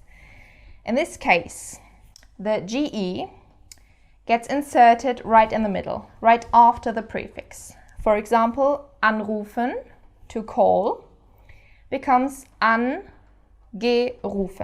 angerufen. And this goes for all the separable verbs. The ge for the past perfect, for the present perfect goes right after the prefix. Then we have those verbs who also have certain prefixes but are not separable, which are all the verbs that start with be, ent, or ver. For example, begrüßen, to greet. In this case, the participle is begrüßt, no ge here. Or versprechen, to promise, past participle versprochen. Or entkommen, to escape, entkommen, which remains the same form in the past participle. So in the end, there are a few rules, yes, but in the end it comes all down to learning them by heart, because many of them are quite, different from their normal form, so yeah. But the general rule is perfect is the main tense to express the past, except for those few exceptions which we will get to in another lesson when we are talking about the imperfect, the other past tense. And yeah, that's it for this lesson. So many new things to learn, and thank you for listening, and I see you in the next lesson. Tschüss! Hallo und herzlich willkommen zu Lektion 29. In this lesson, I'm going to talk about gerunds, which in German don't exist, and in English we find in the ing form of verbs. So going, sleeping, cooking, knowing, these can be gerunds. Okay, as I just said, they don't exist in German. But what do you do if you want to express something where in English you would use one of these ing forms? In German, what you have to do is to create a subordinate clause. In order to do that correctly, you have to understand why you are using this form in English. So what is the purpose behind it? Because English is a bit easier grammatically than German, and often things are put together in one form, and from the context everything gets clear what it really says. So I will give you one example that makes this a bit clearer. By studying hard, one can become successful. By studying hard, one can become successful. So we have this by, then the verb with the ing form. So we have to understand what it really says. If we have by doing something, this verb becomes the instrument. So only if we do this, if this is done, when this is done, by doing it, through doing it, something else can be achieved or something else happens. So in German, the most common translation for by plus verb plus ing form is the conjunction in dem. In dem, one word, in dem. Okay, so the sentence I just gave you, by studying hard, one can become successful, I would translate as, indem man viel lernt, kann man erfolgreich werden. Indem man viel lernt, kann man erfolgreich werden. Okay, so in English, by studying, we don't have a person in this, it's general. We don't have I, you, he, she, it, or whoever. So it's a not definite person. In German, for this case, we use the little word man. Indem man, by learning, indem man viel lernt, kann man erfolgreich werden. The man then we have in the main clause as well, where in English we have one. So it's something that's not specified. We don't know who is being talked about, it's because it's just in general. Okay, so indem is a very, very important conjunction to know. Of course, you could also find other solutions to this. you could say, for example, wenn man viel lernt. Wenn man viel lernt, kann man erfolgreich werden. But if you were to translate this back into English, this might come up with something like an if clause. If you study hard, you can become successful. So it changes a bit. So generally what I'm trying to tell you is the word indem is very, very useful for whatever by plus in clause you are using. Okay, so that's basically it. So you have to be aware there is no gerund in German. What we do have is the present participle. You might be more familiar with the term past participle, but gerund in English is also grammatically, it can be seen as a present participle, as in I am going, because it's a participle but in the present. To remind you, past participle would be I have gone. Gone is the past participle, going is the present participle or gerund. We also have this participle in German, which for our verb lernen, which we just had, would be lernend. So there might be some weird sentences in which you encounter this form, so be aware it exists. But in normal spoken language, you wouldn't use that under any circumstances. So you always have to use some form of subordinate clause in order to express ing forms in English. Okay, so I hope this is a bit clear. It's not one of the major important things to know, but be aware of this word indem and try to use it whenever you encounter an ing form. I'm still not too clear about the ing form. For example, if I want to express I am really going, now present continuous ing using going. That's present continuous. We have talked about that in one of the other lessons. Okay. When in German we only use the word gerade. Ich gehe gerade, I am going. Oh yes, That's gerade. different. That's why I said in English sometimes the same forms are used for so many different things. That's why you have to understand what you are really saying by using this ing form. Right, yeah, gerade, now remember. Yeah, Gerade so you have to know why you are using that form. So it makes it a bit tricky to translate into German sometimes, because in English is very simplified. It's a very simple language compared to others, grammatically speaking. So the German language is quite specific in very specific, so you have grammar to understand terms. why you do what you do in your own language in order to convey it correctly in the German language. But you will get used to that in the process, and yeah. Okay, so that's it. I hope you have a general idea of what I was talking about, and yeah, I will see you in the next lesson then. Thank you for listening.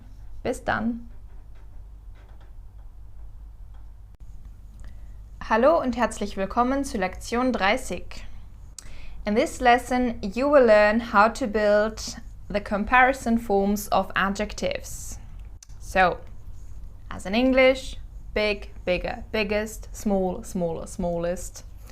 This is what we are going to talk about. So, let's start with something regular, sort of regular, because it is a bit tricky here in German again, because it's a tricky language. Okay, so big, bigger, biggest. Let's start with this adjective. Big, you already should know, groß. Groß. So, bigger, größer, größer. So we have a slight change in the stem of the adjective because we have added the two dots on the O, which becomes an Ö. But it's still regular because all comparatives have the ER at the end. So groß, größer, big, bigger. Same as in English actually. ER at the end. Größter, biggest, größter. But this is where it gets tricky, because of course we have three different genders. So größter, größte, größtes, depending whether it's masculine, feminine or neuter. But these are the general forms. Groß, größer, größter, größte, größtes. Or we have the form am größten. Am größten. Groß, größer, am größten. I will clarify this with examples now. So, du bist groß. You are tall. Aber ich bin größer. But I am taller. Aber ist am größten. But he is the tallest. So if we have something like the tallest, we would use am größten. But we could also say ist der größte. He is the tallest. So you basically have a choice if you want to use am größten, always with the n, am größten, no matter what gender it is, or der, die, das größte, der größte, die größte, das größte. Okay. So, other adjectives. Let's take those that are in English irregular.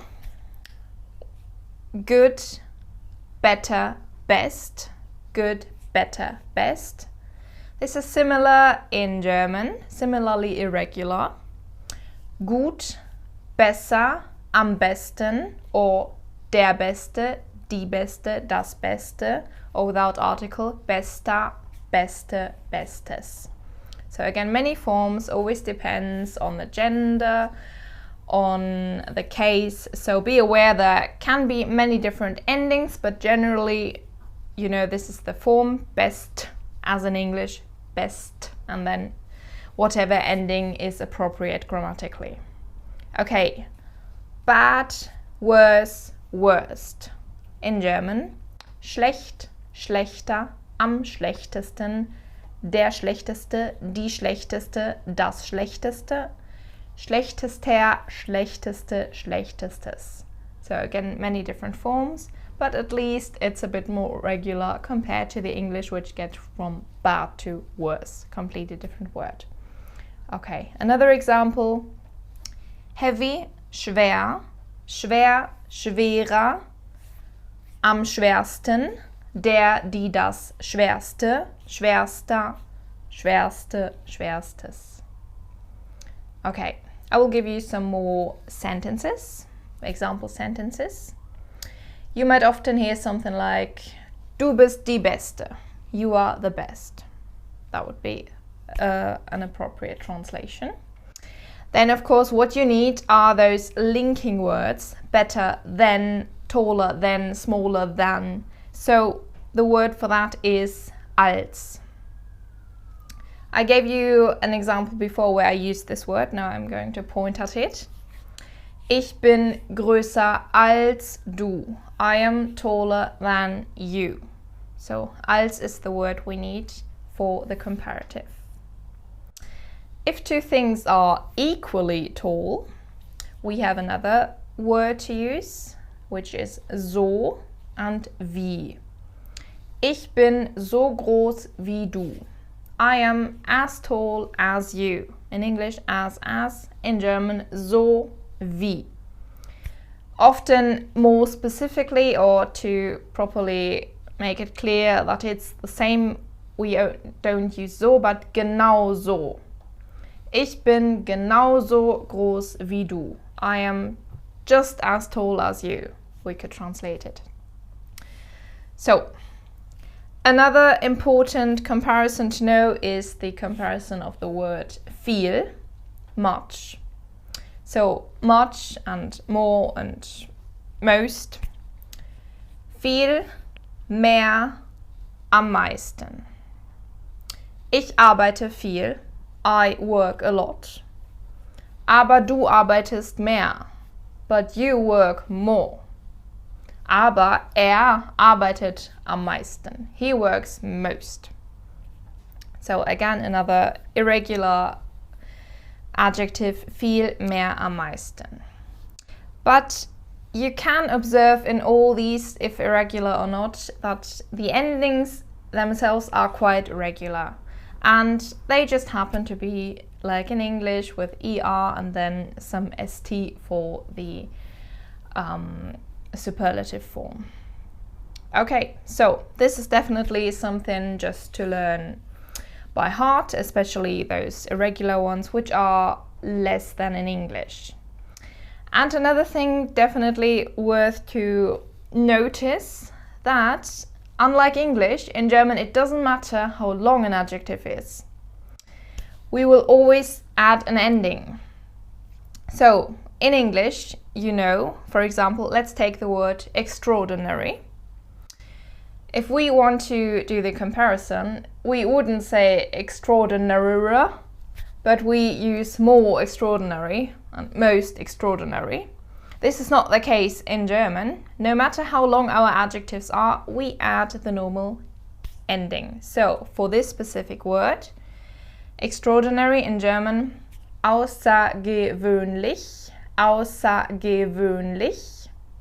Comparative, außergewöhnlicher, and am außergewöhnlichsten, der, die, das außergewöhnlichste, außergewöhnlichster, außergewöhnlichste, außergewöhnlichstes.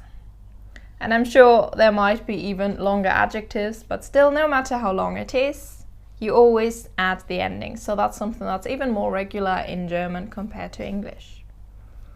Okay. Also, manchmal ist Deutsch einfacher als Englisch. Manchmal ist Deutsch einfacher als Englisch. Sometimes German is easier than English. Vielen Dank. Thank you very much for listening. And I will see you in the next lesson, which will be the last lesson. Bis dann.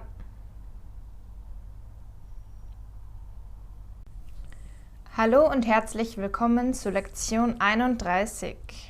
This is our last lesson, and in this lesson we are going to look at the past tense in German, which is either called imperfect or Präteritum.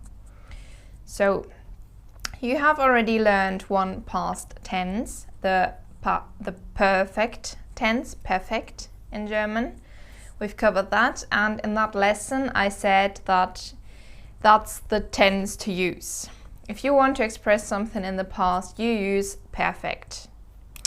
Okay, but there are certain verbs which we generally use in the imperfect and not in perfect.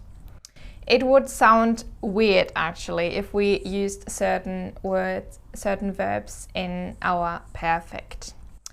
These verbs are mainly the verb to be and to have, sein, haben, and all the modal verbs.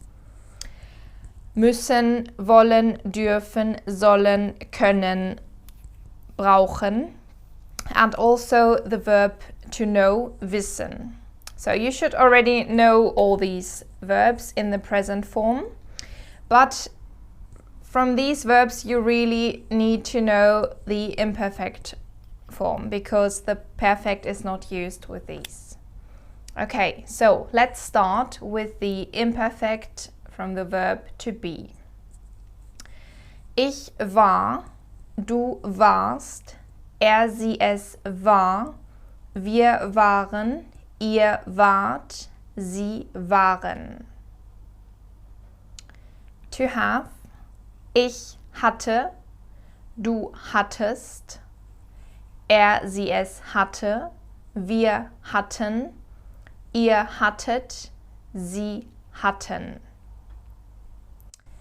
To can, to be able to, können. Ich konnte, du konntest, er, sie, es konnte, wir konnten, ihr konntet, sie konnten. To want, wollen. Ich wollte, du wolltest, er, sie, es wollte, wir wollten, ihr wolltet, sie wollten. To have to must, müssen. Ich musste, du musstest, er, sie, es musste, wir mussten, ihr musstet, sie mussten. to should, sollen, ich sollte, du solltest, sie es sollte, wir sollten, ihr solltet, sie sollten. To be allowed to, dürfen. Ich durfte, du durftest, sie es durfte, wir durften, ihr durftet, sie durften. To need, brauchen. Ich brauchte, du brauchtest, sie es brauchte, wir brauchten, ihr brauchtet, sie brauchten. To know, wissen. Ich wusste, du wusstest, sie es wusste, wir wussten, ihr wusstet, sie wussten.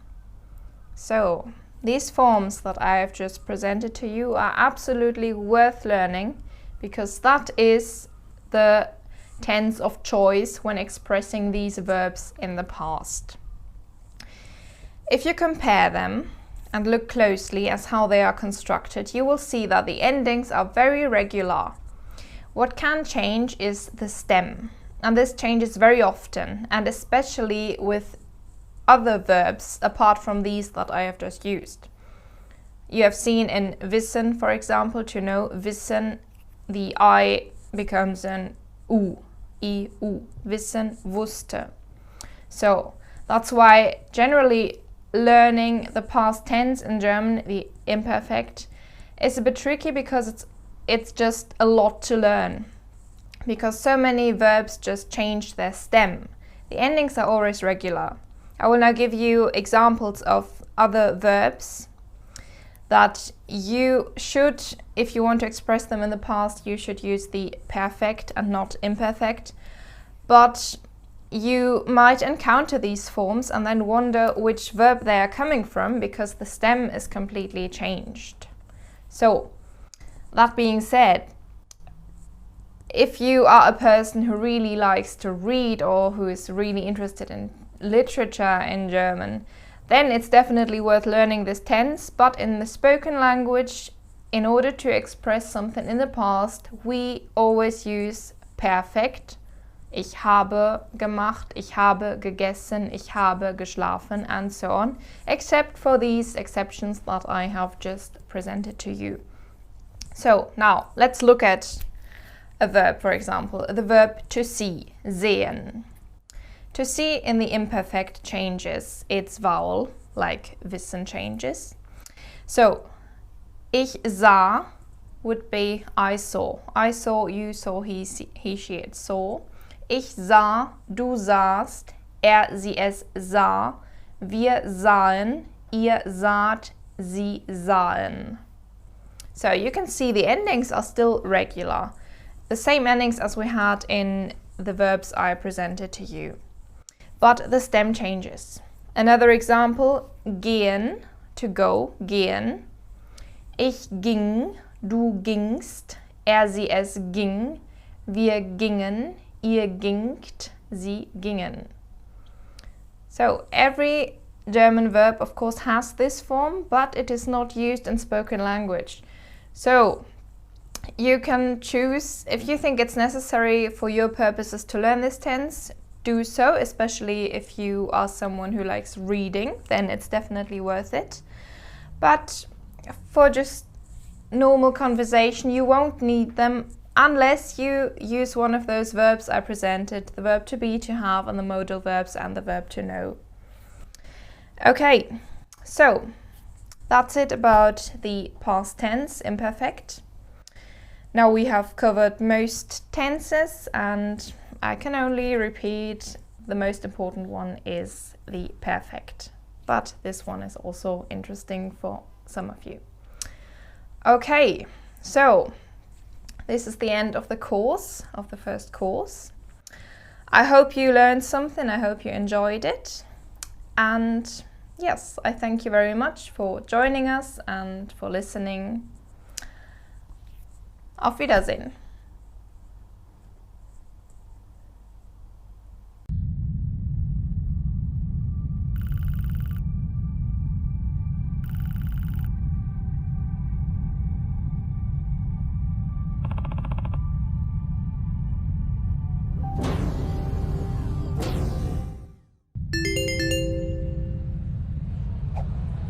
Bist du schon da? Ich kann dich nicht finden.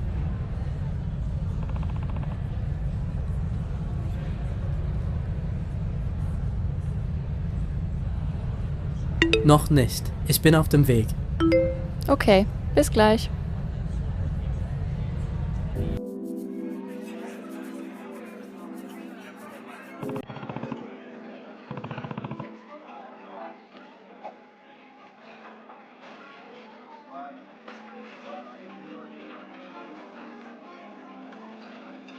Ich bin jetzt da. Wo bist du?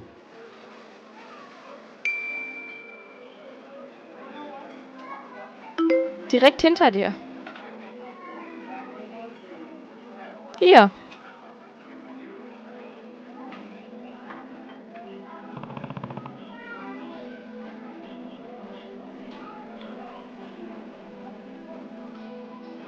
Entschuldige die Verspätung. Kein Problem, aber zu spät kommen ist nicht sehr deutsch.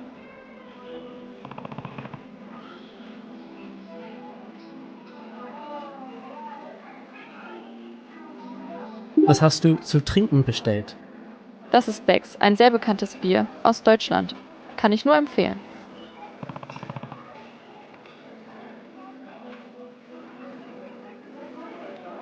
Ein Becks bitte.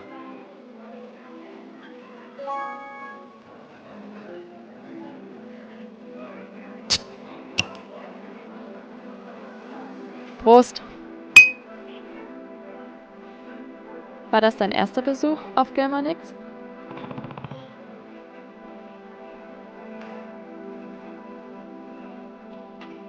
Ja, das erste Mal. Und, gefällt es dir hier?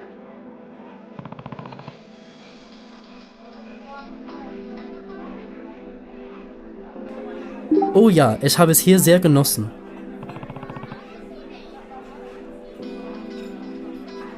Bist du Studentin? Ja, ich studiere Medizin. Meine Eltern sind auch beides Ärzte.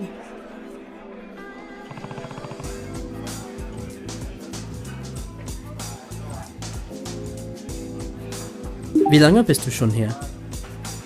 Ich bin hier geboren und groß geworden.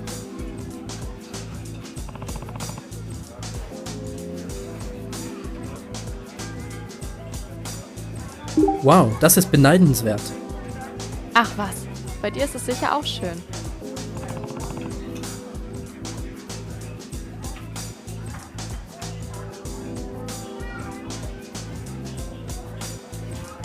Ja, definitiv. Du bist jederzeit bei mir willkommen. Oh, wie lieb. Danke. Ich bin lang nicht mehr verreist. Reist du viel?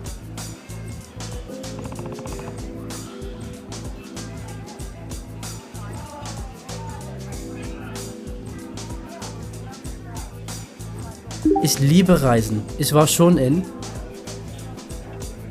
Na, du bist ja ordentlich rumgekommen.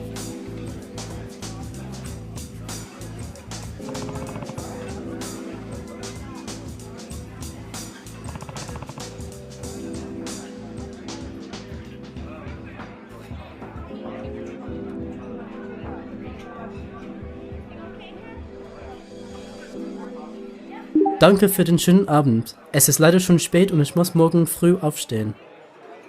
Oh, fast Mitternacht. Die Zeit ist wie im Flug vergangen. Es war schön, so viel mit dir zu quatschen.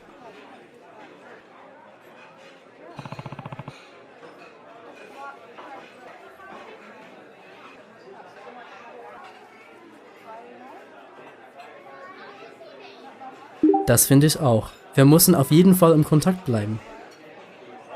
Definitiv. Ich wünsche dir eine gute Nacht und eine sichere Heimreise.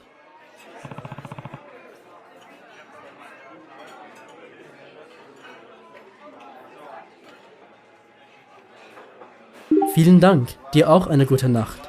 Bis bald.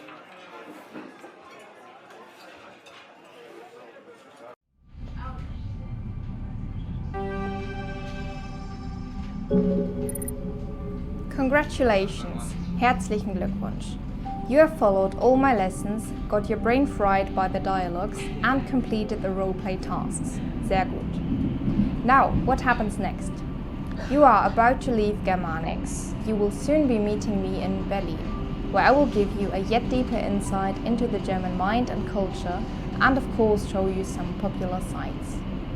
We will also be talking about language learning, and I am happy to share my personal advice with you, based on my own experience with foreign language acquisition. Have a safe journey, gute Reise und bis bald.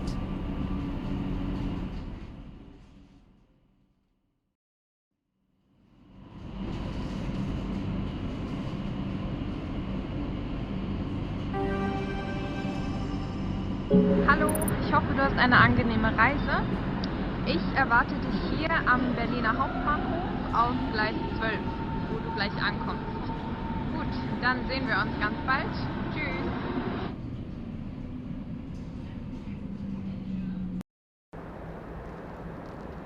Oh, hi, da bist du ja. Schön, dass du da bist. Erstmal willkommen in Berlin. Und wie geht's dir?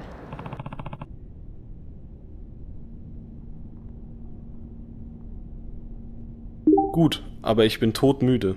Ja, das glaube ich. Gut, hast du Hunger oder wollen wir direkt zu deiner Unterkunft gehen?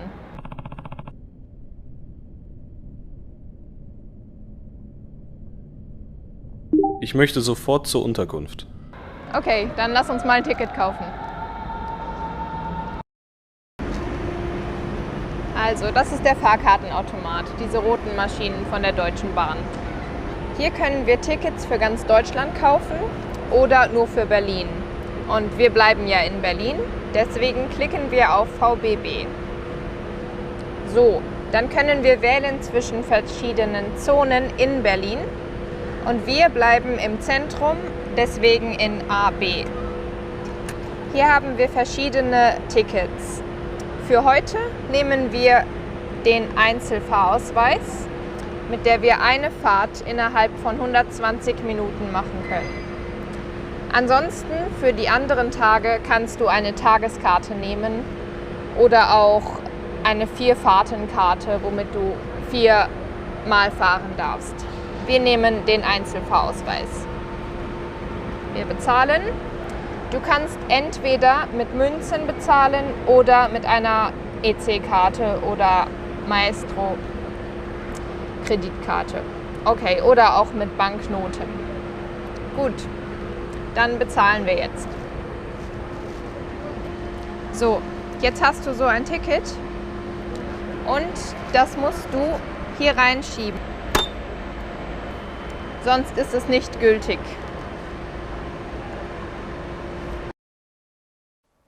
So, da wären wir. Hier ist deine Unterkunft. Ich zeige dir jetzt alles.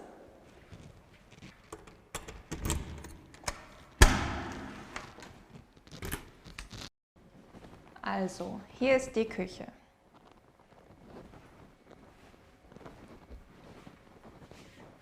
Hier ist der Kühlschrank und hier das Besteck. Hier sind Löffel, Gabeln, Messer. Dann haben wir hier die Mikrowelle. Hier findest du Teller, Tassen und Gläser.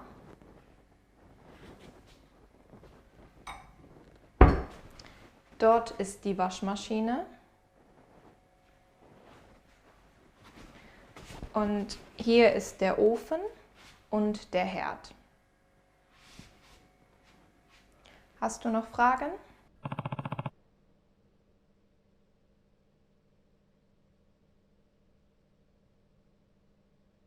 Wie kann ich mir Tee machen? Du kannst damit Wasser kochen. Das ist der Wasserkocher.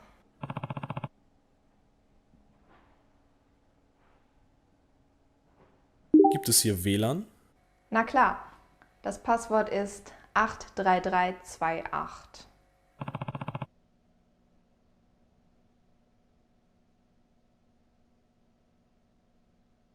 Was darf ich hier nicht machen?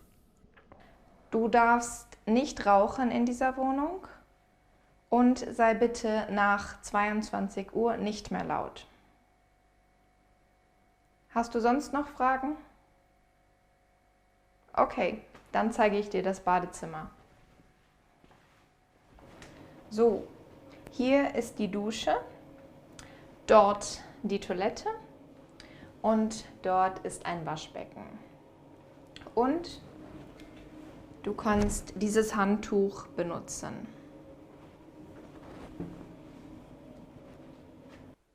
Okay, ich werde dich morgen früh abholen.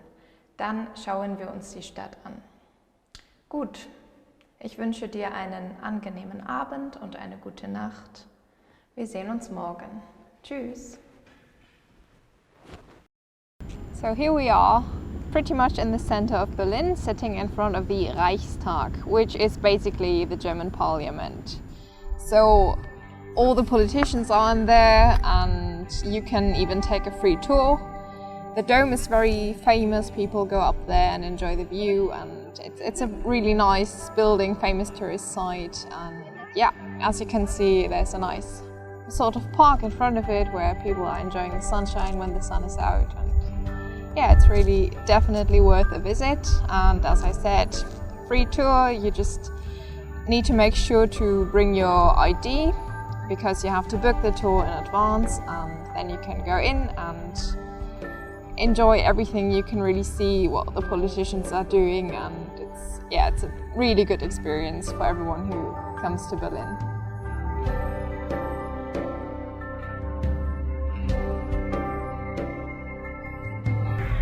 So here we have two very famous sites of Berlin at a very short distance. We have the Berlin Cathedral, the Berliner Dom. This, in my opinion, is one of the most beautiful buildings in Berlin. It is a couple of centuries old and it has suffered a lot in those centuries through all the wars and attacks. It's had to be rebuilt many times, and it even changed its religious affiliation a couple of times, so it's got a lot of history and it's definitely worth to go inside. It's really beautiful. You can even go on top of it and have a look at the nice view. And yeah, it's just lovely and one of my favorite buildings. Then not far from here we have the Fernsehturm, the television tower. This one has been finished in 1969 as a symbol of the city of Berlin. And you can also go upstairs and have a look, and yeah, it's one of the most important attractions, and it's actually the tallest building in Germany and the second tallest in the European Union. So yeah, both of these really, really nice and famous.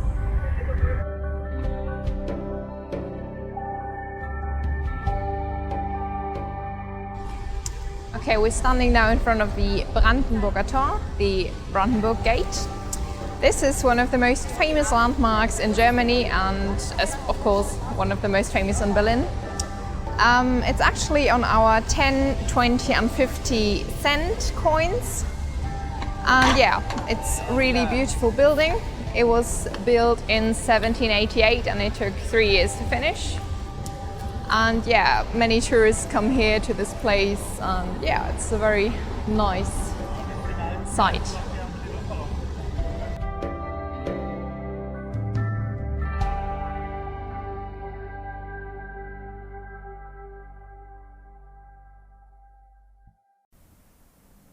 Hello. There is something else, something very German that I think I need to explain to you. And it is about waste disposal, waste separation that is, and recycling, because it's a huge topic in Germany and it can be quite confusing. Some Germans don't really care about it, but others can be really passionate about it. And sometimes if you get it wrong, they might actually be a bit angry, or in the worst case, people might get fined for getting it completely wrong, because there are actually some bin checks sometime. However, we have 4 general different types of garbage. Let me explain them briefly to you. The first thing is paper. So everything made of paper, if it's books, newspaper, whatever, you bin into the paper bin, of course.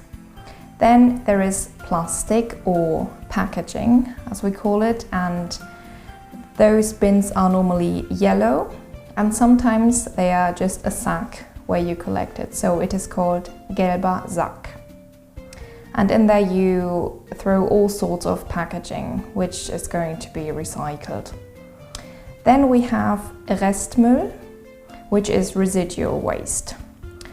That includes all sorts of things, and the list can be really confusing, but normally it's actually written on the back of it, just to be clear, and generally you would throw in there which is not paper, not packaging, and not organic waste, because for the organic waste we have the Biomüll. So everything that decays goes in there, like your food rests or even some hair and stuff, or some leaves from outside, everything goes in there. So, but then what do we do about bottles? Bottles could be considered packaging, but no, they're not. There are only a few bottles you can actually throw in the bin. These, for example, have to be returned to the supermarket. Well, they don't have to, but you should, and it's actually worth it because you get some money for it. So I said some of them can be thrown away because you wouldn't get money back, but how do you actually know? Well, there is a symbol or a certain word written on the etiquette of the bottles. The symbol is like someone actually returning a bottle, and the word to look out for is Mehrweg or Mehrwegflasche. If you see any of those signs, then you have paid for it, so you can get your few cents back by bringing it back to the supermarket. Okay, that's it. I hope it's a good advice for you, and don't get it too wrong in Germany with your waste. Hello, we are standing here in the middle of the Potsdamer Platz in Berlin. I'm going to talk about what not to do and what to do if you're traveling in Germany.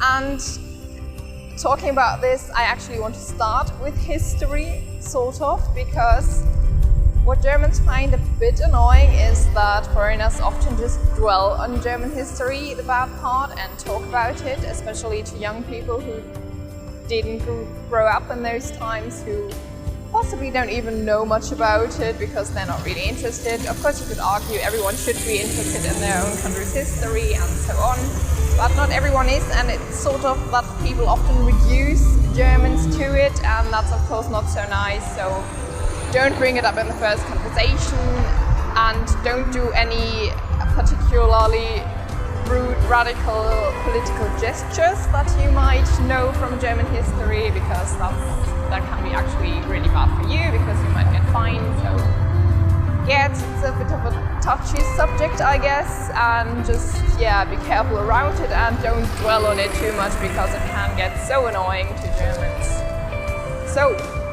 another thing I want to point out, we are here at a really huge crossing. And you can just see how nicely German traffic normally works. And that is because Germans actually respect all the traffic rules. Of course, not everyone, not all the time. But you can see all those traffic lights, and people do not jaywalk in Germany normally. And you really shouldn't, because also you might get fined. So sometimes, even if there's no car coming, you will see 10-15 Germans standing at the traffic light waiting for it to go green. No one will disrespect that rule, because we all know you shouldn't. Another thing is, there are loads of bike paths in Germany. People like being on the bikes, especially when everything is flat, and as a pedestrian you really should be careful not to walk on those, because they might just run you over and then it's your fault. And same goes for bikers. They really should only ever use the bike path. If there is no bike path, then the street, but never on the sidewalk or where normal people walk. That's very important. Also in pedestrian zones in the city center, you really shouldn't be on your bike, and again, you might get fined if you do. So another thing I want to advise you in Germany is to really be on time. When a German tells you a time, he'll be waiting there, well, normally 5 or 10 minutes early, because then he can make sure that you don't have to wait, because having people wait is just somehow rude and disrespectful. So when they tell you a time, make sure to be there, plan in advance. There could always be unplanned things, and you sometimes you just get blocked in traffic or something. So you just calculate that in all your planning and make sure you're not late, because the Germans are not late and it's just rude and you shouldn't. So that might not be the best start, especially when you meet someone for the first time. First impressions are important, so please be on time. Another advice I want to give you for Germany is to travel with cash and not rely on your credit card or any other bank card. Most Germans actually pay in cash, especially when it's only small amounts. Some supermarkets will only accept a card if you reach a certain amount, and credit cards are a bit tricky because Germany seems to be one of the very few countries who don't really use them, which is not necessarily a choice, or it's not that Germans prefer to always pay in cash. It's actually, we have quite high bank fees, and so not everyone is eligible to have a credit card in the first place. So it's just generally a lot easier if you travel with cash and pay everyone in cash. Okay, so I hope you found these little tips helpful, and just be careful in Germany when you travel around. You might get into trouble or you might get fined. And now, have fun in Germany. Hello, we are seated here in the famous Sony Center in the middle of Berlin. But I'm not going to talk about this place today. Instead, I'm going to talk about my opinion on language learning in general and my personal advice on it. So, first, I want to point out that probably you will have been exposed to the standard way of teaching and learning, which is, in my opinion, not a natural way and not a very effective way. In schools and universities, they normally bombard you with grammar, which of course we also have done a bit in the course, but you don't really get a natural practice, and oftentimes, even after years of learning, when you then travel to the place where the language is spoken, you feel yourself completely unable to actually communicate with the locals. So why is that? In schools and universities, you don't really learn a natural way, which in my opinion is the exact way that we learn when we are babies or toddlers. Babies and toddlers, they listen very, very carefully to what their parents are saying, and then they try to repeat it, to imitate it. So your parents, when you're very small, will say some words to you, they look into your face, they will say it slowly and repeatedly, and you, as a baby, you try to repeat it, and you look at their facial expression, at how their lips are moving, and imitate it. It won't work right away. That's why babies' words often sound a lot different. But if you just keep repeating and repeating, someday you'll get it right. Otherwise, none of us would be able to speak. So you should practically do the same as an adult. You should listen to how people say stuff and repeat. And the grammar then sort of tags along, because no baby ever studies with a grammar book or something. So the brain is very, very effective, and it just works meaning out. So because we just have to be able to understand what people say, because we rely on human communication, and we should make good use of that part of our brain, this instinct to communicate, this basic biological urge. So as an adult, of course, you have your life, you're already able to communicate, and you can learn with books and stuff. And of course it's important to learn grammar, because basically we are not babies, we can't do it exactly the same way as babies do it most of the time. So what can you do? You should just expose yourself to as much of the foreign language as possible, spoken by natives, and don't focus too much on grammar. So you just listen very carefully to what people say. You can do that either by just really being around foreigners that speak your foreign language, or you can listen to radio, listen to music, listen to the TV. In the beginning you won't understand much, and that's completely fine, because our babies and toddlers, they don't understand much of what we are saying. But if we're just getting exposed again and again and the same words show up and the same patterns show up, and patterns are grammar, so the brain just works it out. Your brain somehow works out the meaning behind it, and if you then repeat it, and you will get a response. You try it out. So you heard some expression so many times, and then you just go out and try it. And yeah, the response from the person you're talking to will tell you if you got it right or not. And if you don't get it right, no problem, you just keep doing. So that's the natural approach. It can take long, it really depends on your life circumstances. Of course, when you can actually travel to the place and be completely surrounded by your foreign language, that's ideal. Especially when they don't speak your language and you are forced to learn, because that's also the thing, babies are just forced to learn it, so they have to, and then we can rely on our biology, and yeah, the brain will just work it out for you. So I hope this view on language learning is helpful for you, and you just try to expose yourself as much as possible. We try to put as much of this natural exposure in our course as possible, so natural expressions instead of textbook grammar style.